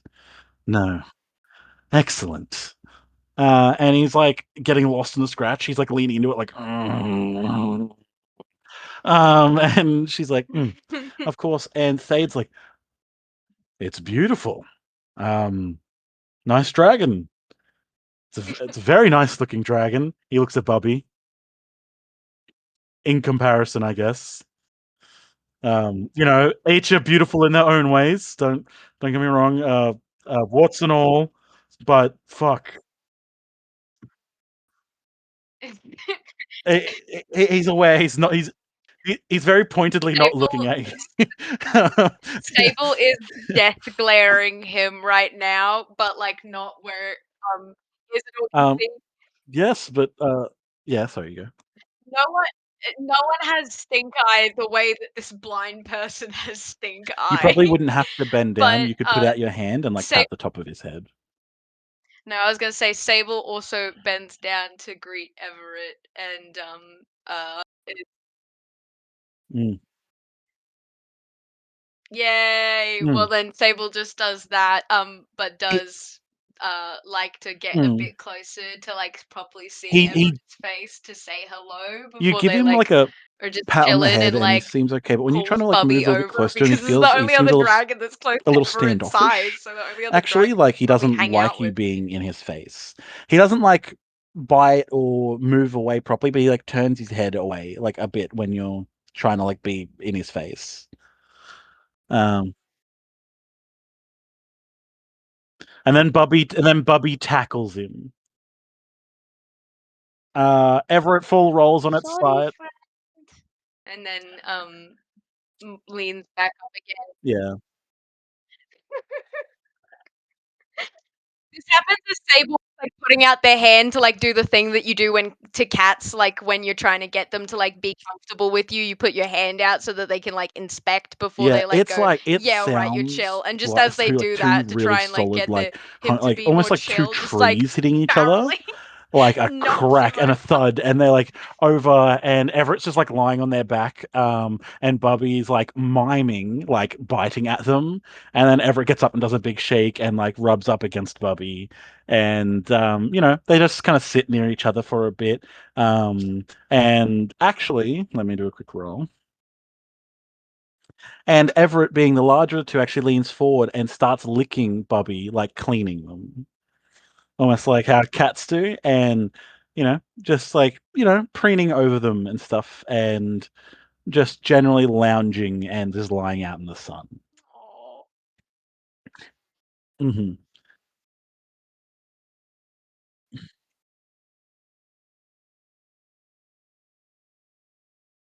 they're so cute. Sable does like lean over to Isidore and like does like the little like tap with their arm, their like Yes, perhaps they'd make a good breeding pair one elbow, day. I against her. Like I She's has a think completely dead face. She's like not they're even like quite it's not a cute big deal for her together, to have said don't you that. think? She's like, yes, no, perhaps they both got if you don't account for some of Bubby's malformations, I think they would be a very interesting dragon. Topaz dragons typically only breed with other gemstone dragons, but I think that introducing a new bloodline into it could be very interesting. Might help strengthen it. The additional wings and just starts like over analyzing it basically. And after a while, she's like, yes, we'll keep this in mind.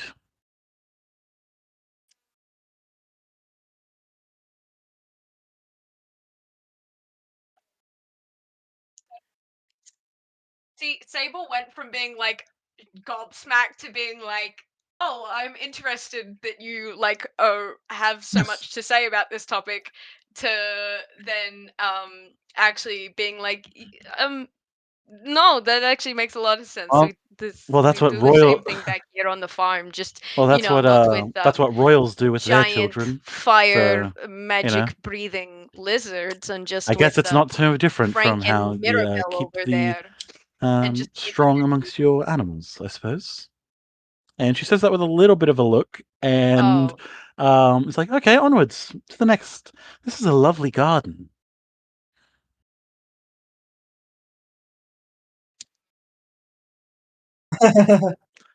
Stable. Yes.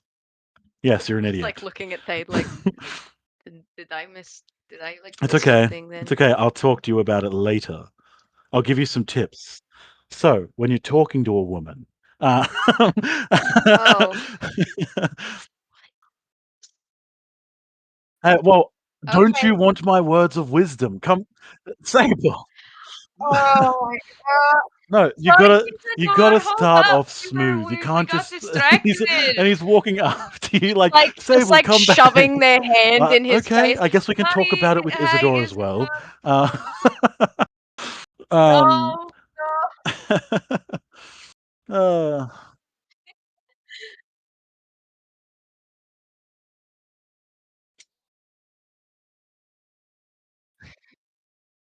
Hey, I would say yeah, to Maddie's Insight's thing, like a you can passive roll an thing. insight check. So You are if you correct. want to, However, no, you know what, it's fine. I think for now Sable doesn't you're think aware there's that anything to insight something went for. wrong in that conversation, or something was said that you're like, oh, yeah.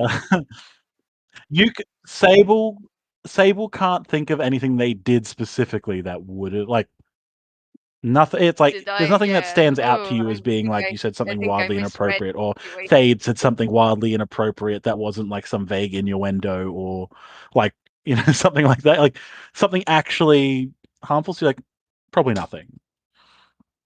But no, this is a lovely garden. Is this just one that your mother tends?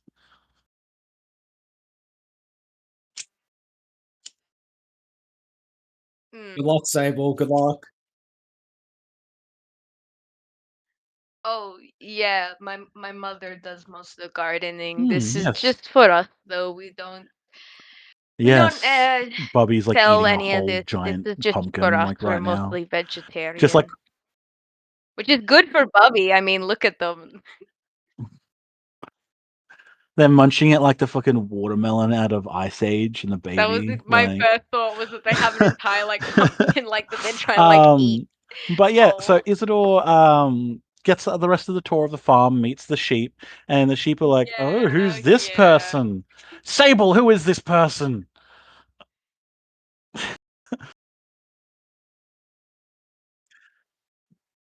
Before you can even finish talking, some of the sheep are like, "Did you hear Sable was walking around the farm with a random person?" Someone else is like, "Oh my Mirabelle, god, did you hear that as well? hello, I hello, heard that friends. Thade was walking around the This farm with is a random person.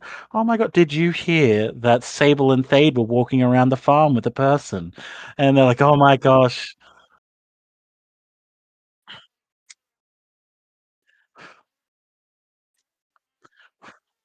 Well, oh my god, yes, no, okay. actually, I did know that Did one. you hear that Yes, yes, Sable they're and Thade are Isidore. That's the walking person. around with That's the a person. See, random no one else knew person that. named I'm top Isidore, shit. who's actually not random at all, but a friend of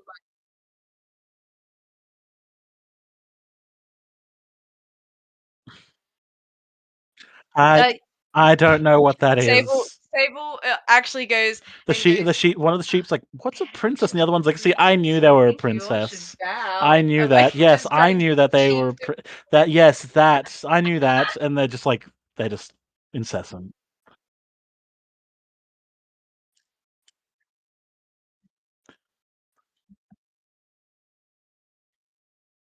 Sable goes, well, this is the proper way to uh show honor to a royal, and then like does like a little like bow, like almost like a curtsy bow, like Sable, somewhere are in you trying to between. But teach like, sheep how to no, do a actually, because curtsy? they've gone getting etiquette lessons, they actually do a good proper bow, and they I go, "Go think on, you that might try," be in just to see what vain. the sheep do. I don't think sheep are gonna. Yes, I I thought appreciate the this would be thoughts, funny. and that. You never know. You never know. Stable is also not taking this seriously. They just think Huh. it's funny. It's at You this point that never you know. realize I that they mean, didn't who realize that this knows? was a One day you might have princess. an army of He just thought sheep it was one lords of your to friends from the call campus, to your aid. and he's standing there with like a hand up and mouth agape, and he's like, "Ah, where are my manners? Sorry, your royal highness, majesty." The and he gives a very bad bow, and his face is very red, and he is like, "I I am sorry if I have offended you in any way with my crass nature." Um, Sable, the fuck?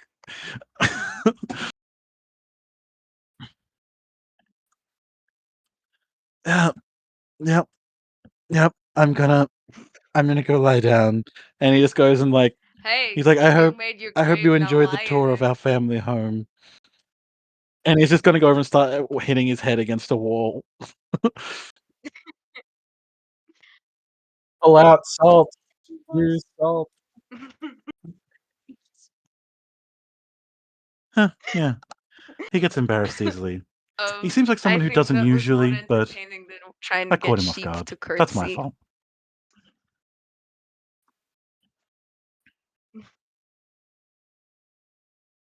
I imagine you do a lot of embarrassing stuff that makes him feel that way as No, well. it is very That's just kind rare of who that you are. anyone gets him And so Isidore says that embarrassed. with the Honestly, you should littlest be bit of a very smile proud on of her yourself. face.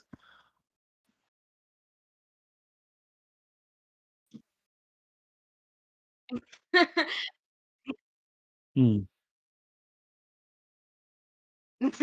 No, he actually probably embarrasses me more than I embarrass him. I'm pretty sure one time he picked me up single-handedly when we were meant to be. He came along with me and Papa when I was younger, to one of the ceremonies, and he picked me up one-handed and held me up over the crowd. And he said, "Do you see anything?" And all I saw was Lord Terran standing there with his giant black dragon, death staring my tiny little ass being held up by a single Hmm. hand in the sky. It was Isidore looks over at him. He mortifying, does and look I like he could almost pick could someone up never really look easy. in Lord Terran's face for the Anyway, next like uh, 3 years. yes, prove it. Do it then, Yeah, yeah. I mean, coward. I And she could gives a too, smile but and walks like, off. yeah, I guess he Um, doesn't. Um, but do you what do you mean?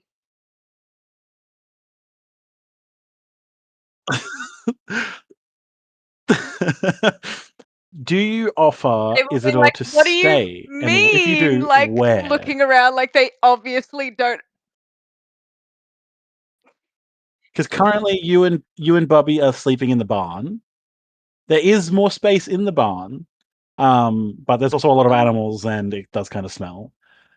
I haven't. There is a room in the house that would be your room. And then there's also Thade's room in the house. Though I doubt you're going to offer Thade's room for Isidore to sleep in. And then your parents' room as well. So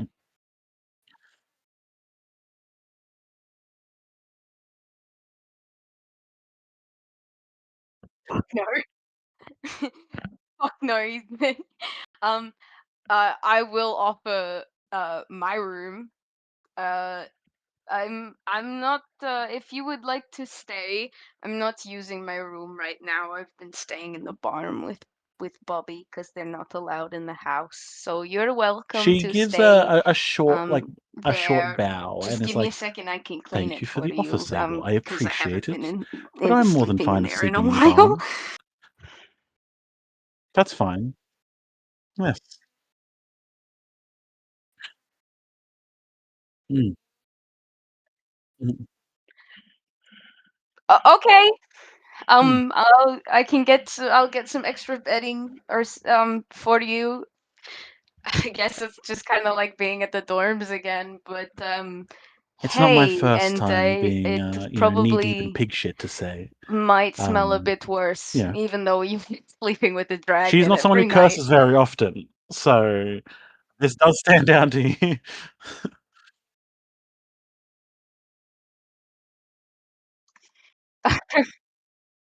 Mhm. Mhm. Yeah. Um. uh. No, Okay he's fine to then. roam the Yeah. woods. Sure. I've That's already instructed him not to eat totally any of the animals fine. in the immediate area, I but assume if he finds Everett any will wild stay with game, he'll us be sure to catch as it. well. He can take Bobby if you wish as well. No, Bobby's a vegetarian, are they not? So they would probably bear they would probably do better. Oh, I'm not. Indeed. Well, They that's are fine. They can vegetarians, join but us. they And are the day also continues on. It's, they a love little to strange. have a Isidore run is seeming to around. just be genuinely like she's They just want observing pizza. a lot for the most part. Um, is it she's just observing for the most part, and she's walking around interested in, in stuff that you're doing, and, like, the in the preparations for the night, she's, like, in the barn looking around, and we cut to night. The sun has long since set. There are some small lanterns that are lit in the barn because it's an enclosed flame, so that there's no chance of anything catching light. There's some basic blankets and stuff that have been thrown down, and as you're like preparing for bed, Isidore has actually gotten into like pajamas as well, and she seems to be wearing like a larger that's like too large to fit her band shirt, um, and like flannel pants.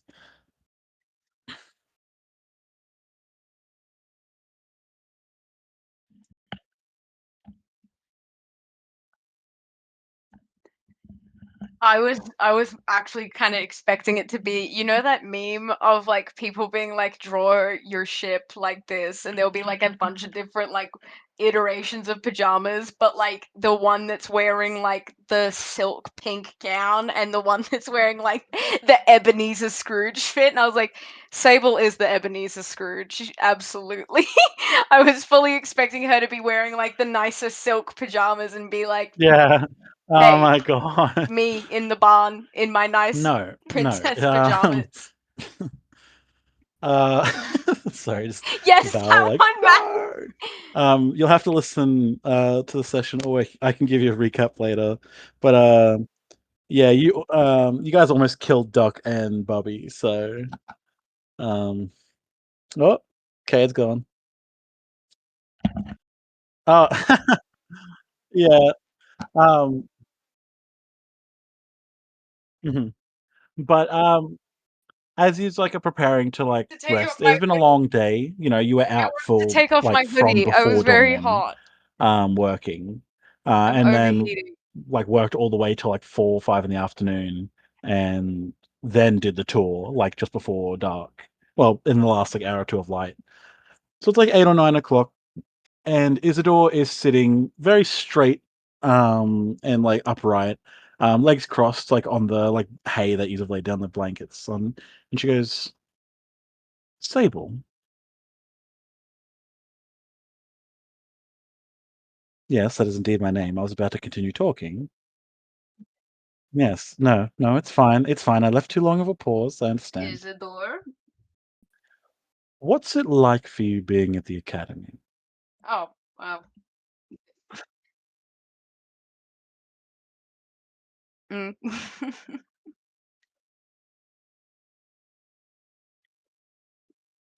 Hmm.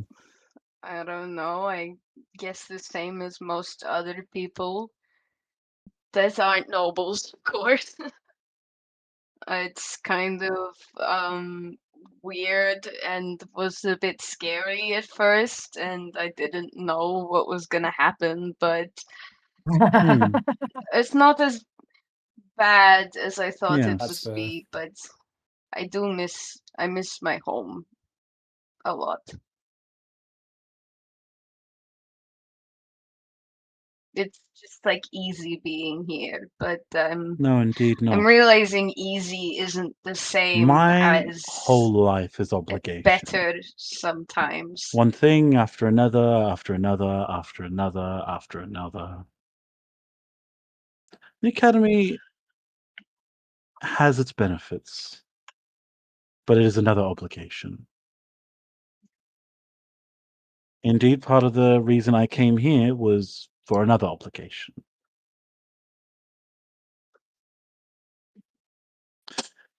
My under advisement from Emperor Tiberius, this is her father. Under advisement from Emperor Tiberius, he recommended that I take advantage of the opportunity to see how the common folk are living in our kingdom. I don't really have any true point of reference for this. You say you feel the same way as all the other non-nobles, but I'm not really aware of how they think. There is a distance there. I'm glad we've had the opportunity to talk in our classes, but it's talking to someone and interacting with people that have a completely different world experience. And studying statescraft, and it is very much within my skill set to develop the ability to interact with someone on like a level playing field. But if I have no real point of reference, then I can't mirror that properly. So I hope I haven't made you or your family uncomfortable. And I did come here to just spend some time interacting outside of the academy. But it was a good point of reference to see the lives of how people who aren't so fortunate as myself live. Your family seems very lovely. You know, the older brother, Thaddeus, he seems quite funny. He seems like he would be a good older sibling. He cares for you very deeply, I can tell.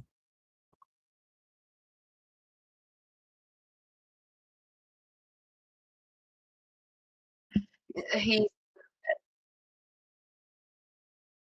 he's like the only sibling I have that it actually And your gives mother me and the time father, of they seem day. like So they're yeah, looking around, he's pretty around great. at the farm.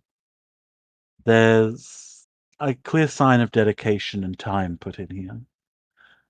I admit I don't know much about the Firbolg culture, but from what little I do understand, they're usually wanderers. So a lot of dedication, time, and commitment was put in here, if nothing else.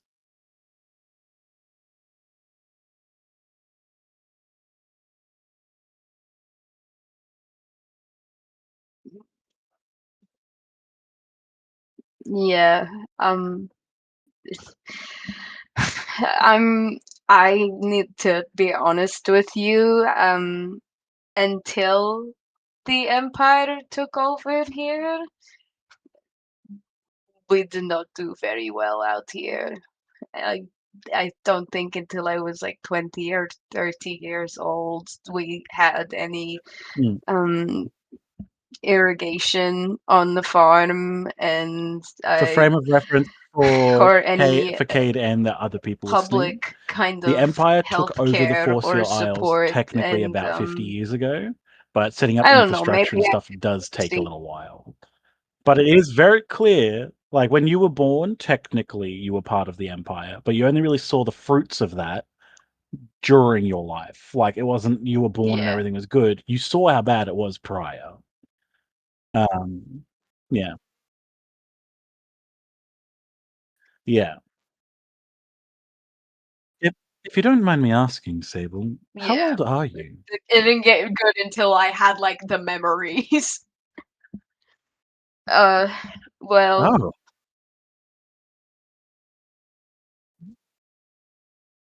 Oh. You'd be nearly the age of my I'm father, 50, then. which is in Firbolg age, that's like I'm literally like it's early 20s. No, it's interesting. Did you know Dumas is 60? I guess, but I mean technically, but I You're wouldn't his say I'm, roommate, you yes. know. Mm. Actually, I did, because he's like the only other person. Yeah, and he's like the only other person in Nothing wrong with being our short-lived, dorms Trace. who Makes you actually appreciate the things that you see has a around longer you. lifespan. But they do look kind of.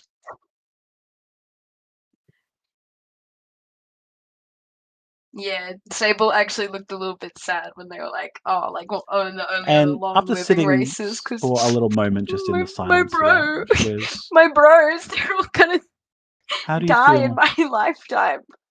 How do you feel after Angus' ceremony?"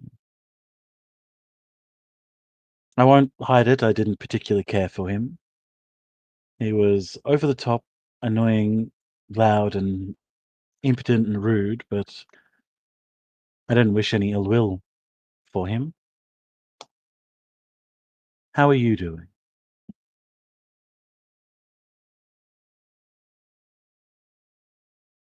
Of course, we're friends. I like to think, at least.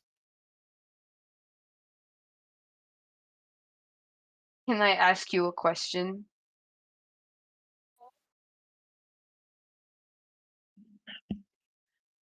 When you're the ruler, will Hmm. you send And children to she war? stops and she's thinking.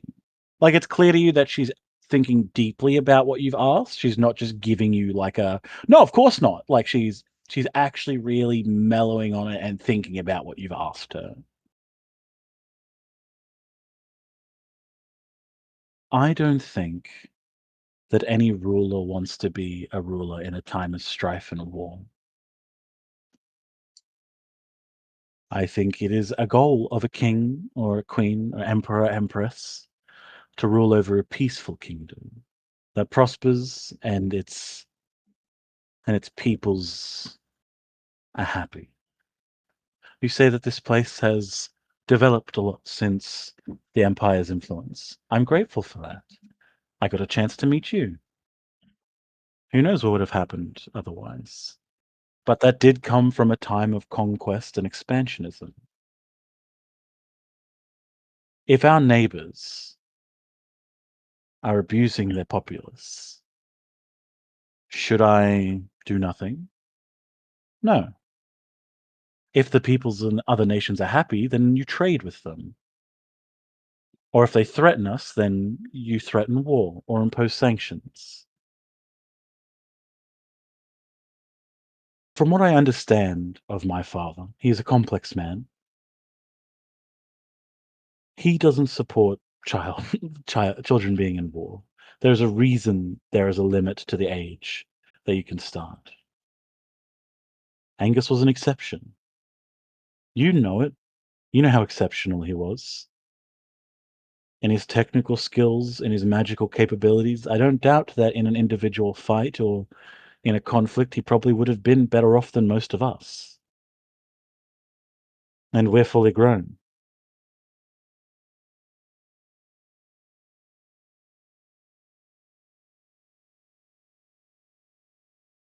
At some point, everyone needs to grow up, Sable. I'm not sure we're I grown didn't want to enough be for here. this. I spent my entire life. I am the next in line. I am the heir apparent. I am Emperor Tibrus's eldest born. I've spent my whole life preparing to take on that mantle should anything happen to him. And I studied politics for the love of it. I enjoy statescraft. I enjoy learning things. I enjoy playing the game. I wanted to be a politician, a foreign dignitary at times, to go to other lands and use my influence to improve things here and for them. But I just enjoy it. I can't stop. I can't stop analyzing people. It's just you put people into a system where what's the advantage and disadvantage of knowing them? I wanted to know what you felt about the academy, because to me it was more of the same, and I wanted your perspective on it. So I was still around people that I knew, everyone who, if I want commanded, would do anything I said, which everyone bar a handful. That's the same thing it is. Same everywhere. It is, I admit, it is nice being amongst people, even if I have been instructed to treat everyone as my equal. It is nice to at least live in the fantasy. So no, I don't plan on sending children into war. But sometimes war comes, and there's nothing any of us can do about it.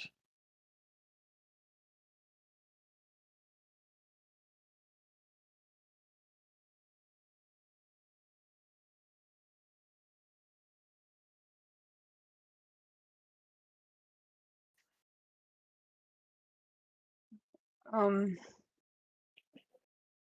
I guess I shouldn't judge actions. I can't imagine having to even consider.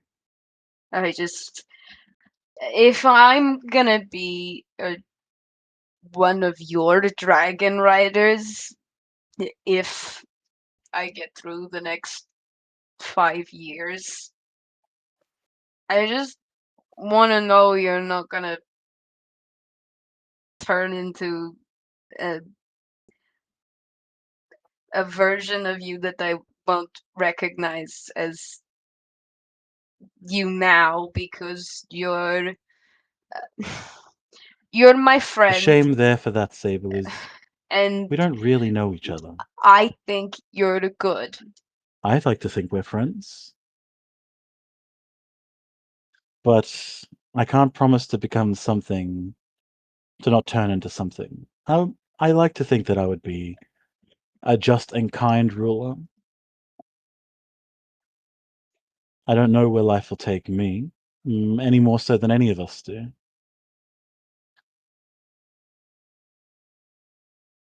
That's part of the reason why I want to see what the common folk deal with, to know their struggles and their joys. You can't rule a people unless you understand a people. There's a reason that the Empire puts so much work into ingratiating and integrating with all the existing cultures. Taking the Easter solstice and making it our egg ceremony, allowing the people to still celebrate that which they already celebrated, but tying it to important days for us. I know that people have mixed feelings about Farron. Even I'm not entirely sure about how I feel about him. But you can't deny that we wouldn't be here if it wasn't for him. And I want to strive to be the kind of ruler. And she like leans back and like rests on her like the palms of her hands, and she's like looking up at the roof. I think if it came down to it, I could be the monster that was needed, even if I don't wish to be it.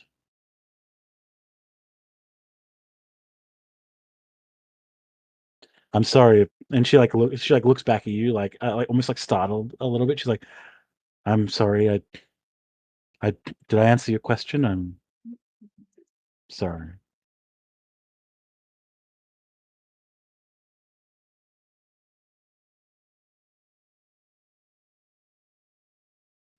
I, I think you've answered it plenty enough. But if it's any consolation, I think that it is much easier to say that it takes strength to be a monster than it is to say that it takes more strength to be kind. Maybe you'll be able to do that instead of having to be whatever monster you think will be needed to protect the good things about this place. And they do like gesture to like the rest of the barn where there's like, to sleeping animals and like, it's You've actually given like me a very lot to think on, peaceful Sable. and stuff. I hope that in the times to come to come ahead of us, we get to know each other. And then we can hold each other accountable to those things.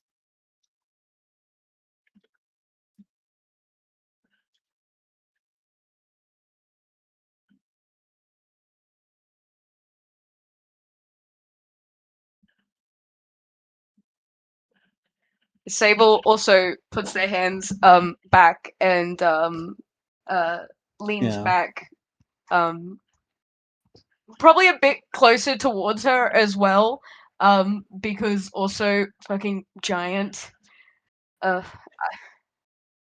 I hope so too. Yeah. Just Well, don't go turning Well, you and Dumas will outlive me. evil, So mean I monster guess you'll be able to lady see the too after effect early of what comes once I'm in gone. life.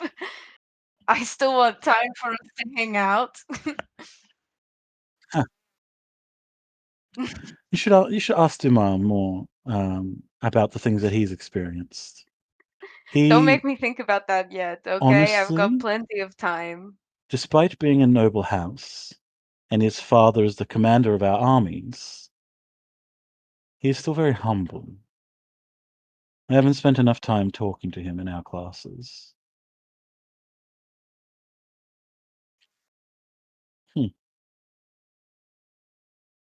Yes. Well, good night, Sable. He's a sweet boy. No, she lays down because she yeah. No. Night. No, Did she's he walk away? Or I thought they were still in bed, but I was like, wait a Yes. minute. Okay, oh my gosh. Um, And there and was two Isidore beds, but lays they were also down. very She's very close clearly together, still clearly awake, based on but this her eyes are open, conversation. she's just looking up at the roof. And after probably a minute, she, leans over and dampens the lantern so that it's just a very dim light in here. Bubby's lying there, at your feet, just, curled up a little bit. And they've been there for a while, and they get up and they do, a big stretch and then reach up and grab one of the support rafters in the roof and kind of, cling to it, and then hanging from the ceiling, almost bat-like, um, just dangling there, and they go to sleep. And that's all in the session. Okay, so sorry that went for so fucking long. Yay. Deep ass philosophical conversation. Yeah.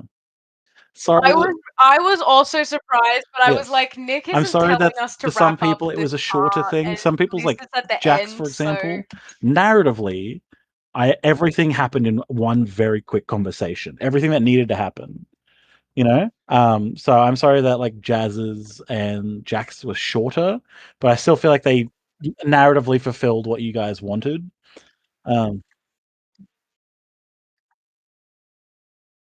So easiest way to win an argument is remind your opponent of their guilt and preemptive grief of outliving all their friends. Gets them every time. Oh, way to go, Isidore. I've got to do some proper art of Isidore so you guys can appreciate. Um,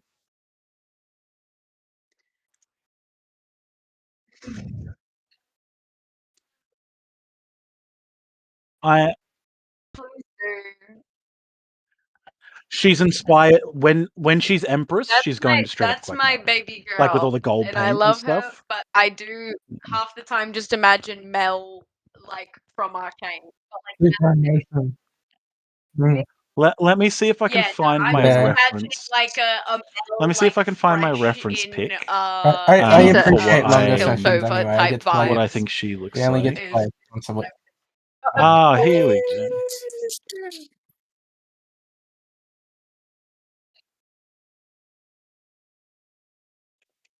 True. Sable being like, I pretend I do not see all the little things that the princess says to Here me. we go. I pretend I do not see. Yes.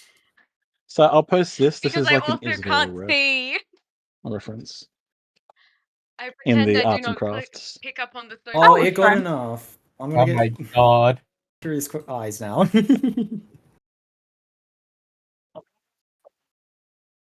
It was much. Keep in mind, it was much slower.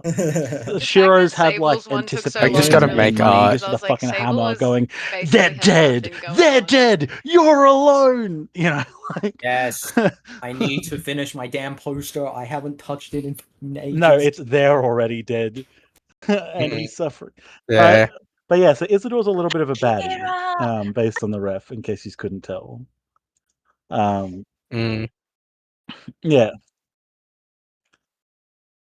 This is more like what her hair's like when she's at the capital. Like I said, her hair is currently like out, not braided.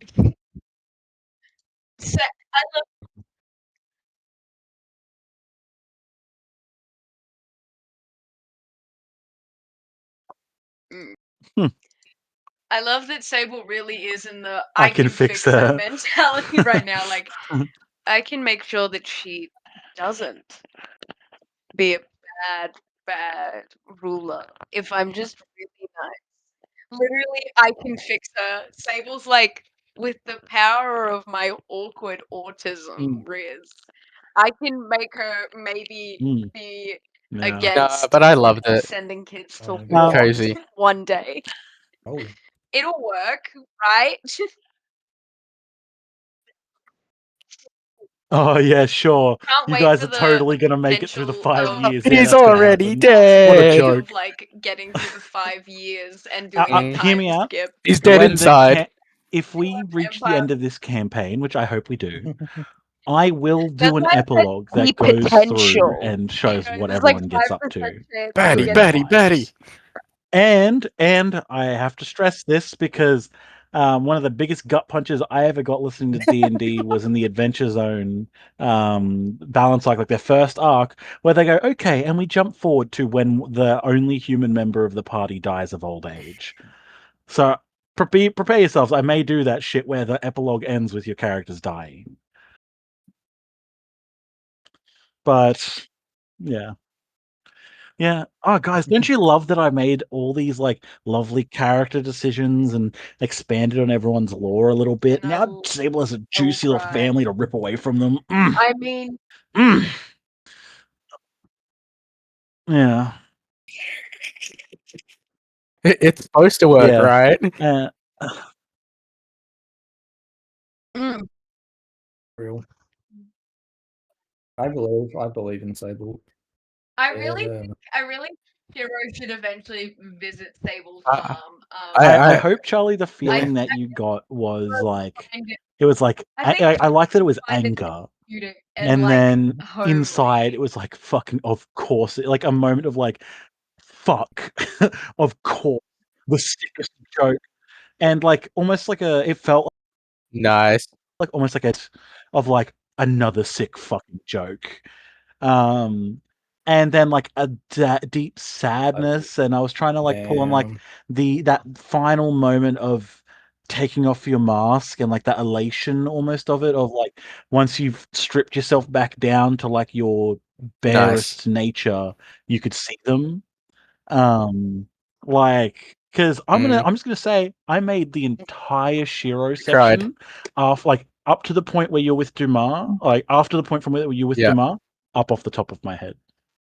At least you still have that. I knew the vibes of what I wanted. You're going to be welcome to the club, Sid. the actual specific. Yeah. The fucking and nobody's Yeah, I here. want to. That was a good I point. just want I a think tea it session actually with happened of because Shiro. I accidentally said the same thing twice, like exactly the same way. And I'm like, this can be a thing. This can be a whole motif of this section. Yes. Yes, he's alone. I'm not getting it. I'm like, I'm why is there alone. cooked food already here? I guess I can claim credit. Oh wait, I cooked it half an Yeah. hour ago. Yes. Yeah. I'm Someone such an cooked idiot. But the thing that you wanted to do with salmon, we can just say like it's like off screen it Yeah. happens. Where Yeah. yeah. Mm. Yeah. Yeah. Yeah, no, that's fine. Mm. If you want it, yeah, that's cool. Keep my Mm. dragon armor for everyone. This is a thing Yeah. that eventually you can add to your dragons. So there are straight up designs for being able to put like helmets and shit on your dragons. So, you know, Mm. just even so you're aware, Charlie, like that's fully a thing I'm No, on board that's with. great. I love that. But yeah, just no, I'm glad that we had that, your and then we storytelling had our is just whatever the buzz. fuck was going on Sable's farm. Haste. Mm.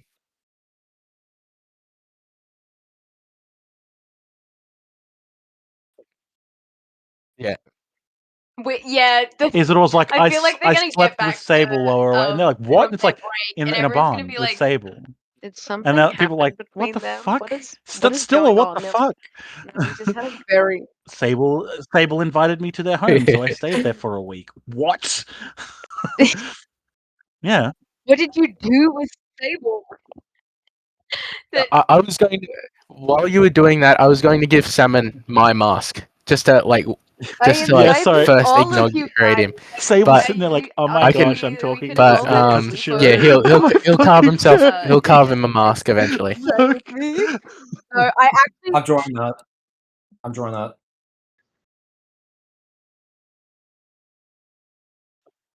Yeah, that's what I.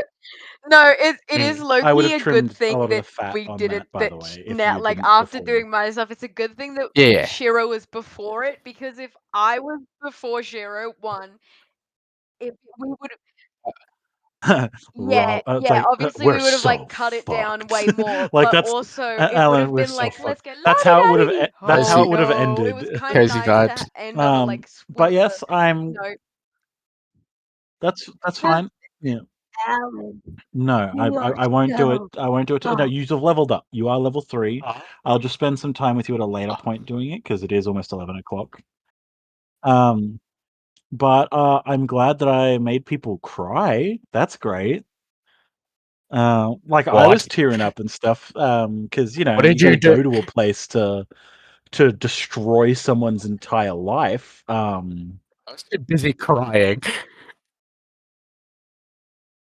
Yeah, no, they're good.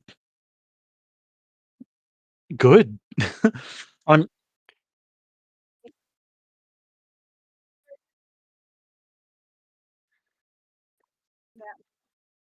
Yeah, it was good. It was Yeah. really good. I really enjoyed that. I do love when we get to just role play. I love just doing character things. Because that conversation I was like thinking of having with Isidore for ages, but I was like, it's probably never gonna get a chance to just have like a conversation Mm. about like Ellen, her we are position, so and then like how fucked. that would make them like, because they Yeah. have such opposite like I just need upbringings help and with leveling stuff. up to Like level 3. we're never gonna get to talk. Probably And it I was probably won't be this thinking session. like It'll probably Sable, next session. like I was Yeah. like, I want Sable to ask her if Yeah. she'd send kids to wars so bad. I felt like I cooked Yeah. with Yes, I that, and also then Yeah. with It's way what the too was much. it? Maddie said I with said the I something don't think really we're cold where it's like grown up enough for this. I was like, yes, I fucking what was love it? her. Oh my I god. was crying. Yeah. I felt so proud. Yeah, but sometimes war comes. It's like yeah, Yeah, trying I because have I have a I was when naturally you big asked that heart. You question, I kind was of just Build a genuinely ripped like, it wall, how out. war would comes. Isidore spend like how would she react to this? Like she's not I she's remembered. actually having a dialogue with you. You didn't just do an I ISA go, and surprise her out of nowhere. You know. But actually being able to think about Yeah. it hard, and then me God damn, bro. getting No into mercy. the how would she answer this? You know, I had to embody a lot of characters this session. My brain's tired.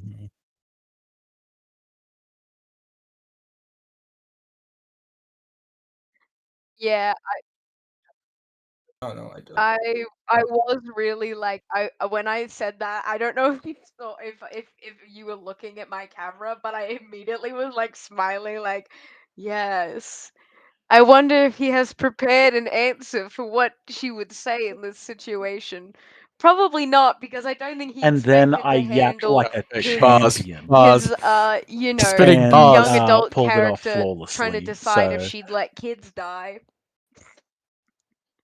Not yet, at least. this is hey, look, this is the Yeah.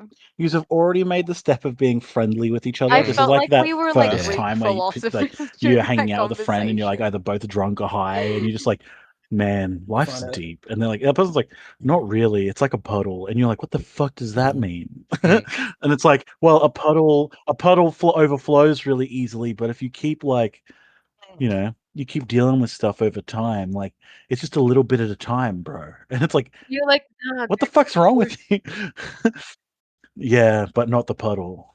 Like, um, and so going back and looking at all the live reactions, fuck, the look of horror on Maddie's face, the crying, like everyone's like, fuck me. Uh, Yeah.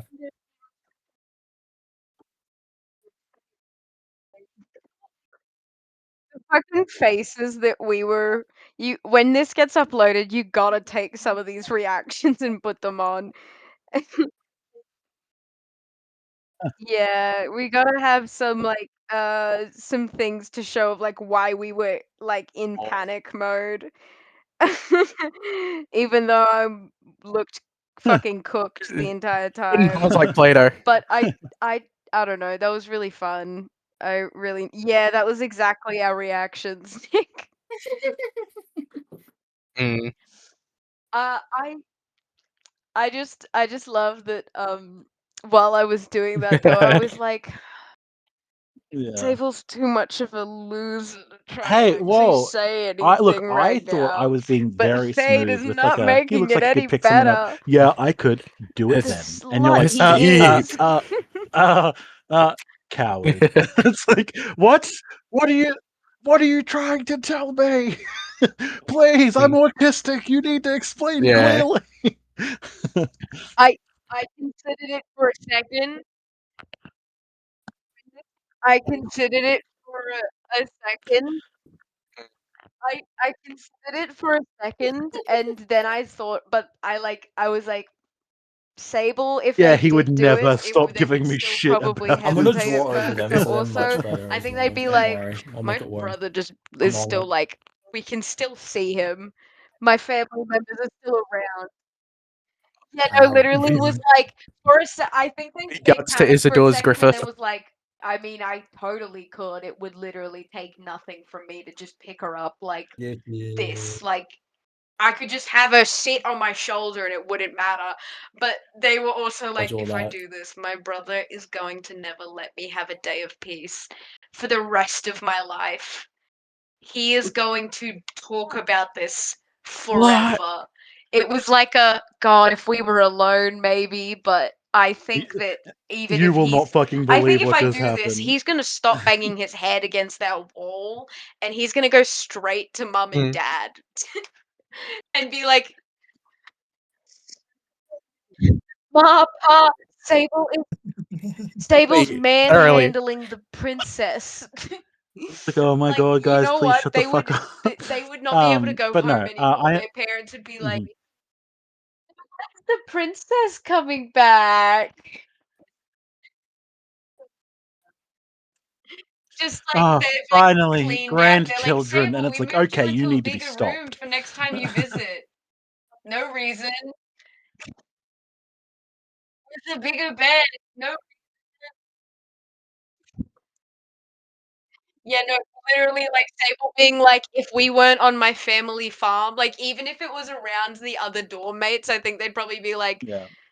Yeah, all right. Also, I'm Sure. banishing They'd Craigs. Everyone hesitate say for a bye, second and Craig. then be like, "Sure." I mean, you asked for it, but they're like, I can't flirt right now. Bye, Craig.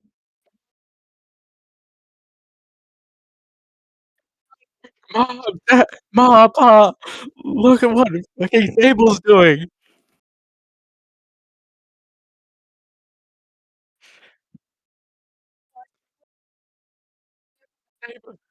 Sable's assaulting the princess.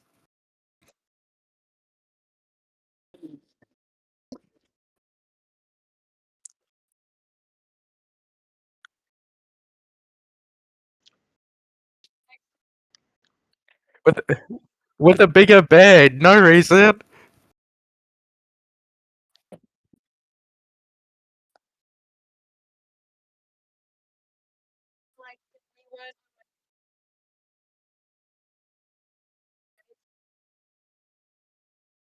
Okay, Ma, Pa, alright, why'd you build a Ollie, calm completely down. another farm?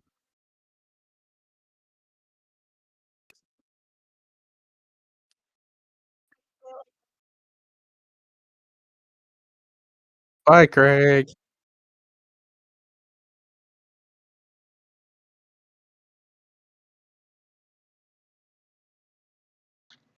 Out of here, Craig. Bye, Craig.